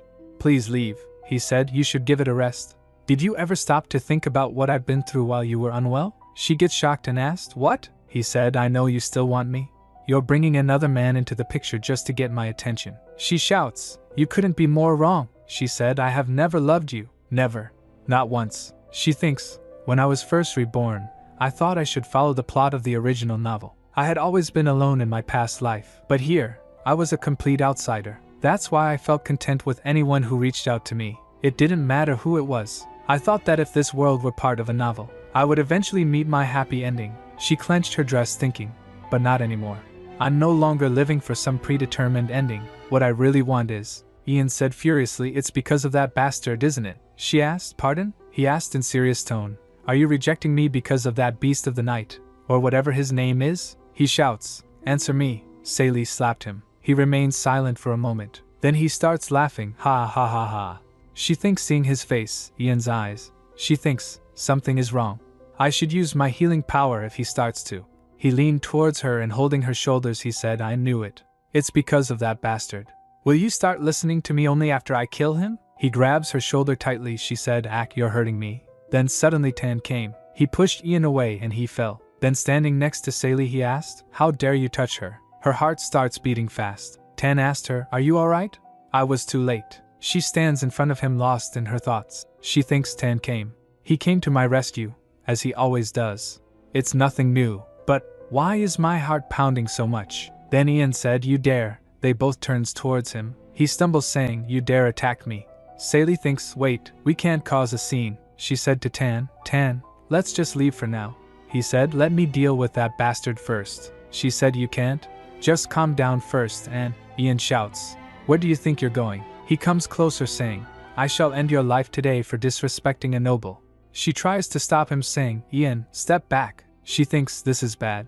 If those two start fighting, this won't end quietly. Then they heard the announcer, "His Imperial Majesty the Emperor and Her Imperial Majesty the Empress have arrived." They stopped and Sally thinks, "What?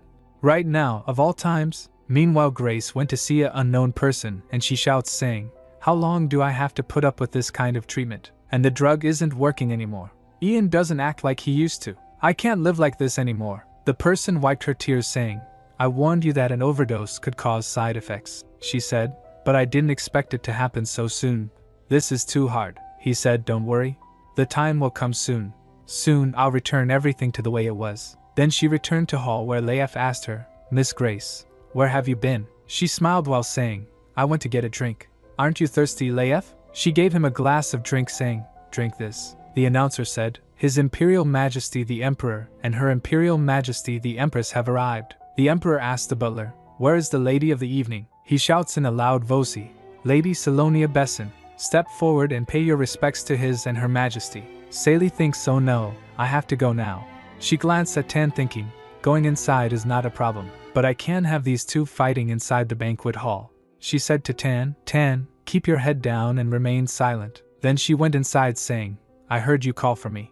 Greetings. I, Salonia Besson, bow before the Empire's bright sun, His Imperial Majesty, and the Empire's bright moon, Her Imperial Majesty." She thinks, "I need to end the conversation before the Emperor starts taking an interest in Tan and Ian." The Emperor said, "I am glad to see you're looking healthy as ever. I hope the banquet is to your liking." She said, "It is an honor I will cherish forever. My deepest gratitude, Your Majesty." She thinks, now that we've greeted each other, I'm sure they will leave soon. The Emperor and Empress typically don't stay long at banquets that aren't related to the Imperial family. The Emperor raised his hand to call Butler. He asked him, "Where is the Crown Prince?" Butler replied, "His Highness is on his way." Emperor said, "TSK. What could he have possibly been up to all this time?" The Empress stands and said, "Your Majesty, I will return now." Emperor said, "As you wish, Empress." Then the Emperor asked Sally, "By the way, who is that man next to you?" She thinks, "I knew it. Tan attracts too much attention. What should I say? There's no way the Emperor doesn't know about the Beast of the Night, but I shouldn't." While she was still thinking, Archduke Hirschbruck came forward and said, "Your Majesty." Seeing him, Sally thinks, "What is Archduke Hirschbruck doing here?" He said, "Allow me to properly introduce him. This man here is the future Archduke who will succeed me." Hearing this, both Ian and Sally gets shocked. She thinks, "What?" She tries to say, "Wait, what do you?" But Tan steps forward. He said, "My name is Tan Hirschbruck." He bowed and said, "It is a great honor to meet you, Your Majesty." Earlier, Hirschbruck said to Tan, "The papers have been taken care of, so all that's left is to give a proper introduction to the Emperor." "It took a long time, didn't it? You must have been tired of waiting." This body never married and had no known heir, which made the procedure difficult. He said, "I've filed the papers stating that I have found the son of a woman I met long ago, so if anyone questions your right to succession, you can respond accordingly." And in front of the Emperor. Meanwhile, Tan thinks, "My lost memories, my identity. The things I've tried to grasp since I woke up no longer matter to me." He imagines Sally thinking, "What I really want right now is just one thing." Hirschbruck said, "After this, nothing will bother you anymore. I will aid you, so you can just..." Suddenly Tan interrupts him. "Wait." Salonia's energy is wavering. Confused, Hirschbruck asked, "My king?" He teleports saying, "Follow me on your own." Hirschbruck said, My king?" Back to banquet hall, Hirschbruck thinks, "I wondered where he had gone, but I never imagined it would be to that woman's side. I have no idea what he's thinking, but I'm sure my king has a plan. I'm just glad I'm not too late." Emperor said, "Now that I see you, your eyes resemble each other. His great talent and excellent character must have come from you as well, Archduke Hirschbruck." Hirschbruck bowed and said, "You flatter me, Your Majesty." Then the Emperor thinks, seeing Ian and Tan, The future Archduke and Duke Cherville are in the same room. Emperor said, I look forward to this year's hunting competition. Tan asked, hunting competition. Emperor steps towards Tan saying, it is quite literally a competition of hunting skills. The participant with the biggest game wins. Every year, Duke Cherville wins by a landslide, so I expected him to be unstoppable. But this year, it seems he has quite the competitor. Ian said, we shall see who emerges victorious when the competition ends. Tan said with a smile on his face, I will try my very best, Your Majesty. Murmurs filled the air. Saley thinks, what is going on? Tan, the demon lord, is suddenly the heir of Archduke Hirschbruck? That's impossible. Did something happen between him and the Archduke? Wait, so the reason he was nowhere to be found, was it all for today? I don't know what he's thinking. Above all, why would he scheme something like this for me in the first place? Meanwhile Leif came and said, Lady Salonia. She turns to see and asked, Leif? He asked, may I have a word with you? They went outside and Leif asked Saley, how have you been? She replied, good. I was a bit out of sorts earlier. It's nice that we can greet each other properly now. Although I did not expect you to attend my banquet, he said, I apologize for that. Then she thinks back then. She recalls asking about who gave the bread to young priestess. Then, by any chance, did that holy knight have blue hair? Yes, he did. She thinks, I don't know why Leif brought me out here, but I can ask him about the cake now. She asked him, how was your holy ritual? He replied, it went well. Thank you for asking. She said, I'm glad to hear that. I actually had something I wanted to ask you about it. Do you happen to know a young priestess named Emily? She ate some cake a holy knight gave her and passed out on the street. Leif asked, what do you mean? If you are talking about Sister Emily, I was the one who gave her that cake. Miss Grace baked it for me since I had to fast. But you make it sound like something was wrong with it, Lady Salonia. Even though that is not possible. Hearing this, Saley thinks I knew it. I was right about everything. She thinks Grace has the ability to manipulate people's minds, but only through a direct medium. When Leif couldn't eat anything because of the holy ritual, she tried to feed him the cake right afterward, but things went south. This may be just the tip of the iceberg. The things Grace Benet has done in the shadows could be far worse than this. Then Leif said, I'm afraid I was mistaken about you. You hurt her, and now you're trying to frame her too. I didn't expect you to go this far, Lady Salonia. She asked, what do you? He interrupts saying, you insulted Miss Grace. He comes closer. She was very hurt by your words. She cried but tried to hide it. Slay said, Leif, I think you are forgetting that this is the banquet His Majesty has organized for me. He said, what does that have to do with anything? You pretended to be in pain to frame Miss Grace earlier. Did you think I wouldn't notice? She thinks this is bad. He's in no condition to listen to me. What should I? He asked, Lady Salonia, are you jealous because we chose Miss Grace instead of you? Aren't you hurting Miss Grace? All because of your inferiority? Just imagine how hurt the delicate young lady must have been. Suddenly Tan came and grabs Leif. He said furiously, enough of your nonsense. Saley said, Tan? Tan said, Salonia, I will do as you say. He asked, should I let him go? Or, she flinched for a moment. Leif asked Arg, what is the meaning of this? Saley said, no. I won't allow him to speak such nonsense in front of me again. Hearing this, Tan grins. He clenched him tightly saying, as you wish. Meanwhile inside the hall Mac Ryan stands holding a glass of drink. He thinks, that bastard was the son of the Archduke. Something's off. Every time I encountered him, I felt a familiar energy. I couldn't place it until now, but today I'm certain. He was radiating the energy of monsters. I heard that monsters have been acting out in the northern forest recently. Could he have something to do with that? Then he noticed Jack and Hirschbruck. Jack came and said to Hirschbruck, Captain, a word. Meanwhile Ian shouts in anger, that arrogant bastard. Damn it. So that's why he was acting so cocky. He thinks, he always looked down on me as if I was his servant. Salonia knew everything and deceived me. He clenched his hands saying, I won't let this go. I'll show them who is superior. Back to outside. Leif sat on ground in front of them after being thrashed. Tan asked Salonia, how about I beat him some more? She replied, no, that's not necessary. My goal isn't just simple revenge. Leif, wiping his face, asked, how could you stoop to this level? She comes closer to him asking, that's what I want to ask you. How dare you say such disrespectful things to me? Confused, he asked, what are you talking about? She points her finger towards him saying, your words will scar me forever. She said, I wonder.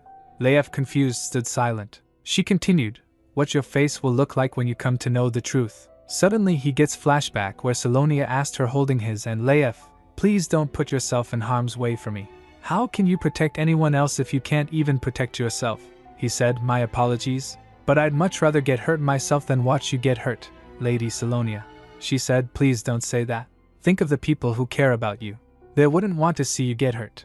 His heart raced hearing this. He then said, all right, I will do my best. She smiled and said, that's a promise? For both your sake and mine, I will stay out of harm's way. Back to present. Leif gasped. He thinks, what have I done to Lady Salonia? He said with trembling voice, and my lady, I. Suddenly he noticed her and gets shocked. He thinks, her expression is so cold, and honestly it's deserved. What have I been doing all this time? He recalled the moment from before. You pretended to be in pain to frame Miss Grace earlier. Are you jealous because we chose Miss Grace instead of you? I said such hurtful things to her, yet I can't even comprehend why I said them myself. He said, I'm so sorry, Lady Salonia. I truly didn't mean any of what I said earlier. She asked, what did Miss Grace feed you? Confused, he asked, pardon. She said, I'm sure Miss Grace gave you something. That is why you've been following her blindly. He gets shocked and thinks, was I affected by sorcery? Don't tell me. His voice mumbled, come to think of it, Miss Grace has been offering me something quite often lately. She thinks I knew it. Then she asked, which is? He tells Darjeeling.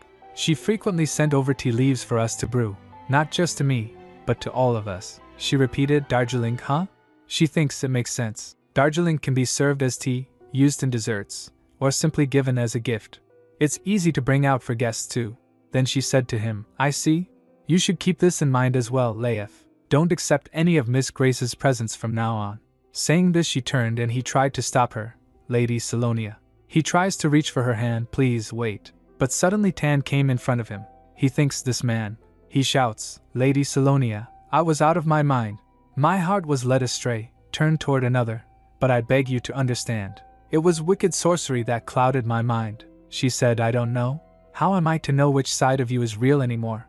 I fear the trust between us has long since crumbled. He shouts, I will try my best to gain your trust again. I am willing to do anything. She asked, is that so? Then prove your worth to me. After a few moments, Tan asked her, Salonia, are you really going to keep him near you? She replied, yes, but just to use him. She thinks, if Grace doesn't realize that Leif has broken free from her sorcery. No, even if she does, she can no longer wield it. And if this causes even the slightest setback in her plans, then it will have been worth it. Tan said, why do you need to go to such lengths? Suddenly he flinched seeing her. He grasped her saying, Salonia. She leans on him while he said, you look unwell. I think you've exerted yourself. She said, I think you're right. He said, let's return to the manor straight away. But she shook her head saying, no, we can't. I can't leave the celebration while His Majesty is still present. It would reflect poorly on House Besson. Tan asked, Salonia, do you want to return to how things were? She replied, of course not. She said, I can't deny that I wished for it in the past. But now, all I want is the truth. She clenched her fist saying, so please tell me, Tan. Do you remember your past now? He replied, no, I don't remember anything. Then she asked, then how did you become the heir of the Archduke? With such status, you must have your own name. Why are you still going by Tan? He stood silent for a moment, and then said, it is the name that you gave me. Her heart raced hearing this. She thinks, he's keeping that name for that reason. He said, there's no need for you to overthink this. You can just believe what you see. And I want to ask you something as well. He reached for her hand asking, can I hold your hand now? She blushed while staying silent. She recalls saying him, if I get a title like other humans, can I hold your hand? She thinks, did he really remember that brief conversation all this time? She thinks, I know the true identity of this man. I know he's not really the long-lost heir of the Archduke but the Demon Lord. So why do I wish that he is being sincere right now? He kissed her hand. Meanwhile, inside the hall, Butler came to room guarded by a servant. He said to him, you may go. Then he knocked the door. Ian was inside the room with a lady. Butler said, Your Highness, it's me, Denvers. His Majesty is waiting for you in the banquet hall. You must make haste. He grasped hands of the lady saying, Lady Roanna, I look forward to our next meeting. He leaves while she stood beamed and said, Yes, Your Highness, I'll be waiting. Ian went to Emperor and said, Your Majesty. He bowed and smiled. Emperor asked, TSK, where have you been all this time? Now is not the time to be idle. Then a servant came and informed Emperor, Your Majesty, the lady just returned to the banquet hall. He nods to Ian and he nodded back. Then the Emperor said, Play a dance number. Salonia noticed change in music and said, The music must have changed while we were out. Salonia said, This one is a dance song. Tan said, It seems that way. He grasped her, asking, then, should we take to the floor? She gets surprised and asked, what? She blushed while saying, Tan, wait. I'm not a good dancer. Meanwhile she thinks, I have never danced before. She asked, oh, but do you know how to dance, Tan? Tan said, I've learned a little. He started dancing saying, so we'll be alright. Trust me. He thinks while dancing, when I first opened my eyes, I didn't feel alive, because I lacked memories. But humans share their memories and live in harmony. And now, at last, I have become whole with the memories I share with Salonia. Emperor and other nobles notice them dancing. Tan thinks, I feel stronger than ever before, that I am truly alive, right here and right now. He said, Salonia, it seems you always put others before yourself. I can't say that I fully understand your thoughts, but I wish you would put yourself first, no matter the situation. The Emperor said that you are the star of this banquet. But to me, you will always be the perfect star of my world. Her heart starts racing. She thinks, again, my heart is beating too quickly. I shouldn't do this, but she leans towards him and said, you also shine like a star tonight. Thank you. He also felt his heartbeat getting fast. Suddenly he hugged her. She stood expressionless for a moment, but then smiled and said, you're crushing me. The ladies seeing them get surprised. Ian said, look at this. How in the world am I supposed to swoop in? He thinks, did she always smile like that? Grace was standing behind some ladies while they said, they're the perfect stars of today's banquet. What a wonderful couple. They truly are. Perhaps there has already been talk of a betrothal. Grace thinks the man I've had my eyes on has suddenly become the next Archduke, and now he's dancing with her, as if to rub it in my face. She clenched her dress thinking, how could this happen? There should be no one next to that woman. I've taken everything away from. But suddenly a lady interrupts. On the other hand, Miss Grace has yet to have a single dance, despite her string of partners. It is quite something. The crowd chuckles. She suddenly starts looking for Ian thinking, where the hell is Ian? How could he leave me alone when a dance song is playing? She noticed Leif in her way and stops. Sir Leif. He turns and she hugs him all of a sudden. She said, where were you? You left me all alone. She sniffled and said, I hope there wasn't an argument with Lady Salonia because of me. Please don't do that. I'm worried that it may harm you later. He pushed her saying, Miss Grace, you must be tired. It would be best for you to return home. He turns to leave saying, now, if you would excuse me. She stood shocked thinking, I hug him, yet he leaves me standing here? How dare he? Something is wrong. At another place the imperial princess runs while a maid chases her saying, why your highness, you might hurt yourself if you run like that. You mustn't make any loud noises either. She said, we cannot afford to have you caught secretly entering the banquet. The princess turns laughing. Haha. She asked, what's the matter? Father would never scold me. Imperial Princess Titania thinks, I'm not yet out in society, so I couldn't introduce myself properly. But the man I saw today, he must be my destiny. She asked the maid, who knew the next Archduke would be such a handsome man. I always thought Archdukes were just old men. While huffing, the maid asked Parpan, what do you mean, your highness? Princess said, I'm going to tell His Majesty that I want Archduke Hirschbruck as my future husband. 2 days after the celebratory banquet, Salonia sits in a carriage thinking, the Storm Guild has finally reached out to me. She thinks, I wonder what they found out. Whatever it is, I should brace myself. She glanced at Tan thinking, though honestly, my mind is more occupied with Tan. As soon as the banquet was over, the entire empire buzzed with talk about Tan's appearance. Who knew that the mysterious hero of the slums and the beast of the night was actually the Northern Archduke's secret son? It wasn't just his status that changed. Now that he has somewhere to return to, Tan moved out of Besson Manor. Since the Archduke has a manor in the capital as well, there was no need for him to stay with us anymore. The only thing that hasn't changed is the fact that he still comes to my room when midnight strikes, and he still accompanies me everywhere I go. He grasped her hand. She asked, why are you coming with me? He said, I am accompanying you as a guest staying at Besson Manor for the day. She said, oh, that's right. Father called for you, didn't he? He said, yes. He is starting a business. The plan is to move the people from the slums to a newly constructed building. She asked, the people from the slums? He said, since I used to live in the area, he believes the people would cooperate better if I were to lead the process. She smiled and said, that's a great plan. If I can do anything, I'd be happy to help. He nods. Then she asked, but is it really alright for you to be out like this? Shouldn't you be buried in paperwork? He said, I have my best servants handling my paperwork. She thinks, that just means you made them do your work. They reached at the guild and she said to him, could you wait for a moment, Tan? I won't be too long. he said. All right. Then she went inside. Chief, Lady Salonia has arrived. Chief said, please let her in. He said, welcome, Lady Salonia. She said, it's been a while, Daniel. She asked, I heard you found something. Should I be excited? He replied, of course. He showed some papers to her, asking, first, would you take a look at this? She takes the paper and starts reading it, then said, this is the grocery order list of House Benet. Chief said, that's right. You might notice one item on the list that was ordered in abnormal quantity. She suddenly gets shocked noticing something. She thinks, why are there so many orders for Darjeeling? Chief said, you might have guessed already. But even considering they are nobles who entertain many guests, ordering this much is not normal. It's not efficient to order just one type of tea in such large quantities either. Even compared to other houses with large orders, House Benet orders more than 10 times as much. She asked, when did they start ordering such large amounts of Darjeeling?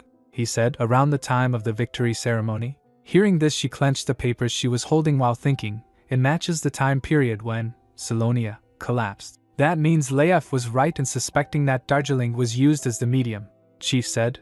And one more thing.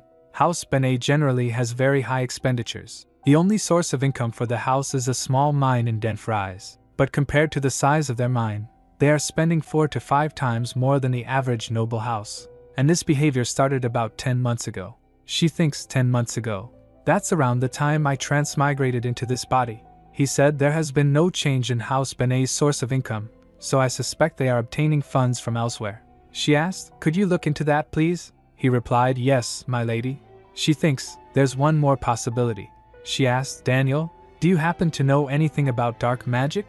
He asked, the ancient magic? Do you have any specific? Then he said, I see. Please give me a moment. He takes out a book saying, I had my suspicions as well, so I have an idea of what you're thinking, Lady Salonia. He said, I should look for traces of dark magic as well. She asked, if you had suspicions, does that mean you found any signs of dark magic? He replied, no, I just made a practical deduction. There were some difficulties in tying all this information together until I heard you mention it just now. He said, there's a rumor going around that constant screaming can be heard from the basement of Benet Manor. My men have also informed me that security around the manor has become tighter. She gets flinched hearing this. He continues, in order to use dark magic, a life has to be sacrificed. A few hours later, she came out saying to Tan, I didn't expect you to stay put while I was gone, but then she noticed gold and jewels piled up. She asked, what is all this, Tan? He replied, gifts. I can get more if it's not enough. She said, that's not the issue. He grasped her hand asking, you'll find more jewels to your liking if you visit the store yourself. It's right around the corner. Why don't we walk there? She said, what? No, that's not what I meant.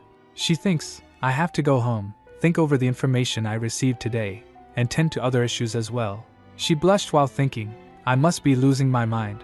I don't want to let go of this hand. Since I know Tan's true identity, I can't promise him a future with me. That's because I don't think I'm strong enough to withstand his resentment toward me when he remembers everything. Still, my heart doesn't know what to do. Whenever he reaches for my hand like it's the most natural thing in the world, my heart plummets to the ground, only to start beating furiously, over and over. If possible, I want to pretend I don't know how he feels, and stay like this, even though my feelings are deceitful. Suddenly he frees. She asked, what's wrong? He said, I sensed that bastard from before. He turned sighing this way. She asked, Tan? Where are you going? Tan? After following him for a few moments, she said, Tan, what's the mat? But she gets shocked seeing Tan holding Leif from his cloak. Leif shouts, ugh, let go of me. She thinks, this voice, Leif? Leif turns to see saying, Our Lady Salonia, Hirschbrook Manor in the capital. Salonia thinks, I'm glad we moved somewhere more private before someone noticed us, but he's being a little too harsh. Leif was sitting on other side of table while Tan and Leif sat on other. He glares at Leif asking, why were you spying on Salonia? She thinks Tan. Leif sighed and said, I wasn't spying on her. I just wanted to discuss something with her. She turns towards him asking, discuss something? He replied, yes, my lady. Remember how you told me about what happened around the holy ritual? At the time, I was too overwhelmed to fully take it in, but now, the memory has returned to me. When I left the temple after the holy ritual, long-buried memories and feelings about you came rushing back. But after eating the cake Miss Grace offered me, my confusion vanished and was replaced entirely by affection for her. He said, I suspect, the holy water I drank at the end of the ritual broke the sorcery. She thinks, holy water purifies contamination and evil. I knew it. Grace's sorcery and holy power are opposites. Then she asked, fair point. Do you happen to have access to holy water, without leaving any trace in the temple records? He replied, holy water is made with pure and strong holy power, so the temple doesn't make more than it needs. He bowed and said, but I will find some. Anything for you, Lady Salonia. She said, really? I would appreciate that very much, Leif. He said, of course. It is my pleasure, Lady Salonia. He thinks seeing Salonia smiling. I used to believe it was my duty to keep this smile on her face. I resent myself for having acted so foolishly, all because I was deceived by sorcerer. Suddenly Tan drops his fork on floor. He said, if you're done, get lost, unless you have a death wish. Leif said, Your Grace. Salonia said, wait. Stop it, both of you. Suddenly someone knocked at door. Maxwell came and said, excuse me, Your Grace. She said, Maxwell. Maxwell asked, how have you been, Lady Salonia? He said, His Grace has asked me to take care of the manor. She said, wow, I'm so happy for you. Meanwhile she thinks, phew, Maxwell saved the day. She noticed something and asked, but what is that? He said, oh right. Another letter from the Imperial Palace has arrived, Your Grace. She noticed a lipstick mark on the letter. She thinks, Tan is receiving letters from the Imperial Palace? Tan said to Maxwell, tear it up. Maxwell asked again, but it's from the palace. Tan said, I don't care. If they really need me, they should come see me in person. Meanwhile he offers her food saying, have this, Salonia. He said, let me know if there's anything you want to eat. I'll have the chef prepare it. She said, Tan. Suddenly they heard someone shouting, Archduke Hirschbrook. Someone slams on door saying, please come, you mustn't run like this. The door opens and someone shouts, come out at once to greet me. Salonia thinks, is that Imperial Princess Titania? She came inside and said, I even graced you with my presence. Salonia bowed and said, greetings, Your Imperial Highness. Princess asked, Salonia Besson? What are you doing at Hirschbrook Manor? Salonia gets shocked. Princess said, come to think of it, the two of you were together at the banquet as well. Are you two involved in any way? Salonia replied, I dropped by to discuss some matters with His Grace and Sir Leif. She said I would have visited another time if I had known Your Highness was planning to come today. My deepest apologies. Princess asked, discuss some matters? What do you have to discuss with the Archduke? Then Princess said, well, it doesn't matter. The Archduke already has an appointment with me. You see, His Majesty has granted our marriage. Salonia flinched hearing marriage. Princess said, now Archduke, show me around the garden. Soon you and this manor will be mine. Tan said coldly, get. But Salonia grasped his dress so he stopped. She said, Your Grace. She smiled and said, please show her around. I will wait here. He grabs her hand. And then kissed saying, don't go anywhere. I'll be back soon. Tan turns and starts to walk while Princess stood there. She asked, what? Stop right there. Why are you not escorting me? Wait, Tan Hirschbrook. After they left, Leif and Salonia stood there silent. Leif then said, Lady Salonia? He noticed her and flinched. He said to himself, Lady Salonia, do you? At Bennett Manor, Grace said, Mac Ryan. You arrived so fast. I'm glad to see you. He replied, anything for you, Grace? She then asked, where is Sir Leif? He replied, I don't know. He seems busy these days. She asked, is that so? All right. Please come this way, Mac Ryan. They went to garden where some ladies were sitting having tea. Grace said, hello, ladies. I'm sure you already know, but this is the Dragon and Savior, Count Mac Ryan Ford. Sir Leif couldn't join us today due to an urgent matter. I'll be sure to bring him to our next tea party. The lady said, I can't believe I'm meeting a savior in person. You're so handsome.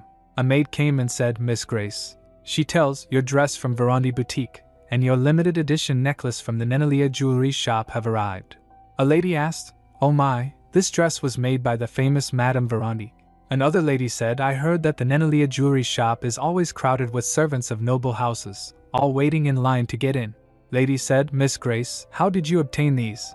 These items are priceless. Grace said, this is nothing. Madame Verandi and Nenelia both have a soft spot for me. She continues, and it helps that my father's new business is running quite smoothly. It's still a secret for now, but I'll tell you all the details first when the time comes. A lady said, goodness, my father will be thrilled. While having tea, Grace thinks, really, this is almost too easy, even without the Darjeeling. I've got treasures that cost a fortune, a celebrated savior of the empire at my side, and 2 sidekicks making sure all eyes stay on me. Then she glanced at empty chair and thinks, Leif should have been here today as well. He used to be at my beck and call, no matter how busy he was, but he's been acting weird lately. I need to figure out what he's up to. Back to Duke's Manor, Leif said, and that's what I found out. He then noticed something. He asked, Lady Salonia? She flinched and asked, yes? Oh, I'm sorry. I was lost in thought. Were you saying that holy water naturally resists sorcery? He said yes, and its effect is just like the healing power you used on me during the banquet. Salonia thinks it's exactly as I suspected. Now I just need to get my hands on some holy water. Then she said, Leif, I remember there were certain rules for the use of holy water. He replied, oh yes, that's right. First, there are procedures that must be followed to use it officially. Priests and holy knights aren't allowed to use it for personal reasons, and if the amount exceeds a certain limit, the Pope must grant approval. She asked, would there be a problem if I used it? He said, the procedures are there to prevent misuse, so I'm sure I can find a way to make it work. He asked, when are you planning to tell the others? She replied, I think it's still too early for that. She clenched her hands saying, for some reason, it's been getting difficult for me to use my power. I would like to try using the holy water first if possible. We need it as a backup for when I can't use my healing power anymore. He said, I understand. I will try my best. He said, oh, and he shows Darjeeling and said, this is the Darjeeling that I mentioned before. She gets shocked, it reeks. He asked, sorry? What do you mean? Can you sense something from it? She thinks surprised. Leif can't smell the stench, just like Maxwell couldn't. Whether it's tea or food, the smell is the same.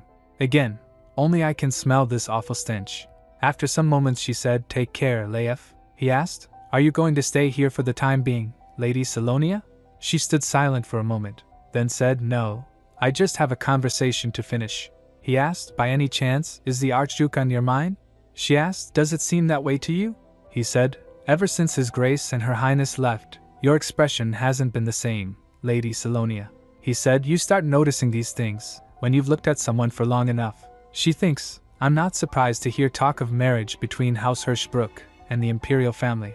But for some reason, Tan keeps crossing my mind. It's strange. In the past, I worked so hard to uncover his identity. But now, I wish no one knew who Tan was. Not even Tan himself, or me. He said, Lady Salonia, I may be stepping out of line here, but I advise you to follow your heart. You have already given up so much as a savior. So please, put yourself and your feelings first this time. I truly believe you deserve it, Lady Salonia. After saying this he left in carriage. She thinks stood there, I deserve it. Suddenly someone came, she turns to see.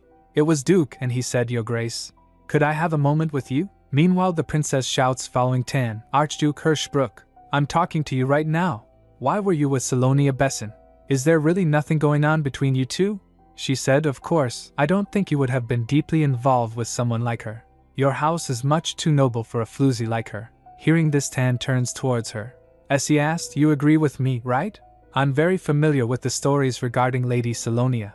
She was engaged to Duke Cherville, but still flirted with the Paragon and Holy Knight in front of him. She said, my nanny said that such behavior is wicked. She might taint your reputation, so I advise you to stay away from. Suddenly she stopped and flinched. Suddenly Tan calls someone, you there? She twitched. The servant came and said, yes, Your Grace. Tan said, get this thing out of here. It's too loud. She gets shocked. This thing. Tan turns to leave while she shouts, what did you just say?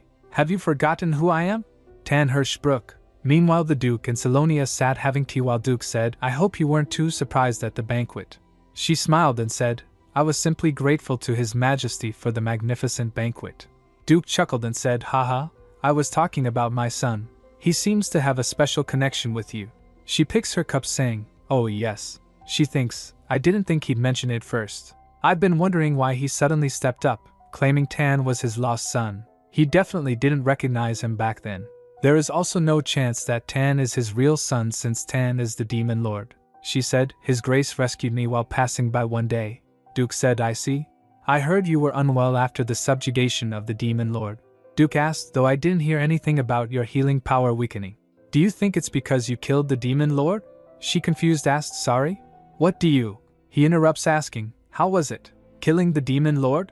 He smirks and said, I'm sure you felt thrilled to be a hero. She thinks I understand now. The feeling I got the moment I met the Archduke was hostility. He asked, what would you do if you had to return the honor you received?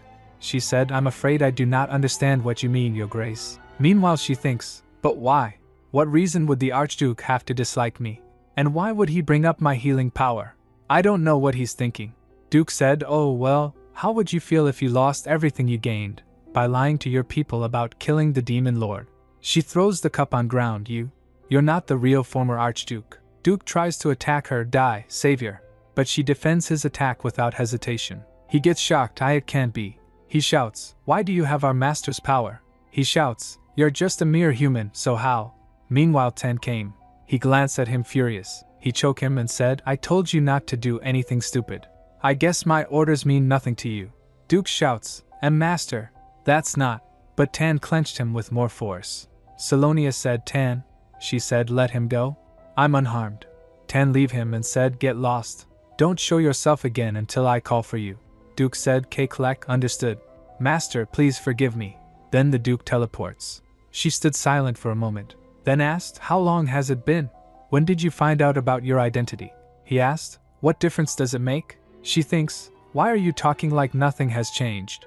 Now you know that I'm revered as a hero because I slayed you, and you know how much the world hates you. How could I possibly hope for you to still feel the same way as me? She turns saying I should go. Let's talk later. But he grabs her hand. She turns, he said, don't go. He leans towards him. I like you, Salonia. She blushed. Then she pushed him away. She said, I heard you. I was praised by people for killing you. And I didn't tell you about your identity, even though I knew who you were. I was so nervous, wondering when you would find out yourself. I hid the fact that I gave you the scar on your chest. I watched you suffer, yet I still. He holds her hand, interrupting her. I don't care. I like you, Salonia. Tears fell down from her eyes. She thinks, I wanted to run away. I was more afraid of you hating me than of dying. I was scared of being left alone, yet again. Then she touches his face gently. She said, you're the demon lord? And I'm the one who gave you that scar on your chest. He rubs his face against her hand, yes. She felt touched and starts crying. She thinks, even so, my feelings for you are strong enough to face this fear and anxiety. She said, I feel the same way. She smiled and said, I like you too, Tan. Tan smiled back. Then he grabs her and hugs her. He said, from now on, I'm not letting you go. So don't run away. And then they kissed. He said, don't go. Stay with me. She asked him, aren't we going to meet again at midnight anyway? He asked, Salonia, why don't you just live here with me? He kissed her on cheek while she asked, in her Sprüch manner? Then she thinks, oh, that reminds me. She asked, Tan, who is the man posing as the former Archduke? She flinched when Tan tells, a demon that stole the former Archduke's body. The same goes for the captain. She thinks the former Archduke and the captain's bodies were stolen by demons. Then what he said earlier. She recalls his words, why do you have our master's power? Tan and Salonia went where Tan kept that demon locked up. She steps towards him. He grits and said, you disgusting savior wench. She asked, what did you do with the owner of this body? He laughed and said, the owner? I pushed his soul down and took this body for myself long ago. Even if I leave, the soul has already vanished. The body would just become a corpse. She then said, explain what you said to me earlier. The demon shouts, do not order me around, human. Tan steps forward and said, explain. The demon flinched, eek, while leaving in her carriage. She recalls the demon saying, I can't say for sure, but your energies are the same. I can feel Master's energy coming from you as well. She asked herself, we have the same energy. Healing power is close to holy power, so it should be the opposite of Tan's demonic power. She thinks, in the original novel, the sword that Ian used to defeat the demon lord is said to have morphed into a holy sword after absorbing the demon lord's energy. But I was the last person who stabbed the demon lord, and the sword that I got from Ian hasn't turned into a holy sword yet. In that case, the demon lord's energy must have gone too. She gets shocked realizing, it can't be. After reaching home, Raymond helps her stepping down from carriage. Be careful, my lady. She said, thank you, Raymond. He asked, worried, are you alright? You look a bit pale. She said, oh, I am fine. Where's my father? He replied, he's in the study. She thinks at this hour, is someone visiting? Meanwhile Tan stood lost in thoughts. He recalls Salonia saying, I'll get going for today. See you in a bit at midnight. He smiled thinking about her. A servant came and knocks the door saying, excuse me, master. He came inside holding a paper saying, I have something to discuss with, huh? He stopped seeing no one in the room. He asked himself, he was here just a moment ago. Where did he go? Meanwhile, he teleports to Salonia's room. She was in sleep laying on her bed. He came and thinks seeing her, she must have been tired. Then he sat next to her. He brushed her hairs with his hands thinking, of course she was. A lot happened today. He recalled the demon saying, "You are the demon lord, master. Don't forget that woman killed you." He thinks, I wanted to know who I was. But by the time I found out, it didn't matter to me anymore. I don't care who I am, as long as I can be with you. What matters to me is that you don't hate me. Salonia. As long as you call for me, I will. Suddenly he stopped seeing her in pain. Shocked, he asked, Salonia? She turns with a sigh. Then suddenly he realized something and said to himself, wait. He opens his shirt to see. He gets shocked seeing the scar gone. He thinks the scar is gone. He flinched thinking, how is this possible? Then he recalls Salonia saying, I'm the one who gave you that scar on your chest. Then he recalls the demons saying, your energies are the same. I can feel Master's energy coming from you as well. He gets shocked thinking, it can't be. Meanwhile Salonia groans. He holds her and said, Salonia, I want you. He thinks, I only wish for you to be happy. I don't want you to be pained by anything ever again. For you, I am willing to do anything. Next morning Ella came to wake her up, my lady. My lady, are you alright? Salonia wakes up and rises asking, Ella? She asked, yes, my lady. How are you? You had a strong fever last night. Salonia blinked thinking, I was sick. I remember being so tired I just collapsed onto the bed. And I think I heard Tan's voice. Ella said, the physician said you've probably come down with a cold. His Grace was worried all night as well. How about you see him before you eat? Salonia said, I will. But Ella, how did you know I was sick? Ella replied, you pulled the bell pull last night. She realized something. Oh, she thinks it must have been Tan. He must have come by at midnight and seen the state I was in. She blushed thinking, hearing Tan's voice wasn't a dream. But why didn't I wake up? I wonder if I looked weird. Salonia asked Ella, how do I look when I'm asleep? She replied, sorry. Like an angel, of course. After that she went to meet her father. He said, Salonia, how are you feeling? I heard you had a fever. She replied, I feel better now. I'm sorry I worried you. He said, I'm glad to hear that. The Archduke came by this morning. He continues, don't worry. I explained the situation to him and sent him back. Since you're not feeling well, you shouldn't go out and about. Focus on recovering before the hunt. He said, I'm relieved to see you doing better. You should head back upstairs now. She said, yes, father. Saying this she was about leave. Her father said, Salonia, make sure you don't skip your meals. She replied, I won't. Don't worry, father. And left. Meanwhile in forest a man walks holding a light and said to himself, damn it, how could they demote me to the countryside just for having a few drinks? I went through so much to get into the Imperial Guard. He thinks still, the timing isn't too bad. Poor people without families have been disappearing in this area. If I solve this case, I might be able to return to the Imperial Palace. And with some luck, I will live in luxury. He said, this area is really dark. He glanced that way and asked turning, was it around here? Suddenly a cloaked person came in his way. Who's there? He said, you spooked me. What are you doing here? This place is dangerous, so... Before he can complete his words the person used black magic and attacks him. He shouts before fainting, wait, what are you? The person takes him on his shoulder and left. At the day of hunt, some men chatters, I bet 5 gold coins that Duke Cherville will win again. One said, then I'll place my bet on the new contender, Archduke Hirschbrook. I personally witnessed him killing the monster at Dinroha Manor. Others said, I did hear the cut for the Archduke will be quite high. After all, most people will bet on the savior, Duke Cherville. And others said, ha, they don't know what they're doing. One asked, who are you betting on? He replied, I, of course, will go all in on His Highness, the Crown Prince's win. Meanwhile at distant Ella said, my lady, how are you feeling? Salonia replied, thanks, I feel great. She winked saying, I haven't felt this good in a while. Then she felt in thoughts. She said to herself, I think I started to feel better after Tan came to see me. She glanced looking for Tan. Where's Tan? Ella said, I don't think he's here yet. By the way, there are a lot of participants this year. His Highness and the Beast of His Grace are joining, along with Duke Ian Cherville and Count Macryan Ford. Salonia said, you missed one? Ella confused asked, pardon? Salonia chuckles and said, I'm also participating. Ella said, of course. You're one of the top picks to win. Suddenly murmurs fills the air. Oh my, look over there. He's finally here. How is he so handsome? Salonia turns to see and it was Tan. He said, Salonia? Her heart starts beating fast seeing him. She noticed his shirt's button open and asked, Didn't you miss a button here? He leans towards her saying, Don't worry. Only you can see what's beneath this. She said, What in the world are you saying? I didn't mean I wanted to see what's under your shirt. She then whispers, I was worried your scar might show. Oh, I'd been meaning to tell you this. But the scar disappeared. She gets shocked. What? He said, I have a theory.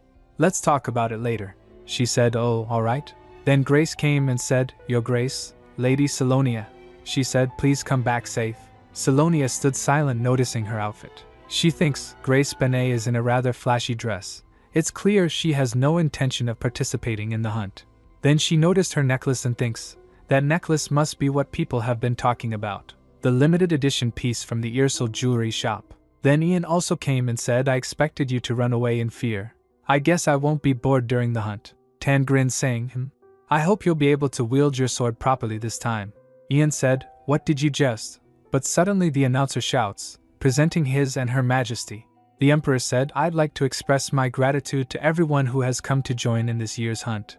I have prepared games suited to the skill level of this year's participants, so I trust you all will still be careful while enjoying the hunt. May the goddess of fortune smile upon you all and the empire. Let us begin the hunt. Salonia sits on her horse and said, Ella, I'll be back. Ella said, Be careful, my lady. Then someone called, Lady Salonia. She turns to see. It was Prince. Salonia said, Greetings, Your Highness. He smiled. She gets confused by his expressions. He said, I came to cheer you up in case you feel down after losing today. She asked, Pardon? He said, I'm just saying, don't try too hard. The honor of first place will be shared with you this year, so you can just wait quietly in a safe place. I will dedicate the highest honor of the day to you. She stood silent while Tan came. He said, It seems like everyone is eager to meet their end at my hands. She said, Tan, let's just get going. She thinks, I hope the hunt will go by smoothly. At distant Ian and Mac Ryan keep going on their way. Mac Ryan said, Ian, you seem to be mistreating Grace these days. The same goes for Leif. You two are hurting Grace. Speaking of Leif, he definitely would have made some high and mighty comment about how he doesn't make unnecessary kills if he were here today. Ian said, If you're not interested in winning the hunt, stop bothering me. He asked, Why are you so serious? Tell me, who will you dedicate the honor to if you win? Ian was about to say, Of course, I'll dedicate it to, but suddenly he stopped. Mac Ryan asked, You don't plan on dedicating it to Grace, do you? Ian said, You're not any different. You can't stop staring at Salonia when she's with another guy. He said, That's. Then suddenly he flinched. He felt a sudden change in Ian's energy. Ian said, Keep bothering me, and I'll cut you down first. Saying this he left. Meanwhile shocked Mac Ryan thinks, What was that just now? I sensed an energy, even more sinister than that of monsters from Ian. Meanwhile nearby a griffin shouts loud while being chained. A knight shouts, Hold on tight. He asked the captain, Captain, is this really alright? The captain asked, You dare question an imperial order? The knight said while his voice trembles, Oh, of course not, sir. But shouldn't we call a priest to keep the griffin tied up? Captain said, The chains have holy power, so it's not a problem. If they didn't, it would have unleashed itself already. He said with a smirk on his face, What better way to hold off the saviors, who conquered the demon lord, and Archduke Hirschbruck, who slayed a monster with one cut, than a griffin. Suddenly the griffin sensed something. Grr? He starts shaking while Knights holds the chains. They shouts, Something is wrong. The captain shouts, Check the chains and tighten the hold. A knight said, Yes, sir. Suddenly the chains got broke. The knight shouts, The chains. They broke. Catch it. The griffin flew away. Captain shouts, Damn it. Chase it. Meanwhile Ten sensed something. He said, This noise. The griffin flew above their heads. Seeing it, Salonia thinks is that. Meanwhile the prince reaches to Captain. He said in trembling voice, My apologies, Your Highness. The prince fills in, It ran away? Captain said, Why yes, Your Highness. We made sure to tie it up with holy power-infused chains, but it got away somehow. I swear we were thorough, Your Highness. Prince points his sword towards him saying, You talk too much. Is that supposed to be your excuse? I wonder if His Majesty would buy that. Captain replied, We'll catch it right away if you give us one more chance. Prince puts his sword on Captain's shoulder saying, If the griffin you let go is slain by someone else, someone will need to take its place. He leans towards him saying, I truly hope it's not your head that replaces the griffin's. It would be a shame to lose one of His Majesty's trustworthy knights. The captain said in a trembling voice, I will not let you down. Prince sighed and said, This is so bothersome. Go, before it's too late. Captain said, "Yes, Your Highness." Meanwhile, Salonia follows the griffin on her horse. She thinks seeing it, a griffin. It's a rare monster that I've only seen a few times during my 6-month expedition. She stood shocked thinking, what is a monster like that doing at the Imperial hunt? Then she recalls the Emperor's words, "I have prepared games suited to the skill level of this year's participants. So I trust you all will still be careful while enjoying the hunt." Salonia thinks, I know he said that, but there's no way. Tan said. Salonia, step back for a moment. Confused, she asked, Tan? Suddenly the griffin came on ground right in front of them.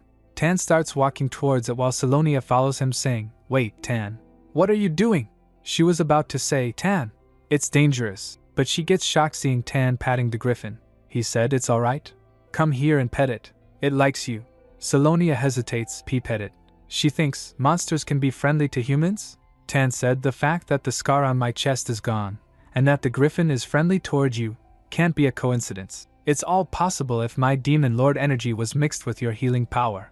I suspect that the moment you scarred me, you absorbed a part of my energy." He said, "My instincts were probably trying to reclaim my lost power. That's why, whenever we held hands, my energy that had mixed with your healing power returned to me and eased my pain.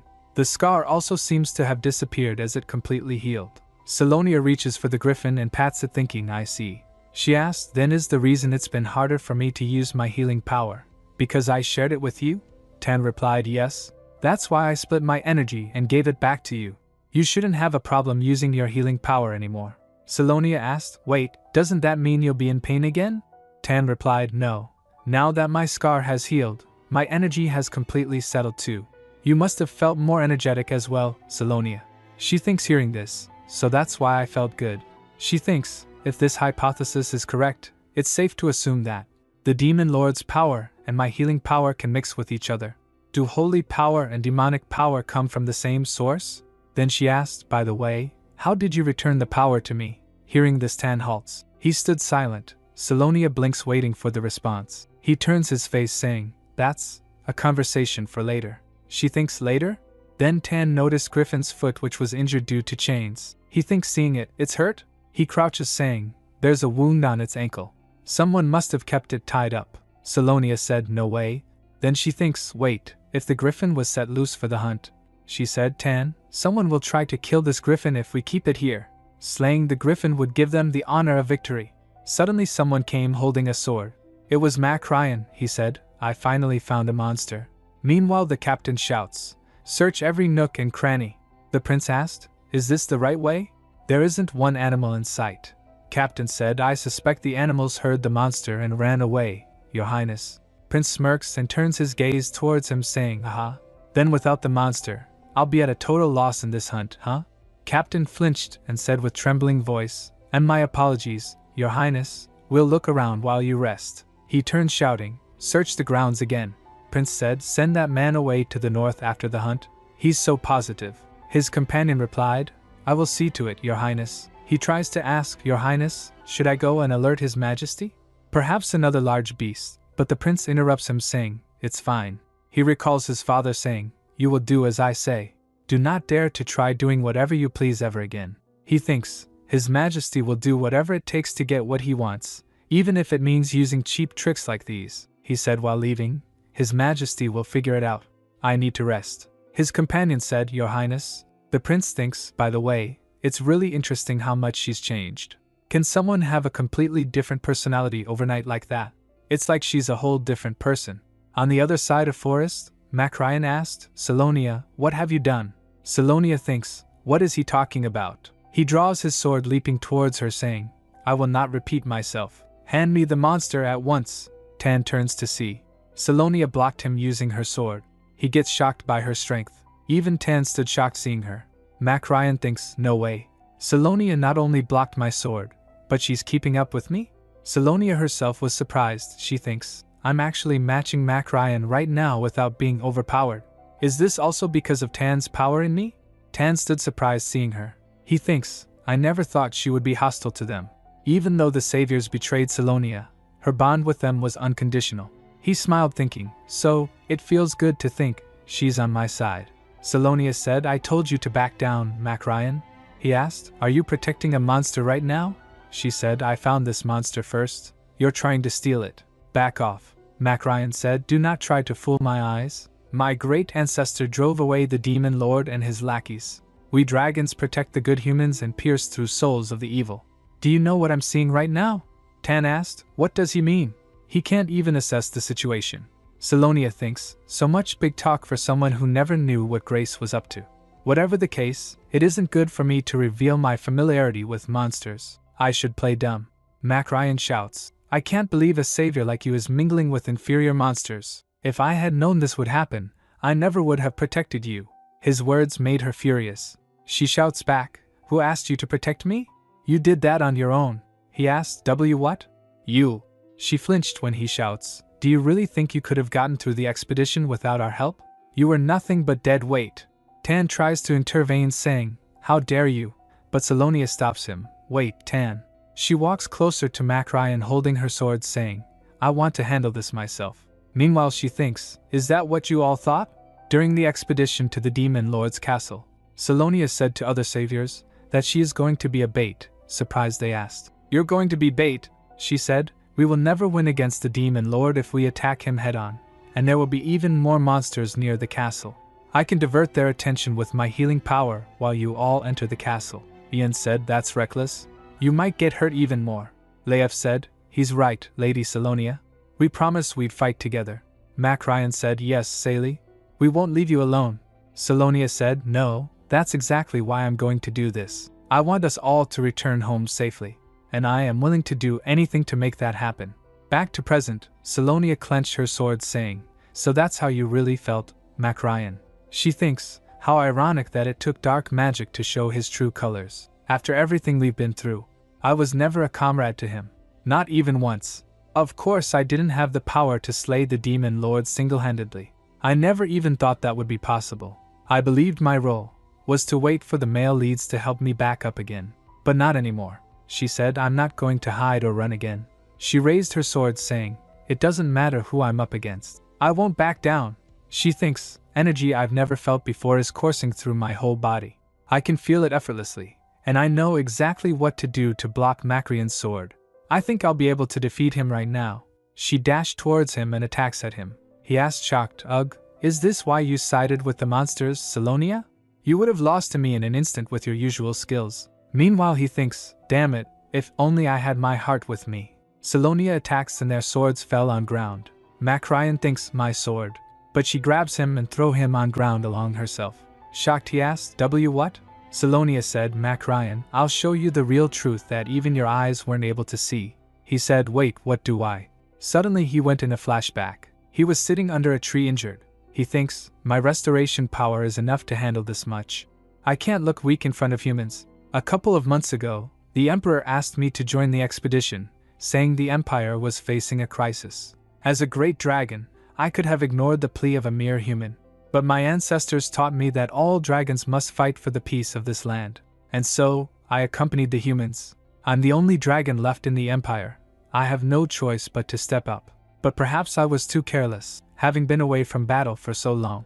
I can't believe I got injured by an ogre. Then Salonia came holding some food items. Mac Ryan. He asked, what do you want? She placed the items near him saying, you should eat. He turns his face saying, I don't need to. She steps back and sits on the other side of the tree. He said, stop bothering me and go eat somewhere else. She said, but I like it here too. She said, you know what, Mac Ryan? These days, all I can think about is what I want to do once I get back. Sometimes, I feel like I'm all alone in this world, but there's still so much I want to do and learn. So no matter what, I'm going to do my best to make it back safely. And for now, I'm starting by eating well. He thinks, I expected her to be a spoiled child. This is surprising. Now that I think about it, she never really comply. His thoughts interrupts as she moves her hand near his wound saying, so, you should make use of me as well, Mac Ryan.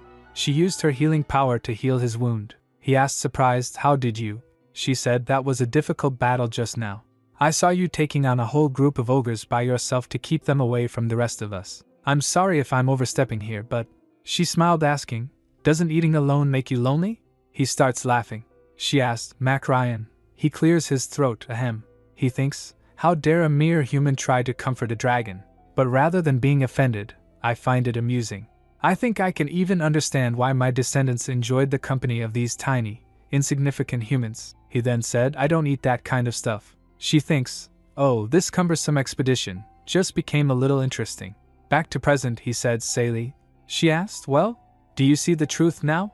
He crawled away saying, and no way. His words crumbled as he said that. He thinks, my memories were manipulated. My affection for Salonia vanished, leaving only the impression that I had found her bothersome at the start of the expedition. Thinking this, he flinched. He asked, as sayly, I didn't mean what I said. You already know this, right? He said, I did think you were troublesome at first. You were weak, after all. I thought I had to protect you. That's why I gave you my heart. Damn it, was I really played by a human girl? She asked, is that all you have to say? I see. It isn't your fault. So you might think this is unfair. But you're not even trying to apologize. Do your excuses matter more to you than how I feel? I'm disappointed in you, Mac Ryan. He tries to say, as sayly, I can explain. But suddenly some voice interrupts. Over there.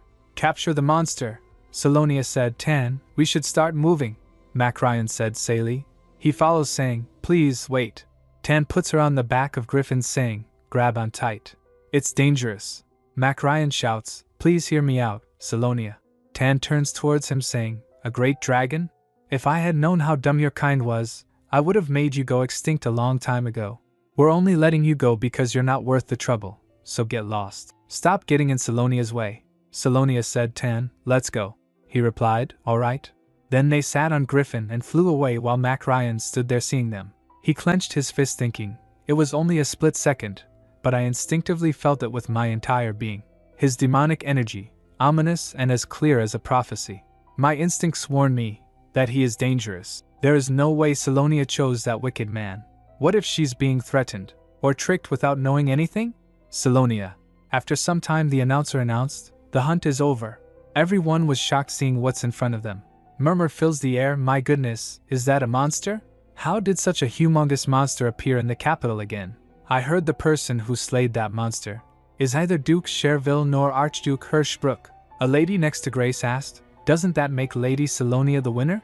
She halts hearing this. She asked, what do you mean? Didn't Duke Cherville capture a massive black bear?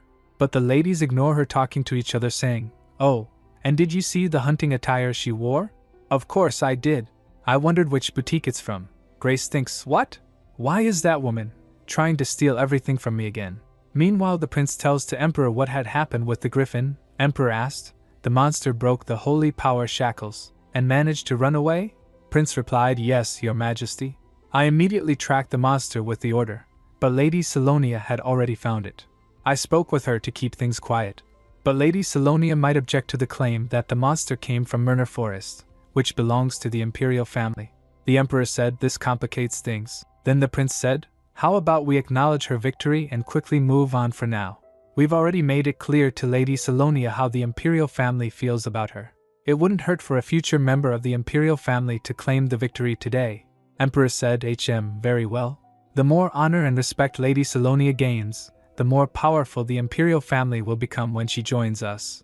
You got lucky this time since it was her who caught the monster. This cannot happen again. Prince replied, I will take caution, your majesty. Meanwhile the emperor thinks Helios, he was always indifferent when I brought up marriage. But he must have had a change of heart. Then he said, good. Prepare for the closing ceremony. The emperor came to address everyone. He said, we faced an unexpected danger during today's hunt. A monster appeared in the sacred forest of Myrna, threatening our safety. But luckily, someone stepped up to stop the threat. Our hero and savior, Salonia Besson. She took care of the monster with her bravery and wisdom and protected everyone present here today. To honor her achievement, I hereby declare her the rightful winner of today's hunt. Everyone cheers for her. Salonia bowed saying, I am deeply honored, your majesty. Emperor said, you did well, Lady Salonia. She said, thank you, your majesty. The prince steps forward saying, I did not know you were so skilled with the sword, Lady Salonia. Maybe you could teach me a thing or two.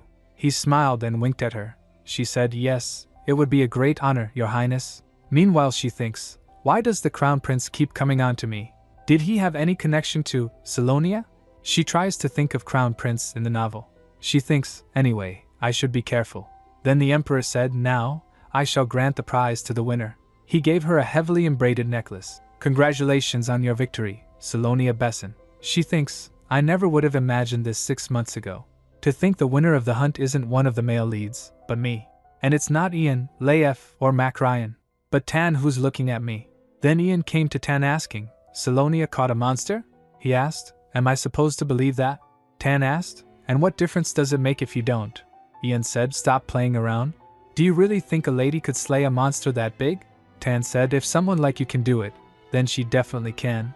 Tan smiled and said mockingly, no, wait. She did something you couldn't. Ian shouts, nonsense. You can fool everyone else, but I. But Salonia interrupts them saying to Tan, Archduke Tan Hirschbrook. She gave the flower bouquet to him saying, I would like to dedicate the honor of my victory to you. It is customary for the winner of the hunt to present flowers to the person they wish to share their honor with, and sharing that honor is considered a declaration of love. He grabs her and leans towards her. Ian stood nearby seeing them. He thinks, huh? What's this feeling? It feels like I've forgotten something important. What is happening to me? His heart beats fast. At night Tan came to Salonia's room. She closed the door and Tan asked, is there no one? She whispers, shh. Tan, I told you to sit over there. He said, you're being awfully careful today. Her heart beats fast while she said, well, it's been a while since you visited, and it would be cumbersome if the maids found out. Meanwhile she thinks, really, why am I suddenly so nervous about Tan being here at night? Tan sat on the sofa and Salonia asked, did the griffin we saw at the hunt return safely? He replied, yes. During the hunt, they used Tan's power to send the griffin back safely. After teleporting the real griffin to the northern forest, they turned a nearby rock into a fake one. Even though it was fake, it looked so real that they had a hard time catching it. Salonia thinks the animals caught during the hunt will be burnt as sacrifices to the goddess, so there won't be any evidence. She sat next to him saying, I should have said goodbye. It was very smart and cute. He said, I'm sure it'll be fine on its own. After all, it went back to where it came from. He plops her on sofa saying, so, I'd rather you focus on me. She hugs him with all the energy she had left. She said, thank you for today. I'm so grateful for everything you've done for me. Thank you for trusting me and patiently waiting for me to succeed on my own. He asked, why are you thanking me for doing something natural? Salonia said, you're tickling me. She thinks, whenever I'm with Tan, I think I understand what it's like to be loved for who I am. Perhaps he's the one person who will still love me, even after learning who I really am. The next day, the maid came and knocks the door. She said, my lady, may I come in? Salonia said, yes, I'm all ready. She asked, where is Tan? The maid replied, oh, I showed his grace to the parlor. Then she said, your father wants to see you. Salonia halts thinking, my father? She went to her dad's room. Did you call for me, father? He said, I won't ask any questions about the hunt. But I am concerned about you seeing him, Salonia. She thinks, it's about the fact that we announced our relationship at the hunt. She said, I apologize for not telling you sooner, father. But Archduke Hirschbrook is a good person on whom I can depend. We plan to continue our relationship and see where it. She flinched when her dad interrupts her saying, I can't help but think that it was planned. He said, the former Archduke Hirschbrook has recently started getting more involved in court affairs. The very same Hirschbrook everyone thought would stay tucked away in the snow-covered north. You must also be aware of how interested he's become in central politics lately. And as if that weren't enough, he suddenly brought in a strange man, claimed he was his son, and passed down his title. I don't know why he decided to approach House Besson, but we must be careful. She thinks I can't argue with that. He has every right to be suspicious since he doesn't know who Tan is, he said, and I'm concerned that whenever you're involved with him, you always seem to get injured. Please understand where I'm coming from as your only family. She said, of course, father. Meanwhile she thinks, I can't stand my ground right now. I'll have to convince him in time. Her father said, Salonia, you are the most valuable jewel I have. You cannot be harmed in any way. Mark my words. After their meeting, Salonia thinks, although some parts of the conversation worried me, I quickly said goodbye to father and came to the parlor. She gets confused seeing Leif, Mac Ryan and Tan waiting for her. She thinks, but why are there 3 people instead of just 1? She went straight to Tan and said, I'm sorry I kept you waiting, Tan. He kissed her hand saying, it's fine. I can wait forever as long as you return to me. She blushed and her heart starts beating fast. She sat next to him and asked the other guests, and what business do the 2 of you have? I do not recall inviting either of you. Leif said, my apologies, Lady Salonia. Sir Mac Ryan wished to speak to you. Mac Ryan said, Sally, I screwed up this time. I heard everything from Leif. Salonia asked. So what? Could you leave if that's all you have to say? You coming here unannounced makes me uncomfortable. Shocked Mac Ryan said, sorry, I just wanted to apologize for what happened at the hunt. I didn't say anything back then because I didn't know how to apologize. I know I'm much too late, but I'm sorry, Sally. She said, alright, I understand. You don't have to apologize anymore. I guess I should make myself clear. She said, I don't want to waste any more time on this. Mac Ryan said, Sally. She said, so I'd rather not continue this conversation. But Mac Ryan, you were affected by dark magic, even though you're a dragon. How is that possible? He said, so you knew it was dark magic. I can't really explain it either. Dark magic is so ancient that I never got the chance to see it for myself. And since I don't have my heart right now, my senses are too numb to fully grasp the sorcery. But there's one thing I know for sure, Ian Cherville. I can sense an unusually evil energy coming from him. Leif asked, what do you mean, Sir Mac Ryan? Mac Ryan said, I only noticed this during the hunt myself, but Ian has changed. There is something more evil than the energy of an ordinary monster inside him. If Ian also has something to do with this dark magic, we can't rule out the possibility that he's suffering from its side effects. Salonia thinks side effects? Mac Ryan said, ancient magic that controls humans, like dark magic, gradually robs them of self-control, leaving them with nothing but animalistic instincts. In the end, both the mind and body perish. In other words, he might turn into a monster driven by nothing but pure evil. Meanwhile at the palace, a lady shouts. The princess pours hot tea on a lady. She said, Humph, be quiet. Why are you making such a fuss? Did you really expect me to drink this? Bring me another cup. The lady starts crying and said, my apologies, your highness. The lady dashed to get another cup. Then the princess turns towards Grace. By the way, Miss Grace, didn't you say you were coming with the Holy Knight and Count Ford? Why are you alone? I wanted to get a look at both of them. Grace said the two of them had some urgent business to attend to. I will entertain you in their place, your highness. Princess asked, really? You? How? Grace said, I can tell you a story, your highness. I'm sure you'll love it. At a different place, some mysterious person said, how many are left? Other one said, we have collected 70 as of today, so there are 30 left. First one said, we'll be done soon. Then a magical circle appears. The person moves to close the book saying, look forward to it. He closed the book saying, the day when everything is set right again. The title of book was, Surviving the Demon Lord. At Cherville Manor, Ian's companion said, I will start the briefing, Captain. I met with the investigators in charge of the missing persons cases. They said the numbers have been soaring lately, making it impossible to ignore. If we include orphans, the poor, and others without clear identification, the actual number might be 2 or even 3 times higher. Ian stood silent hearing his companion. He turns asking, could it be human trafficking? His companion said, we're considering it a possibility, but compared to other human trafficking cases, these ones are a bit unusual. Ian said, look into the movements of the Vale Kingdom and report back to me. His companion asked, do you see a connection between these cases and the Vale Kingdom? Ian said, barbarians have been kidnapping people living on the Empire's border for a long time. It might be about increasing their manpower, so keep a close eye on that. He bowed and said, yes, sir. Then a man came with a dog. Ian turns to see him and said, Father. He was former Duke Cherville, Jeremy Cherville. He shouts, you imbecile. I can't believe you lost first place at the hunt to a girl. Are you out of your mind? He shouts, you're the captain of the Imperial Guard. Haven't you brought enough shame on the family name already? Ian stood silent hearing his father. Jeremy continued shouting, I would have never given you my title if I had known you were this incompetent. You tossed aside House Besson just to be with the daughter of a mere baron. Ian tries to speak, Father, but her father still furiously shouts, are you trying to bring our family to ruin? Before he could finish his words, Ian interrupts saying, shut your mouth this instant. Hearing his son saying this, he got shocked and flinched, asking, W what? Ian said coldly, I said, shut your mouth. His father staggers, asking, how dare you talk to your father that way? Ian said, if you step foot in my office without permission one more time, it won't end with just a warning. He said, remember that the current head of House Cherville is me. His father asked, what? Ian said, what are you doing? Show the former Duke out. His father staggers in shock. The guards said, please follow us, your grace. Jeremy shouts, Ian, how dare you? You can't treat me this way.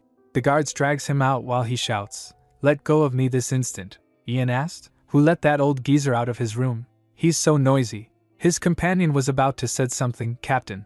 But Ian turns towards him furiously. He steps closer to him asking, "What is that expression? Do you also think I'm not worthy of my title?" His companion said, "Pardon?" "Of course not, sir. I would never dare." Ian leans towards him as he said, "Exactly. How dare you?" Then he turns saying, "No one can look down on me. I will kill anyone who steps out of line and tries to undermine me. Mark my words." His companion stood silent observing his captain. Back to Salonia and Macrian's conversation, Salonia asked, "What do you mean Ian could turn into a monster?" Macrian said, "I mean it literally. If the dark magic keeps affecting him, his body will be destroyed. Eventually, he will lose his intellect and human soul." Hearing this, Salonia gets shocked. She thinks, no way. The three of them have been under the influence of dark magic for quite a long time. She asks then, "Did the two of you also experience your bodies being destroyed?"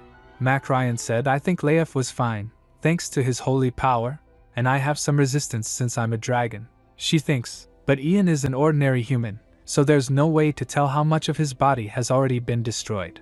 She asked, "Leif, any news on the holy water I asked you about?" He replied, "I'm trying my best, but holy water is made in such small quantities that it's hard to get enough." Then he turns to ask, "Macrian, is there any way to purify dark magic besides using holy water or healing magic?" He replied, "No, not that I know of.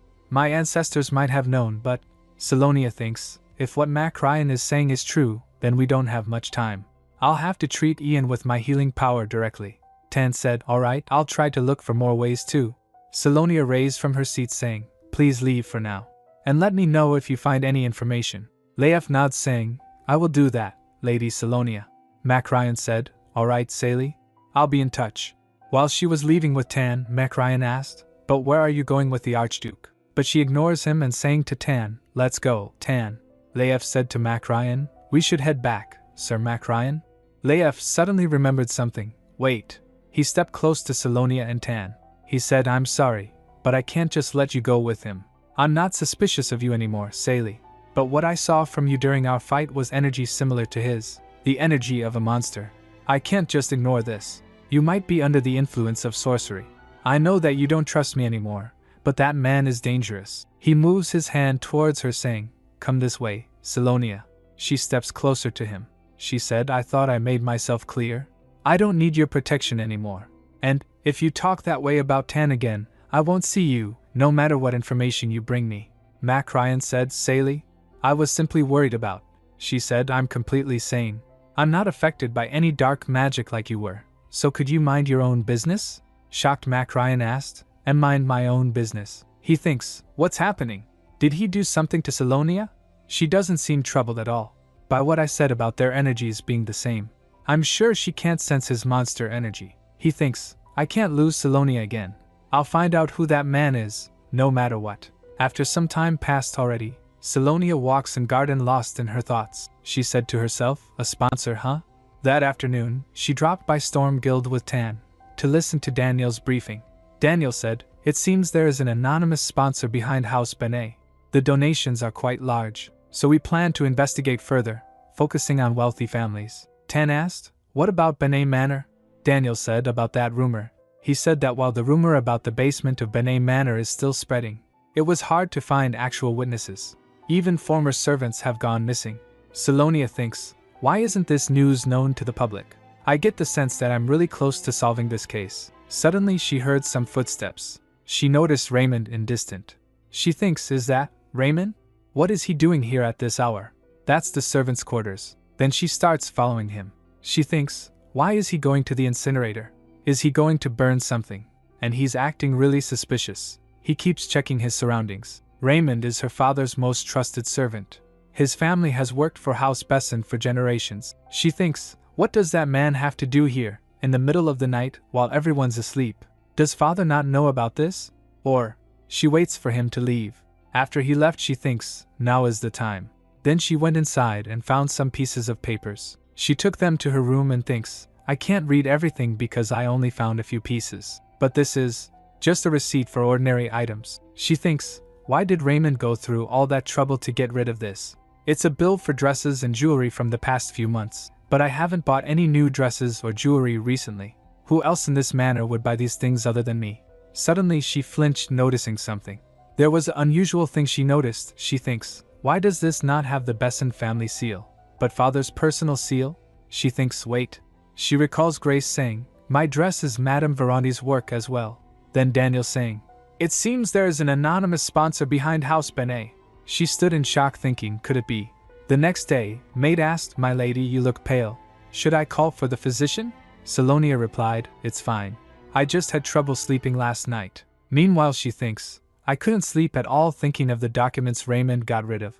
The maid asked, would you like me to tell his grace that you won't be joining him for breakfast today, my lady? Hearing this she halts. She said, no, tell him I'll be there shortly. Then she went to dining room. Her father said, good morning, Sally.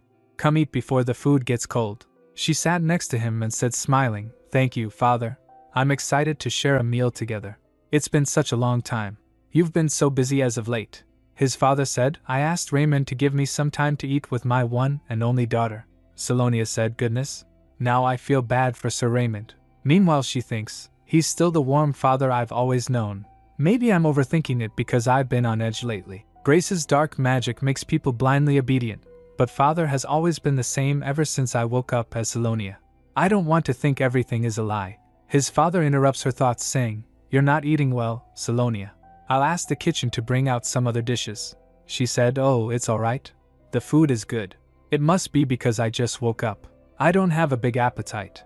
Her father said, you should eat well to stay healthy. How are you feeling these days? She replied, I'm completely fine. Then she glanced at her father. She asked, how about you, father? She asked, you're not feeling tired or a bit sick, are you? You've been so busy. You'll feel much better if you let me use my healing power on you. What do you say? She lifts her hand to help saying, you've been working too much. But before she could reach her father he smacks her hand. She gets shocked by her father's reaction. He said coldly, I'm alright, Salonia.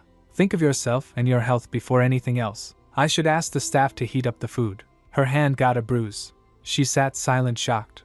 At Hirschbruck Castle in the north, Archduke Hirschbruck recalls Tan saying, Salonia convinced me that the former Archduke must be alive to prevent suspicion. That's the only reason you're alive. Remember that. If you pull another stunt like this again, I'll erase you from existence. He slams his hand on table shouting, damn it, how can a mere human girl have the great demon lord wrapped around her finger? He walks around thinking, Master needs his memories back as soon as possible. Then he'll come to see my loyalty and rise as the true lord of all demons, and I should take care of the girl to prevent any more trouble. He laughed thinking, I'll have the monsters feast on her. Jack came and said, Tom, he asked, what are you doing, muttering by yourself? Look at this. Tom turns and said, huh? I'm not in the mood for your games right now, Jack. Jack grinned saying, I think this will change your mind. He showed him a box. Tom opens it saying, this is. They opened the box and said while an evil laugh appears on both faces, would you look at that? This will surely return our master to his former self. A few days later, at Hirschbruck Manor, Salonia said, and that's why I need your help. She said, I need to do something with Mac Ryan. Tan asked, you mean the Grey Lizard? She replied, yes. After her meeting with Mac Ryan and Leif, she received a letter from Mac Ryan. She stressed that all correspondence must be sent to Hirschbruck Manor from now on. So she came here to meet Tan and check Mac Ryan's letter today. She thinks Mac Ryan said he'll pretend to still be under the influence of the dark magic, and visit Benet Manor with jewelry as a gift to check on Grace soon. He's also going to see if he can retrieve his heart. This is great timing. She remembered the receipt, the mysterious receipt, with father's private seal that Raymond burned. She thinks the name of the jewelry shop was scorched beyond recognition, but judging by the enormous bill, it was likely for that limited edition necklace from Ursel Jewelry that Grace wore to the hunt. She sits next to Tan thinking, this could be my chance to find out for sure if there's a connection between father and Grace. She said to Tan, I'm going to ask Mac Ryan to visit Ursel first. Tan pouts without saying anything. She asked, what's the matter? He taps his lap saying, sit here. He said, you're too far away? Salonia asked shocked, what?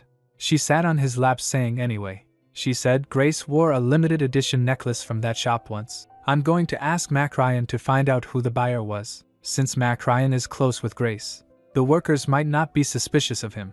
Tan said, do you really trust that stupid lizard to do the job?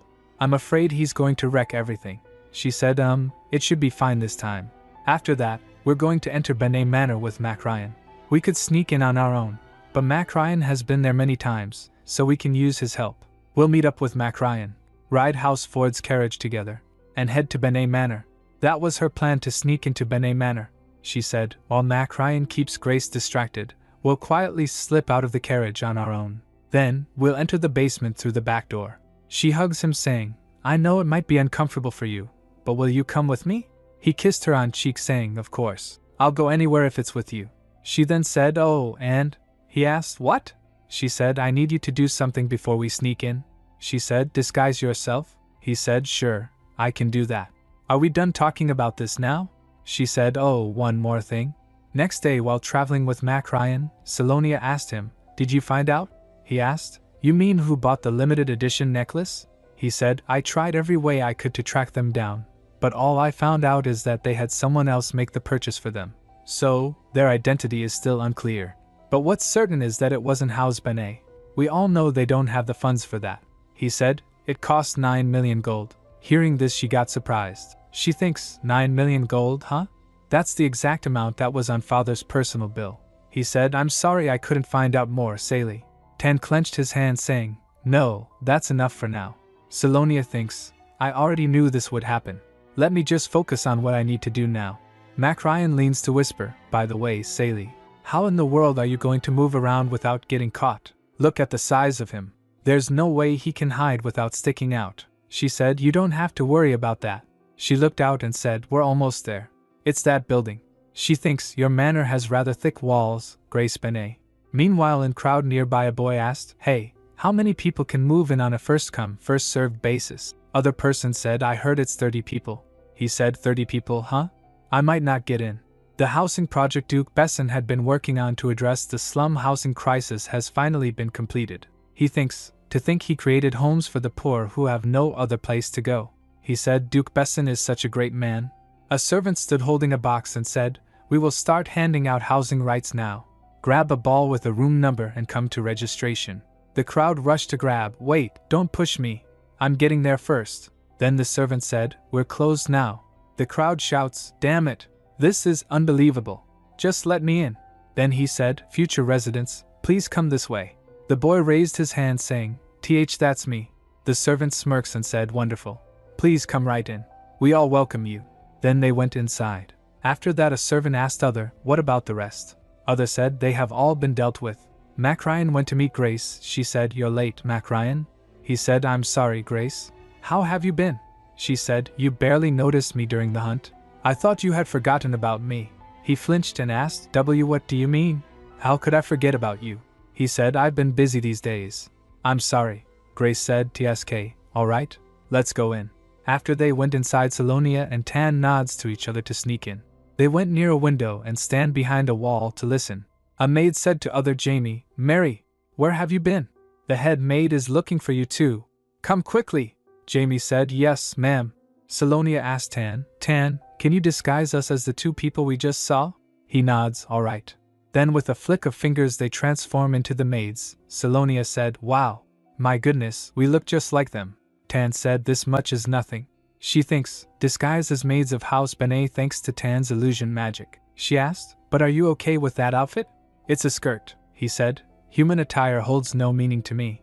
Then they enter the manor, and she glanced thinking, this place is much quieter than I expected. It might be difficult to find anything out while posing as a staff member. Now that we're here, we should try going into Grace's parlor or bedroom.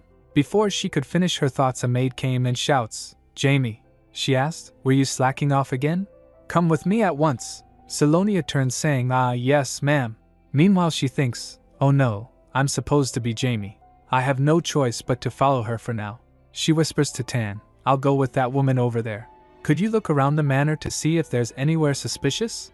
Tan nods. Salonia thinks, I should stay positive. Maybe I'll get some good information out of this. While she follows the maid, that maid said, you shouldn't be slacking off so much. You're still new here. Miss Grace will have your head if she finds out. Salonia said, yes, I'm sorry. She thinks she sounds like she's been here a long time. She might know something. Salonia asked, how long have you been working here? The maid replied, me? I've been here almost 6 months now. You can tell I'm different from newbies like you, right? Salonia thinks 6 months seems like a short time. Do staff members leave quickly here? The maid points her finger saying, anyway, Since you got caught goofing around, you should finish the job. She thinks the job. The maid asked, what are you waiting for? Get started already. Salonia stood nervous thinking, this is bad. I don't know what the job is. Do I need to go through this door? She opens the door and gets shocked. She gets flinched. The other maid asked, huh? What's wrong? Salonia thinks, this stench. These are the Darjeeling tea leaves Leif brought me. The maid said, are you pretending to be sick to get out of work? You were fine just now. Salonia said, no, it's not that. The maid shouts, if you keep this up, I'll tell Miss Grace and have you locked up in the basement. Hearing this she thinks, the basement? She asked the maid, do you know where the basement is? The maid gets startled. She asks, why would you want to know that? You're acting really weird today. Suddenly Tan came behind that maid. He makes her unconscious saying, another loud human. Salonia asked Tan, when did you? He transformed back to his original form and said, I found it, Salonia. A suspicious place. Outside at garden, Grace said to Mac Ryan, you don't seem to have an appetite today, Mac Ryan. He asked, what? She said, I prepared tea and your favorite desserts, but you didn't take a single bite. Is there something wrong? I'm really worried. He gets angry thinking, this vile human. How could she act so shameless after casting that dirty dark magic on me? He clenched thinking, no, I should calm down. I'm still under the spell. I'm still under the spell. He said, I'm not eating because I want to properly have dinner with you. Aha, he said, that reminds me. I bought a gift for you at the jewelry shop you like. I must have left it in the carriage. She claps to call a servant saying, really? I'll have a servant bring it. But he raised saying, it's no problem. I'll grab it myself. Grace said, all right, I'll wait here. Then he steps out while Grace sat waiting for him. He stops for a moment to glance. Inside, Tan said to Salonia, it's beyond this wall. She said, it seems like an ordinary wall. She knocks the wall. She gets shocked when she found it's hollow. She said, there's a space behind the wall? He said, it seems so. She said then. But before she could say anything further, Tan pulls a book from shelf making the hidden passage open. She asked, how did you know that book was the secret switch? He said, it had the same energy as the space underground. She thinks, I'm so glad I have Tan on my side. Then she thinks, judging from that maid's reaction, the staff members know the existence of the basement, but not the way to get there. In that case, the basement most likely connects to a secret passage nobles use, like this one. They slowly went down while she thinks, the very secret that Grace hid deep underground, away from other people's eyes, might be just a few steps away now. The truth behind Grace's secret, and her dark magic. Meanwhile Mac Ryan searches for his heart. Damn it, where did she hide it? He glanced thinking, as long as I have my heart, deflecting dark magic will be a piece of cake. I have to find it before Grace gets suspicious. Am I in the wrong room? I felt my heart's energy coming from here last time. I can't sense it properly, because there's too much foul magical energy in this room. The door creaked open. Grace peeked and said, Mac Ryan, what are you doing in my room? He got shocked and stood nervously. She came closer saying, I was waiting for you to come back, but I guess your mind is elsewhere. Is there something more important than me? She shows his heart saying, oh, are you perhaps looking for this? While going in basement, Salonia asked, what do you think, Tan? Do you feel something? He said, I can sense a presence deep inside. She asked, a presence? Is it a person? He said, yes, but their energy is weaker than most people's. She thinks it can't be. Does that mean there's someone locked up here? If they're hostile, we'll need a place to hide. How can we fight them in such a dark place? Tan squeezed her hand. He said, don't worry. I'm right here. She thinks, I guess I was shaking. The moment I stepped into this cold, dark basement, everything began to feel surreal. I'm so scared that I just want to turn around and run away. But, she grasped his hand saying, thank you. She thinks, I'm okay now. After all, whatever danger comes, I'll have Tan by my side. They reached down. She peeked inside the cells. There's no one behind the bars. What is the purpose of this place? Tan said, Salonia. He said this way. They reached in front of a cell where a lady was laying on ground. They get shocked. Is that a person? Salonia said, what? Why would someone be in a place like this? Tan said, she's still alive? Salonia asked, really? Then we should. The women behind the bars said in a low voice, please, help. Please let me out of here. I'll do anything, please. Salonia asked Tan, can you break through these bars? Before she could even finish her words he said, no. He said it could be a trap. The lady said, no. Why, you're Lady Salonia of House Besson, right? She said while coughing, I know who you are, even though I only saw you from afar. I saw you, back when I was a debutante. Salonia asked, and you are? The lady said, I'm Grace Benet. The real Grace Benet. Back to Grace's room, Mac Ryan stood shocked, the air filled with chills. He asked, how did you? She said, did you really think I wouldn't notice when you've been so obvious? You're still so simple-minded. Well, that is what I liked about you. So you really broke free from the spell, huh? How? He said, did you really think your lousy dark magic would work on me? She said, what a shame. I prefer an honest man, rather than someone who tells me blatant lies. He clenched his fist and the room light up with his energy. He shouts, you, shut your mouth, she said. Gale. Gale appears and binds Mac Ryan with dark magic. He thinks, is this a binding spell? Another form of ancient magic? Ugh, I can't even lift my finger. Grace said, get him on his knees while you're at it. Gale said, yes, Miss Grace. He makes Mac Ryan fell on knees. Mac Ryan thinks, damn it. If only I had my heart, I wouldn't have any trouble with this rotten spell. Grace came closer asking, have you calmed down a little, Mac Ryan? I just wanted to have a chat, but you flipped out on me. She asked coldly, now tell me, did she lift the spell from you? Mac Ryan shouts, I have nothing to say to you. How could you act so shamelessly after tampering with someone's mind? Have you no decency, Grace Benet? Grace said, I don't understand. Shouldn't you be thanking me right now? He asked, what? She leans closer holding his heart and saying, I put you back where you belong, playing the part of the man who loves me. He asked, what do you? She left saying to Gale, Gale, proceed. He said, yes, miss. Then Gale proceeded to do what Grace had told him. Back to basement, the real Grace said, I woke up one day to find myself here, stripped of my own body. The person inside my body is not me. Salonia thinks, what? She fell on ground trembling. Did I hear that right? She said, no. Then who in the world is inside Grace right now? She thinks, don't tell me. Did someone besides me also get reborn into this world? Tan said, we can't let you out on your word alone. Can you prove that you are the real Grace Benet? She said, and my mother passed away when I was 5. My father remarried shortly after that, but he got divorced. Tan interrupts saying, that's not enough. Grace said, that's unfair. I'm Grace, so why do I have to prove myself? She asked, did that woman who stole my body prove that she is Grace? You don't know what I've been through, so who are you to judge me? She said, I'm Grace Benet. I'm the real Grace. Salonia said, I understand. If what you say is true, we can help you. So please tell us everything you know. Grace said, I remember the day my body was stolen. It was that day, Lady Salonia. The day the expedition to subjugate the demon lord was formed. Grace tells, I still remember it vividly. Everyone in the empire came out to the street to pray for the expedition that day. I was also there with my family, looking at you, Lady Salonia. But then, my sister suddenly walked away. Grace asked, Lily, where are you going? You shouldn't wander off on your own. Let's go back to father. Suddenly Gale appears. The real Grace continues, she tricked me by wearing the same dress as my younger sister. I'm talking about the fake Grace Benet who stole my body. When I came to, I was locked up in here. She has a large man with brown hair as her servant, right? Salonia thinks, a man with brown hair. She must mean the man I saw at Marquis de Rojas Manor. Grace tells, his name is Gale. He locked me up here as per that woman's orders. I overheard them talking when they were here. My sister and father don't even know that I'm locked up here. She then said, all right, is my family safe? Where is my father? She said, my father will recognize me. Hearing this, Salonia flinched. Grace said, please call my father down here. That way, I can prove my. Salonia said, I'm sorry. We're in an urgent situation, and we can't afford any more variables. Grace said, but.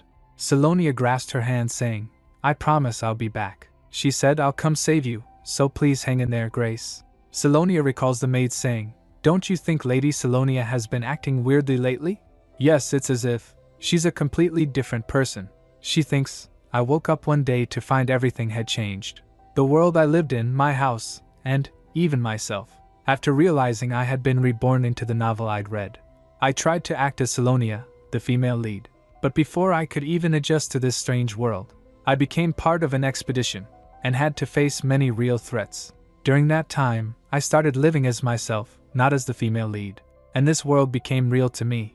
The other members of the expedition did not know the real Salonia, so no matter how I acted, they could not tell something was off. However, what about Galloway Besson? Did he really not notice that I wasn't his real daughter? She recalls moments from past, Grace saying, don't be too upset. We're quite alike, you and me. Jillian saying, I have always worked for Miss Grace. She thinks, what if the premise was wrong from the start? What if Galloway knew everything from the beginning? She ran outside. While running, she fell on the ground. She clenched her hand thinking, I'm so stupid. She starts crying saying, how could I have thought that he truly loved me? Tan came following her. Salonia. He said, what's wrong? You just burst out on your own. Are you hurt? Let me see. She thinks, I should have known. He always seemed to care more about my physical well-being than my feelings. At times, he even looked at me with a cold expression, as if I were a complete stranger. No, deep down, I already knew. I had accepted this world as my own, and thought I could finally have a real family here. I was so afraid of losing that she said to Tan, I'm scared. She said while crying, I want to go back. I don't want to do this anymore. It's too painful and scary. She said, I'm not a savior, I'm not, Salonia Bessie. Before she could finish, Tan hugs her tightly. He said, you can run away if you're in pain. Let's leave together whenever you want, if you want to stop. I'll take you wherever you want to go. He embraced her saying, so please, don't cry, Salonia. Tears fell down from her eyes. They sat in rain for a few moments. Inside, Grace asked to Gale, what did father say? He replied, he said that everything will be in order soon. She shouts, so things are still not ready? Ha, if only we hadn't failed that time. This is so irritating. Everything is going against the plan. Leif won't visit me as much, and I don't know how Mac Ryan broke free from the spell. Gale asked, but you cast the spell on him again, didn't you? She shouts, the problem is that he already broke free once. She opens a box which holds Mac Ryan's heart. She thinks, I managed to brainwash Mac Ryan again, but I couldn't find out how he broke free. Casting the spell over and over won't work forever. I need to find out who set him free. She said, Leif and Mac Ryan still look good enough to take with me, but Ian is already quite destroyed. Should I just throw him away? She said, Gale, find out how Mac Ryan's spell was lifted, and see what Leif has been up to these days. He's acting strange. He left saying, yes, Miss Grace. Grace thinks, I can deal with Ian later. After all, when the time comes, he'll find out the truth one way or another. At an open ground, a guard orders other guards, we'll start the search from here.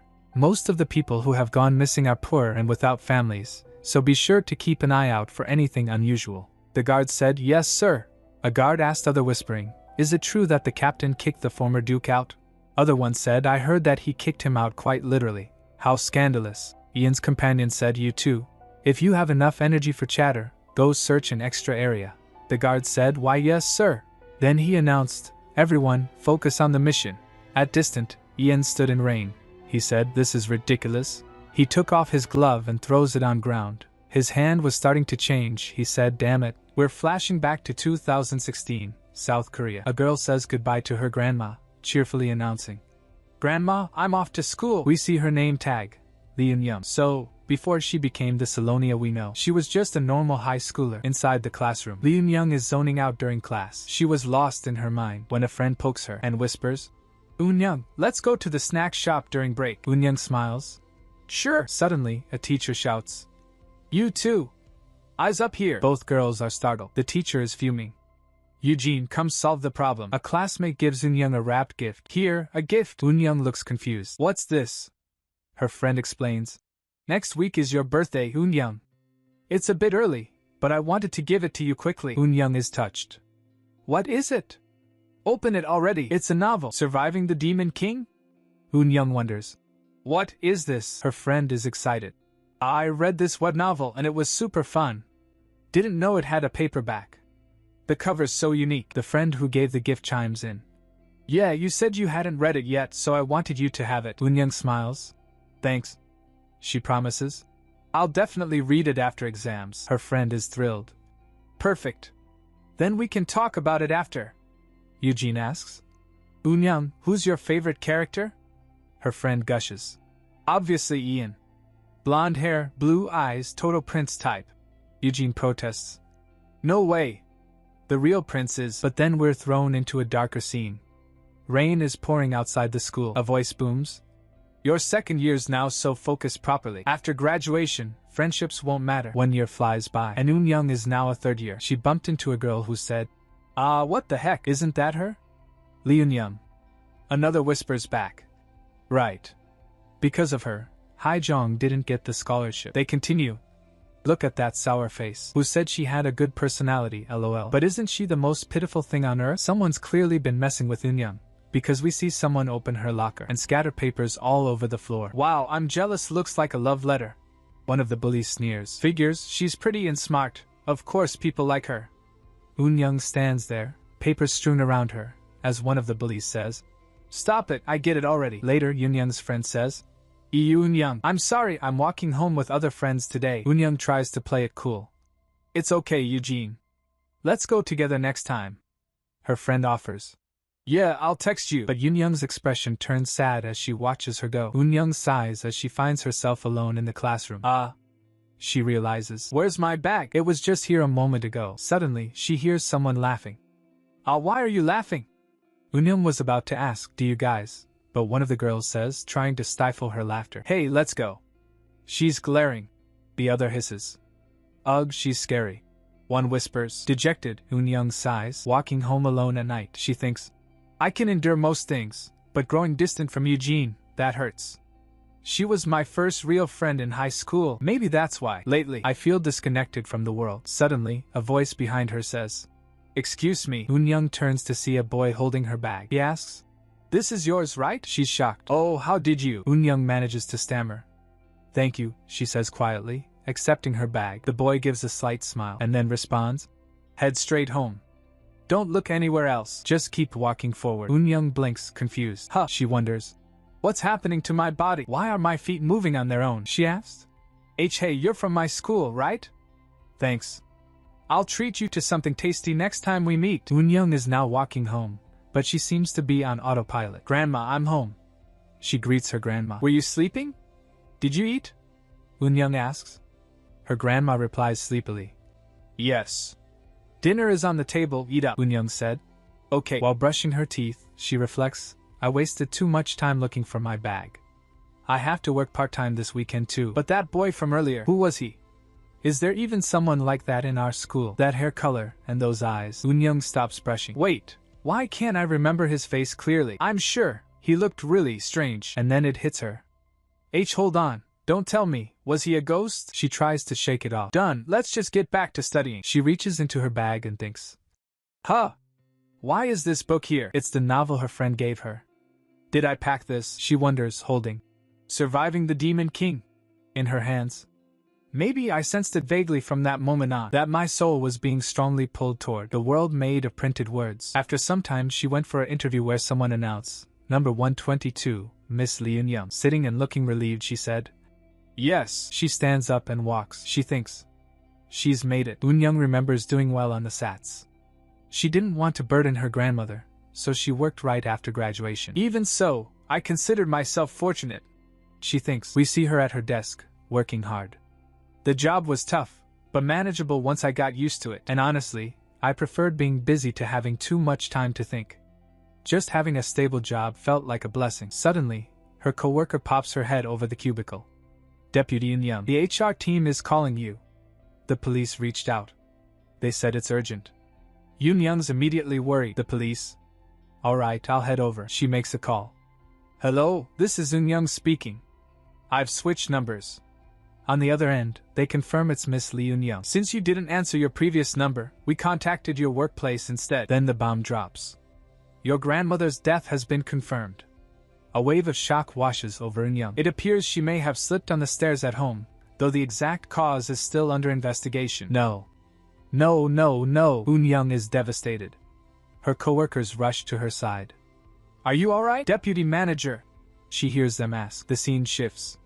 We see a photo of Eunyoung's grandmother, her parents, and a younger Eunyoung. She thinks, if grandma had mom and dad to guide her, she wouldn't have lost her way. She remembers. I wanted to earn money, eat lots of good food with her, and travel abroad together. And later, when I meet mom and dad, I wanted to proudly tell them everything. But now, get it together. There's still so much to do. She tells herself, trying to pull herself together. I'll be okay. Later, Eunyoung steps out of the elevator. On the 19th floor, she enters the elevator. She thinks, my headaches are getting worse lately. This has never happened before. A wave of dizziness hits her. Suddenly she starts to tremble. Then she lost her balance and was to fall. When suddenly, a man grabs her arm. She manages to stand. He pats her, and she says, thank you, he ominously says. Your energy is fading, she asks. Sorry, he continues. Another world is calling for you. Your soul was never meant to be here. You must have gone through painful times, Eun-young, confused, says. What are you talking about? Then suddenly she realized something. It feels like a déjà vu. This person. Suddenly, Eun-young collapses. Ugh. Again. My head feels like it's splitting. As she's on the ground, the man says. You'll feel better soon. Very soon. She reaches out weakly. What did you say? Wait. She tries to stop him. Wait. But he's gone. Eun-young struggles to understand. What does that even mean? Who are you? What do you know? I have so many questions. She's left alone, reeling. The scene changes to a hospital. A doctor says, You mentioned that you occasionally faint because of the severe dizziness, right? We've run every test available, but no abnormalities appear in any results. Cases like yours are almost unheard of, even worldwide. The crushing blow. There is nothing more our hospital can do. Eun-young is crushed. Every hospital gave the same answer. Nothing changed. I was diagnosed with an incurable illness of unknown cause. But honestly, it didn't even feel surprising. Somehow, I'd grown used to this kind of thing. It just felt like the world was quietly trying to push me out, as if there was no place for me at all. Suddenly, we see a flash of another version of Eun-young. I'm not going. I refuse to follow that decree. That's nothing but a death sentence. Another voice says, Calm down. If you wait a little longer, then Eun-young is gasping awake in her bed. Was that a dream? Someone's voice. She sits up, confused. That's me? She saw her body fallen on ground in front of her. Then could it be? A surge of power surrounds her. What's happening? No, stop. I don't want this. Suddenly, Eun-young is jolted awake, but this time in a completely different place. Lady Salonia, are you awake now? You must get ready quickly, Salonia asked. Sorry? What do you mean? The maid asked. My lady, are you alright? The Demon King expedition departure ceremony begins soon. Eun-young is completely disoriented. Demon King expedition? Where even I asked this place? Wait. She thinks, if she called me Salonia, then don't tell me? She looks down at her hands, her dress. At last, the day of departure has arrived. Salonia is asleep in a grand room, bathed in moonlight. She's restless, lost in thought even in her sleep. Before I came to this world, I didn't simply die from an illness. Why did I forget until now? A voice echoes. Your soul was never meant to be here. You must have gone through painful times. That person, he wasn't ordinary. Every moment I met him, every word we exchanged, it all felt deeply connected to this world. Dark thoughts consume her. Why? Why me? What do you want from me? Suddenly, a hand gently touches her. Salonia. Tan, looking concerned, kneels beside her. Are you alright? He takes her feet. Your feet are freezing. He pauses, clearly worried. What's troubling you? If there's something you want, just say it. Say the word, and I'll make it happen. He's so intense. Salonia is still lost in her own thoughts. Father sent someone, didn't he? Tan confirms. Yes. A man named Raymond, but Salonia is firm. I don't want to return to that mansion. Tan reassures her, his voice soft. Don't worry, I sent him back, and stay with me until morning. He sweeps her into his arms. As you wish, he whispers, holding her close. Salonia thinks. If everything ends safely, and if Tan continues to stay by my side without changing, then I think it would be nice for the two of us to just leave. She smiles softly as Tan carries her, so happy. Tan, Salonia vows. I want us to be happy for a long, long time. I won't stop trying to be happy. Even if this unfamiliar world tries to push me out again. After 2 lives, I've finally found a place to stand. My own ground. A world that belongs to me. After some time, an attendant approaches to Salonia's father. My lord, His Excellence the Grand Duke invites you to dine. He enters the room where Tan waits for him. Have a seat. Salonia's father said, It has been a while, Your Excellence. Tan didn't give a reply, so Salonia's father also got silent. Then he noticed the tea. He then said, Congratulations on your succession. I'm honored you invited me, especially in such turbulent times. Tan said, If I hadn't, I had a feeling you'd storm my gates yourself. He laughs. Once you have a daughter of your own, Your Excellence, you'll understand how I feel. Tan coolly replies. Is that so? Then let's continue over tea. Salonia's father's expression darkens as Tan said. Don't refuse. Then he picks up the cup hesitantly. He asked. The tea smells exquisite. A northern specialty? Tan cuts him off. No. I got it from Lady Bennet. Salonia's father pauses, a dangerous glint in his eyes. Where is Salonia? Tan's rage is barely contained. Why? Tan smiles thinly. She's under my protection and receiving the best treatment in the Empire. Salonia's father explodes. What? This is outrageous. What if you intend to take Salonia? Tan interrupts, his eyes cold. You, who couldn't stop a foolish duke's bloodline or some baron's daughter from harming Salonia. A man who simply stood and watched. Strange, isn't it? I heard the Duke of Bithin cherished his only daughter above all else. It's famous even in the north, but it seems the rumors were wrong. Tan then says, we're done talking. You may leave. Salonia's father turns to leave, but Tan adds, and one more thing. He deliberately spills the tea on the floor. This tea has such a foul stench. I don't think I can drink it. It seems you cherish Grace Bennet more than your own daughter. I'll give you the remaining leaves. Take them if you like. The Grand Duke glares as Tan leaves. He stood silent, seeing the tea spilled on his feet. While he turns to leave, Tan said, oh, do you not need them? Ha! Tan pauses, his expression unreadable. Then he said, Salonia. The door opens, and Salonia enters the room. She's thanking Tan. Thank you, Tan, she said with his reaction. Now I'm certain. Tan takes her hand. Lady Grace is at the palace, and a servant informs her that the princess will be here shortly. The maid said, Her Highness will be here shortly. Please wait here. Grace, ever the schemer, thinks to herself how stiff the servant's neck is, and how she's just a palace maid from a mere count's household. Once I enter the palace, the first thing I'll do is clear out trash like her, she muses, staring at a portrait of Prince. Grace continues her internal monologue, thinking, if I'd known the princess was this naive, I would have changed course much sooner. I've wasted so much time. Well, at least now I know how much use I can get out of her. This time she's a much more valuable asset. I'll make sure to use her carefully, without breaking her. She creepily giggles, declaring that the Empire is already under her feet. Meanwhile, Salonia is gathering her team. Thank you all for gathering on time. Let's begin the meeting, she announces. Feeling the atmosphere, Salonia asks, why does the atmosphere feel so tense? Did something happen? Tan Mac Ryan replies, nothing. Salonia turns to Mac Ryan. Mac Ryan, how are you feeling? He responds, I'm fine, thanks to you, Sally. Thank you. I almost got caught by that woman again, Salonia retorts. That's why I told you to be careful. What if you fall for black magic again? You're seriously. She pauses before asking, did you figure out where your heart is? Salonia continues, and Tan just stares at her talking with Mac Ryan. She said, Mac Ryan, you should avoid contact with Grace as much as possible from now on. If she realizes again that the black magic was undone without her knowing, there's a high chance she'll use a move we can't predict, he replied. Understood. She then continues, and this applies to both of you. At this rate, Grace will soon realize that healing magic can undo black magic brainwashing. From then on, it'll only be a matter of time, so we need to prepare a countermeasure. By using what Grace wants the most. The scene shifts to a map of the Imperial Palace as Salonia declares, there will soon be the princess's birthday party at the Imperial Palace. Given Grace's personality, she won't miss a chance to draw attention at the palace. You can tell just by looking at articles like this, she says, slamming a newspaper on the table. Leif picks up the newspaper, reading aloud. The Bennet family has demanded an annulment of their engagement with the Duke of Cherville. Leif states, this newspaper article was published this morning. And furthermore, there's a high chance this wasn't a decision mutually agreed upon by both families, Salonia adds. Exactly. And the fact that she's acting so boldly right before the palace party means she wants to push things forward as quickly as possible. Leif asks, what's the thing she wants? Salonia, looking serious, says, judging by the flow of this story, what matters is this. What Grace Bennet wants is inside the Imperial Palace.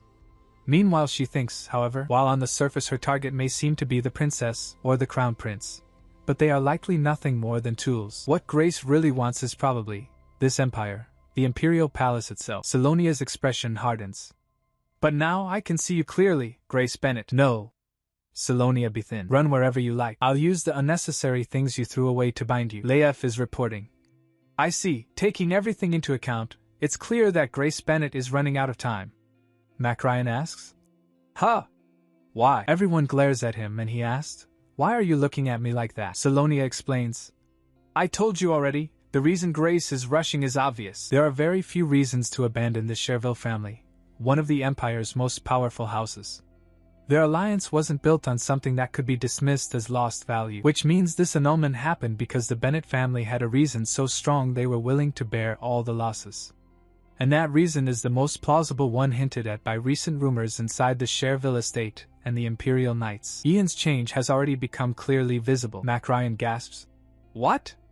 So she's planning to dump the broken Ian and get engaged to the Crown Prince instead? Salonia confirms. Yes, that's probably her goal. Mac Ryan explodes. Ah, really? Damn it, that woman really is out of her mind, Salonia adds. Grace has a way to make that happen. But I don't intend to let her get what she wants so easily again, Leif says. The holy water is prepared, Lady Salonia. Salonia replies. Good. First, Leif, attend the palace party carrying the holy water. We need to be prepared for any contingency. Tan stood silent. He then breaks his silence saying, How pathetic, Mac Ryan asked confused. What? Leif stood silent. Tan said, What use do you two even have? You claim you killed the Demon King? That's laughable. With skills like yours, you were just lucky, Mac Ryan demands.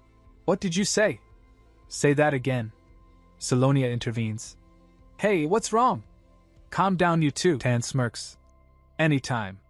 If it weren't for Salonia, you'd have died long ago. Don't you find your current state humiliating yourselves? Salonia warns. Tan! Stop it! But then she noticed him, and her expressions gets changed. Tan, with a dark expression, states, It seems there's no longer any reason for me to stay here. Salonia calls out Tan, but he cuts her off. I'll head up first. And walks away. Salonia is left speechless. What was that? For a moment, Tan's presence changed. This had definitely happened before. That sensation, like he wasn't the Tan I knew at all. It felt like she was looking at Tan, the Demon King. Mac Ryan is seething, clearly still annoyed, calling him a scumbag. He sighs heavily. Salonia, standing before him, remains silent. He clicks his tongue, clearly frustrated. She then gets down to business, reminding them that before the Imperial Palace party, they should inform her of any issues or changes through the Hirschbruch estate. Leif confirms. I will do so, Lady Salonia. Mac Ryan said, Got it? Salonia simply nods in response. Then, see you at the Imperial Palace, she says. As they walk away, Mac Ryan calls out. Salonia. She pauses, tilting her head slightly. Turning to face him, she waits. I trust you, he says.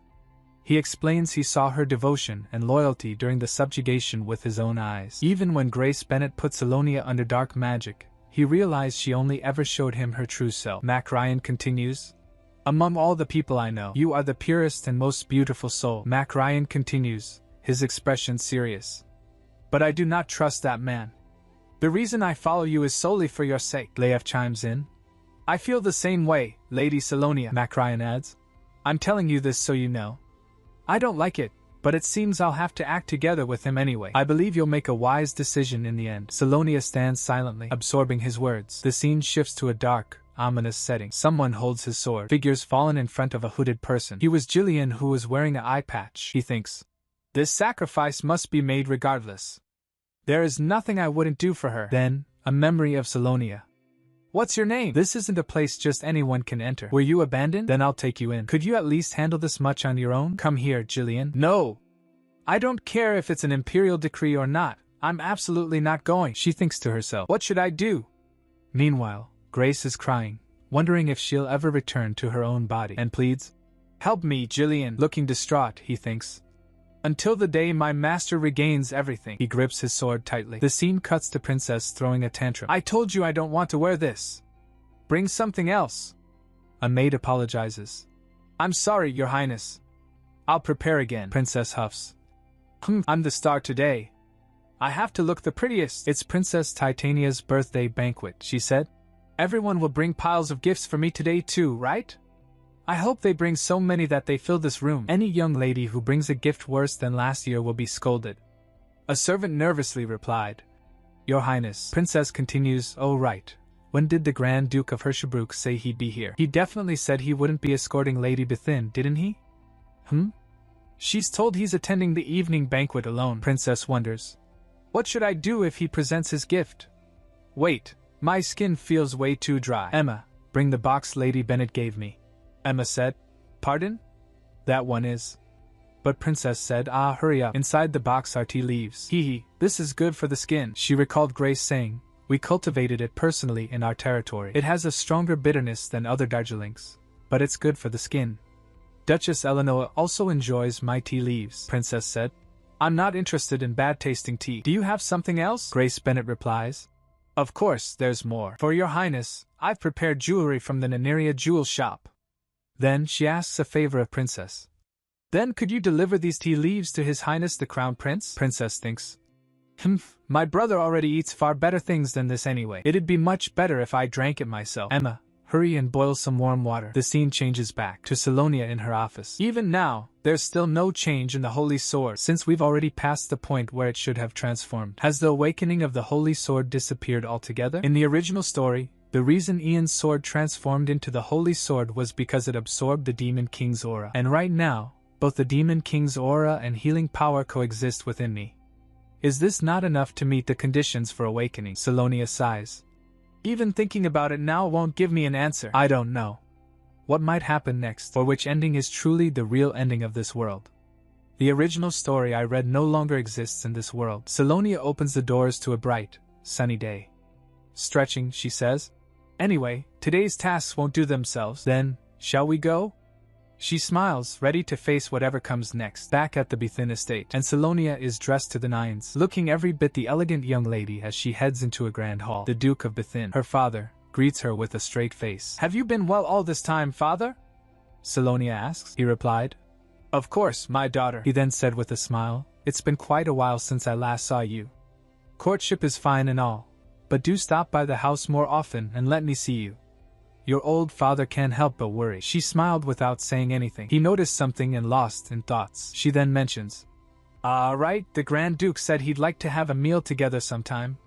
Would that be all right?" He responds, "I'll try to make time." And just like that, the Duke of Bethin and the young lady are announced, making their grand entrance into what appears to be a lavish social gathering. "Welcome, Your Grace," Count Chol says, followed by Duke's response. "Oh, Count Chloe, you're here early." The Count replies with a smile. "My father kept urging me. He's been rather sensitive lately because of business matters." He then noticed Salonia, but Salonia remains composed as he approaches her. "Lady Bethin, may I greet you?" he asks. Yes," she replies. He gushes, "You look dazzlingly beautiful today as well. Ever since you entered the hall, everyone's eyes have been on you alone." Flattered, Salonia simply says, "Thank you," he continues. "But, my lady, did you attend today without a partner? If it wouldn't be rude, perhaps I—" But just then, Grace appears, greeting. "Oh, hello." Count turns towards her saying, Greetings, my lady." Salonia stood silent, focusing on Grace. She thinks to herself, "As expected, she wore that necklace." And then, "It's an honor to meet you here, Your Grace," Grace said to Duke. He replied, "The pleasure is mine, Lady Grace Bennet." But Salonia's inner thoughts betray her outward composure. "Get a hold of yourself," she thinks. "You knew this already." The Duke of Bethin's voice breaks through her thoughts. "Count Chloe, where is your father?" "Let us speak for a moment," he replies. Thank you, Your Grace. I'll escort you." As they walks away, Grace stood there with a little smile on his lips. She then whispers, "My lady, there are already many rumors in the capital. They say that before long, the houses of Hirschbrook and Bethin will be joined by marriage. Aren't Bethin and Hirschbrook already in marriage talks with the imperial family?" She continues, "You should be more careful about your conduct." Salonia scoffs internally. "Pfft," Salonia responds. "My lady, I'm perfectly capable of looking after myself. There's no need for you to worry." Grace smiles awkwardly as Salonia said, "To worry this much about me, I hardly know what to say." Grace said, "Ha! You sly, fox-like girl." Suddenly, an announcement rings out. "Duke Ian Cherville is entering." Salonia's eyes widen in surprise. Grace then suddenly walks away.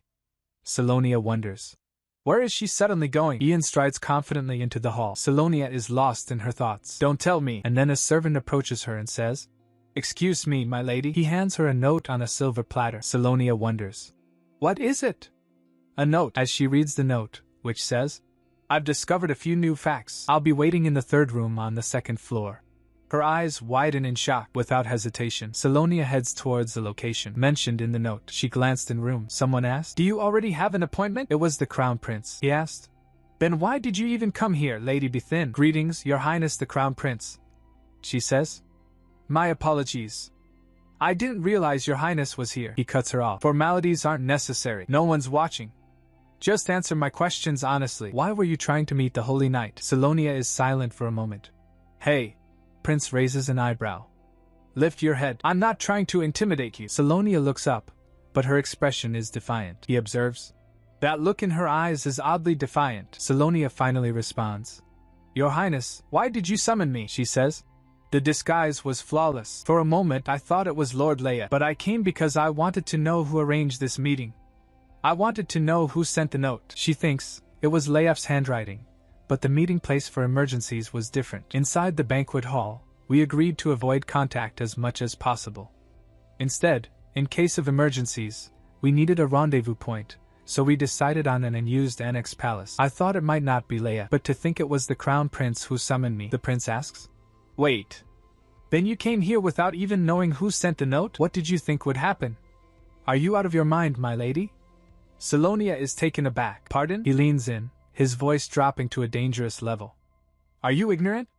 Or simply brave? No matter how I look at it, you seem like a completely different person from 6 months ago. Visibly annoyed, Salonia says. Ugh, he continues. Did you hit your head during the subjugation? I've never met a woman as strange as you. Something about you is really odd.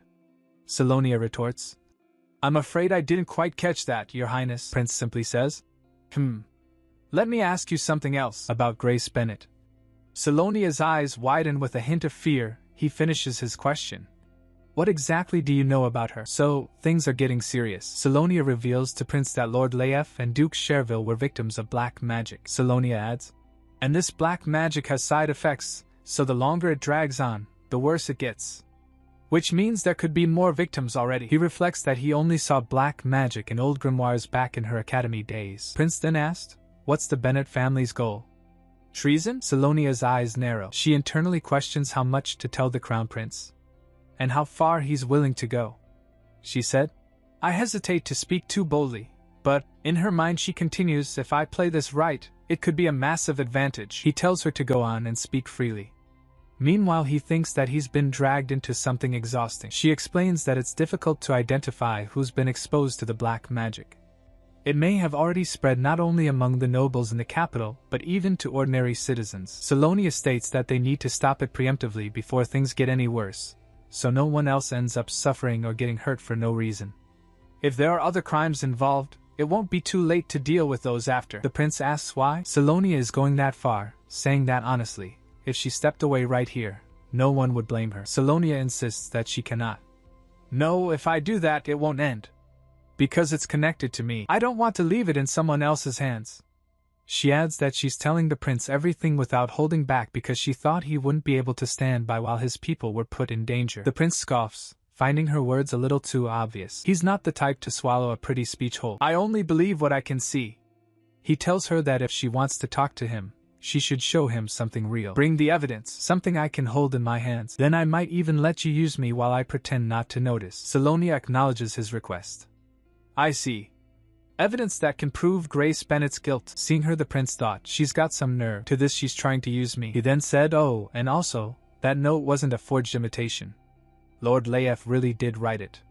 She asked, surprised, what? Prince says he asked Leif for a small favor, she thinks, so he threatened him. Salonia realizes that the prince already knew she and Leif had been interacting a lot lately. She thinks, the reason he summoned me using Leif was to avoid meeting officially. He didn't want to draw the attention of the imperial family and other nobles and cause unnecessary waves. Salonia thinks back to the original story. The crown prince wasn't described much at all. Even after I possessed this body, I didn't get many chances to figure out what kind of person he really was. Honestly, he acted so frivolous that I never once thought he had another agenda. That picture-perfect, womanizing playboy image. But now, somehow, he'd already tracked not only her but Grace's movements too. Salonia realizes she can't read what the crown prince is thinking. Maybe his role changed because she altered the original story. Grace and Ian are bothering her too. I can't focus. I should probably get back to the banquet hall now. He noticed her lost in thoughts and didn't say anything. After that she left, and he stood by the window lost in thoughts. He thinks to himself, of course. Then his thoughts turn dark. Was it really? The moment you realize you have the power to control someone else's mind, any human being would first think of what they want most right now. And among the things you could grab immediately, the one you'd want the most would be the easiest one. He thinks, even I might have tried to use that power. Because it looks like the simplest path, acting smart, but not even weighing the actual benefits. What does the young lady even gain by throwing herself into this directly? Suddenly someone knocks the door. He enters the room. Your Highness, I'm coming in. Did you enjoy your conversation with Lady Dethin? You look like you're in a good mood. Prince replies, HM? Yeah, I guess. He asks if the banquet preparations are done.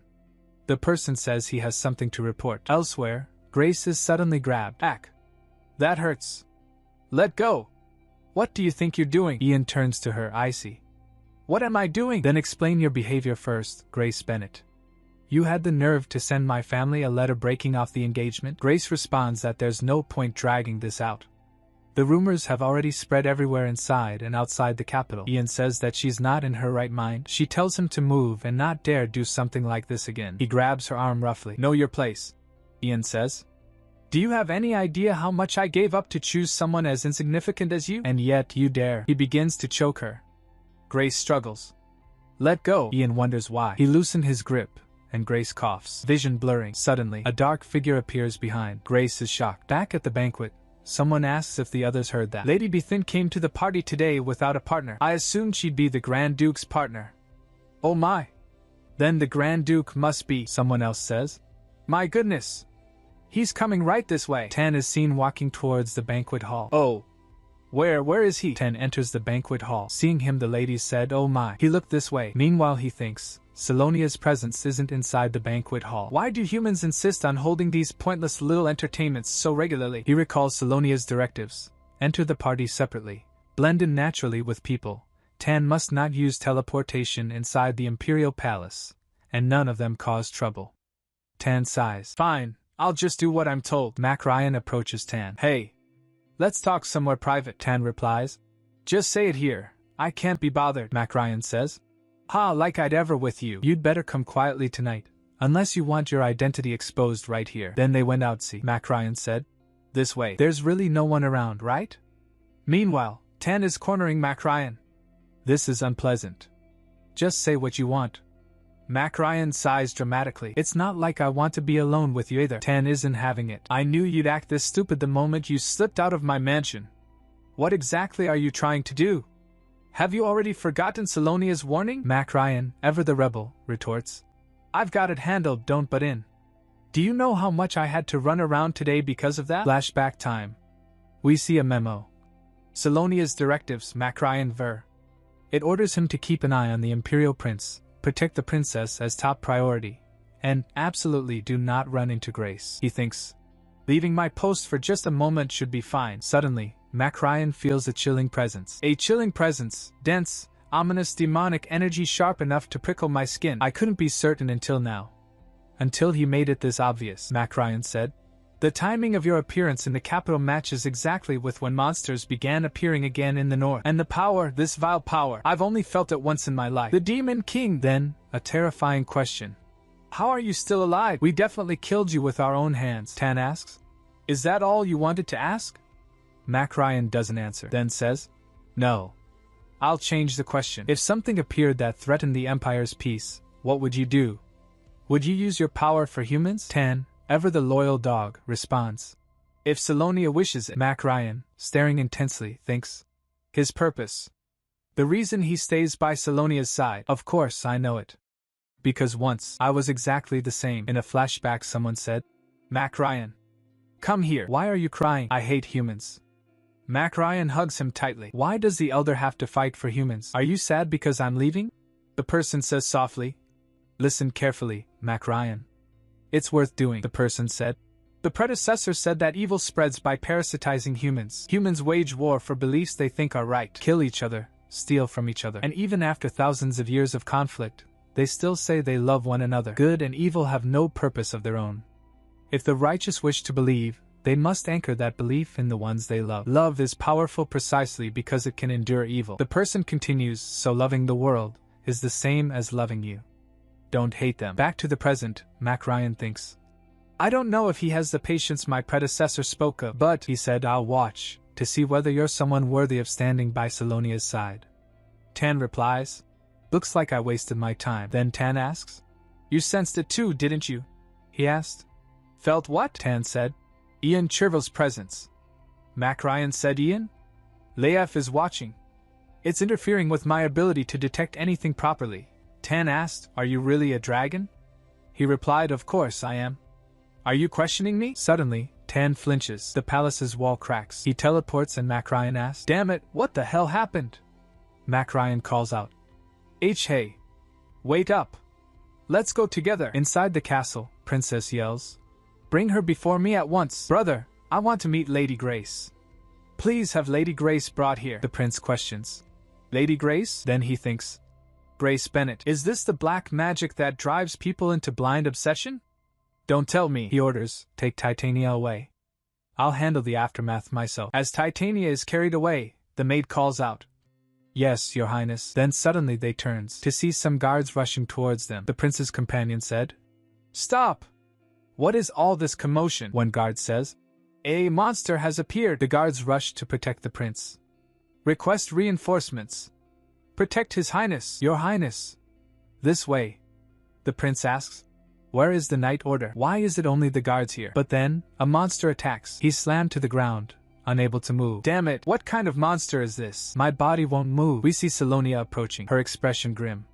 Your highness, please don't move, she says. My side is the safest place. Stay behind me. I will protect you, no matter what. Just moments ago, Leif apologizes to Salonia. I'm sorry, Lady Salonia, His Highness insisted so strongly. I apologize. He looks genuinely regretful, she responded. All right, how could you refuse His Highness's request? He said, thank you. She then continued, I would have done the same. She's got a point, but inside she's fuming, thinking, how should I deal with that sneaky snake? Leif wonders. Did something happen? She asked. What about Ian? He casually replies, It's nothing. He's with Lady Grace at the moment, but her expression betrays her true feelings. Salonia thinks. As expected. She agrees. Understood. Let's hurry back. Yes. As they turn to leave, Leif grabs Salonia's arm. Suddenly, bang! An explosion rocks the palace. Salonia turns, eyes wide with shock. It's a monster! Leif's equally stunned. Salonia is horrified. A monster? She reaches out, touching the window, her mind racing. A monster in the imperial capital. No, it can't be. Then, the realization hits her. It's Ian Cherville. Suddenly, Tan appears, his arm around Salonia. Tan, he states grimly.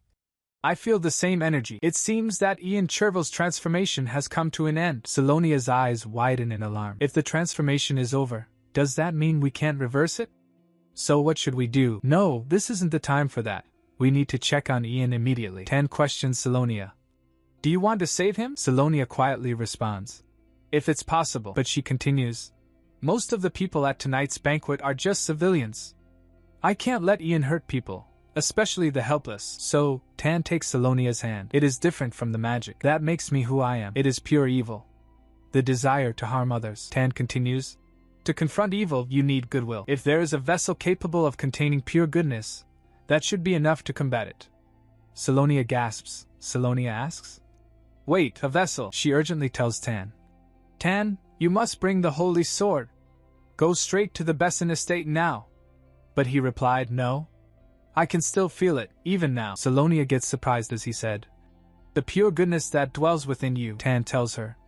Visualize it in your mind, and then call upon it with all your heart. Salonia wonders. Call? The holy sword, she thinks. Is that even possible? It was never mentioned in the original story that the holy sword could be summoned. Besides, I'm not the master of the sword, Tan tells Salonia. Act like you're calling out to me. You're used to it. You always have been. Salonia is resolved. Yes, nothing else matters. I'll protect the future I'll share with this person with my own hands, she said in her mind. If you can hear my voice, then answer me. Appear before me, right now. And then, the holy sword appears. Salonia is amazed. Leif is speechless. Tan was right. The true holy sword has been summoned. The holy sword is here. Even better, a perfect holy sword that has even awakened. Wielding the holy sword, Salonia attacks the monster. The attack worked. Tan calls out. Salonia, he said.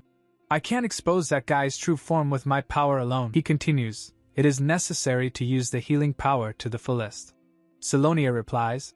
Understood. Salonia thinks. Tan's aura seems strange. It's not as scary as before, but it seems like something has changed. Tan tells her. Eyes forward, Salonia. Cut as if you were cutting through the shell that bastard wrapped himself in. Salonia steels herself. First, let's focus. Salonia powers up the holy sword. The sword starts glowing. The monster was about to attack, while Tan shouts. Now! Salonia plunges the holy sword into the monster. What incredible power, Salonia thinks. And Ian is freed of the monster armor. Ian is saved. Salonia exclaims. I did it, with Ian back to normal. What is that? A knight wonders. Wait. Did you just see that? The monster's true identity. So it was Duke Cherville's scheme? Salonia tells the others. I'll use healing magic. You there, fetch a physician. The knight said, Ah, yes, my lady. Lying on the floor, Ian is alive. He seems fine, but the monster armor is still active. Salonia is disgusted. How repulsive. The savior was a monster? Does this even make sense? Then the other saviors, Salonia thinks. He's back to normal, right? And looks around the room. She noticed the prince and thinks, I did the right thing by fixing things, right? The aftermath of the attack leaves everyone reeling. The palace is in chaos. As Salonia kneels beside the fallen Duke Cherville. Take Duke Cherville to the Imperial Clinic. The prince commands, his voice firm despite the situation. His aide said, Your Highness, it's dangerous. Taking him to the Imperial Clinic, something unexpected could happen again. He acknowledges the risk, but then counters.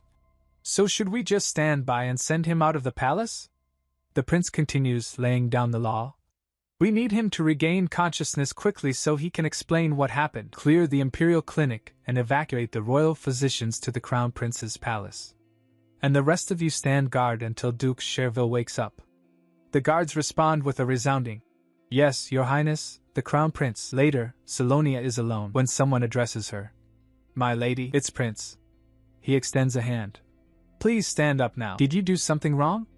What's with that face? Salonia hesitates, glancing at Prince's hand before accepting his help. But before she could reach his hand, Tan came in between them and holds her hand, a dark look on his face. Recognition of the achievement should probably come first. After all, she saved everyone's life here. The prince starts thinking with a smile. So she kept that problematic person by her side. I was expecting that. Then the prince takes Salonia's hand. Well, I was already planning to report your achievements today directly to His Majesty, he says smoothly. You are the only one truly worthy of the title of Savior, and you were impressive enough to make anyone fall in love with you at first sight. Smooth, Prince, real smooth. Salonia, though, is less than impressed. Thank you, Your Highness, she replies, clearly not buying his act. Ugh, she thinks. It seems he's a womanizer. Tan's not loving this. Then I will take my leave and return now, he says, a terrifying aura pressing down. Salonia can practically feel his glare. I can tell exactly what his expression is without even looking, she thinks. The prince, oblivious or uncaring, responds, Very well, I'll send word in a few days. Next time, it would be nice if we could sit down for tea and talk. Just the two of us. Oh, he is definitely doing this on purpose. Later that night, Salonia stands outside with Tan. Almost all the servants have already left. I'll go get the carriage. Please wait here a moment. Salonia replies. All right, thank you, she thinks to herself. In just a few hours, a series of events unfolded. I never imagined something like this would happen. She looks troubled. She then noticed Tan, holding her cloak. He stood silent with a serious expression. I'm glad no one got hurt, right? She asks. It was pure luck that I got the Holy Sword. I didn't know the Holy Sword could be summoned. After all, it belonged to Ian. So it never crossed my mind that I could summon it. Actually, it was incredibly cool. She descends into a daydream where she's dressed as a wizard. A sword that only I can summon makes me feel like I'm a wizard, or maybe a magical swordsman. Is it really okay to be like this? Tan's voice breaks through her thoughts. Salonia, he says, his voice low. Salonia looks up, startled. How did you know? Tan's eyes narrow. I mean, that sword is the Holy Sword. Salonia realizes he knows too much. Well, of course, I know because it was written in the original novel, she thinks, then gasps inwardly, realizing what she's revealed. Only someone who read the original novel would know that. Meanwhile, in Grace's chambers, she asks, covered in blanket. What do I do? What should I do? Ian, that idiot, had to cause trouble in the imperial capital. Nearby, Jillian on his knees listened to her. She then shouts, Jillian, are you sure you saw that right? He replied, Yes.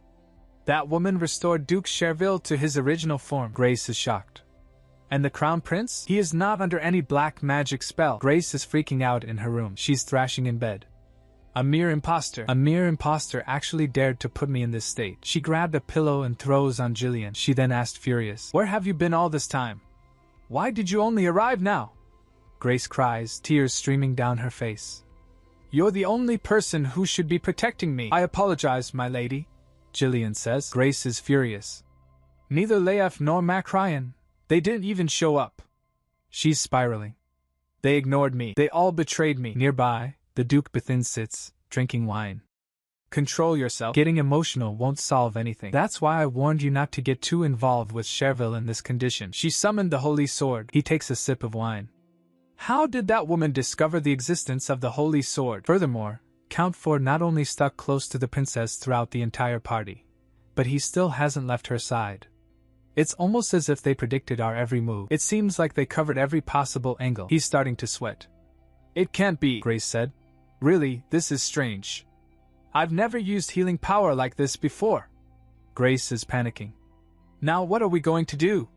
What if that woman ends up breaking even the black magic that's on the princess? Duke asks. Tisk, how many souls are left, Jillian? He replied. There are about 10 now, but we're a little behind schedule due to the Royal Guard's search. Everything will be ready within a week, Jillian replies. Duke responds simply. Okay, he continues. When the soul returns to its original state, dealing with the Benet family, whom we temporarily used, would become the biggest problem. After the body swap, we will give our support to the imperial family. Putting the blame on such a humble family will be nothing. Prepare the ritual, Jillian, he commands. Jillian responds. Okay. Duke smirks, a dangerous glint in his eyes. All right, I'll make sure she learns the price for daring to challenge me. Rumors swirling through the servants' quarters. Hey, did you hear about His Highness the Crown Prince getting engaged to Lady Besson? One maid wonders if the rumors could be true, while another is shocked. What? Lady Besson getting engaged?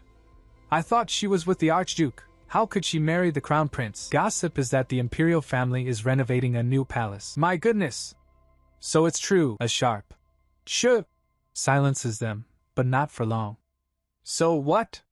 Your Highness, the Archduke, hardly ever comes to this mansion, someone else chimes in. In any case, His Highness the Archduke is also being courted by Her Highness the Princess. It all points to both of them ending up connected to the imperial family. Meanwhile, Tan is sprawled on a couch, lost in thought. He rises, gazing out the window. It's still a long time until nightfall, he muses, then walks over to a mirror. He stands in front of the mirror. Then he thinks. Things like choosing a drink from the shelf, how to choose and use cutlery, how to recognize high-quality clothing. The moment I encounter it, the memory comes naturally, as if it had always been mine. My tone of voice and even the way I move, even the condescending look I give others, the way I act, and the way humans want me to act. A refined imitation of a noble human, or wearing someone else's skin would be easy, Tan reflects. When I opened my eyes without my memories, humanity, to me, was nothing more than a single characteristic. Creatures clinging to their short lives, fighting and wasting themselves on petty emotions, souls easily lost between fear and desire. Then a thought.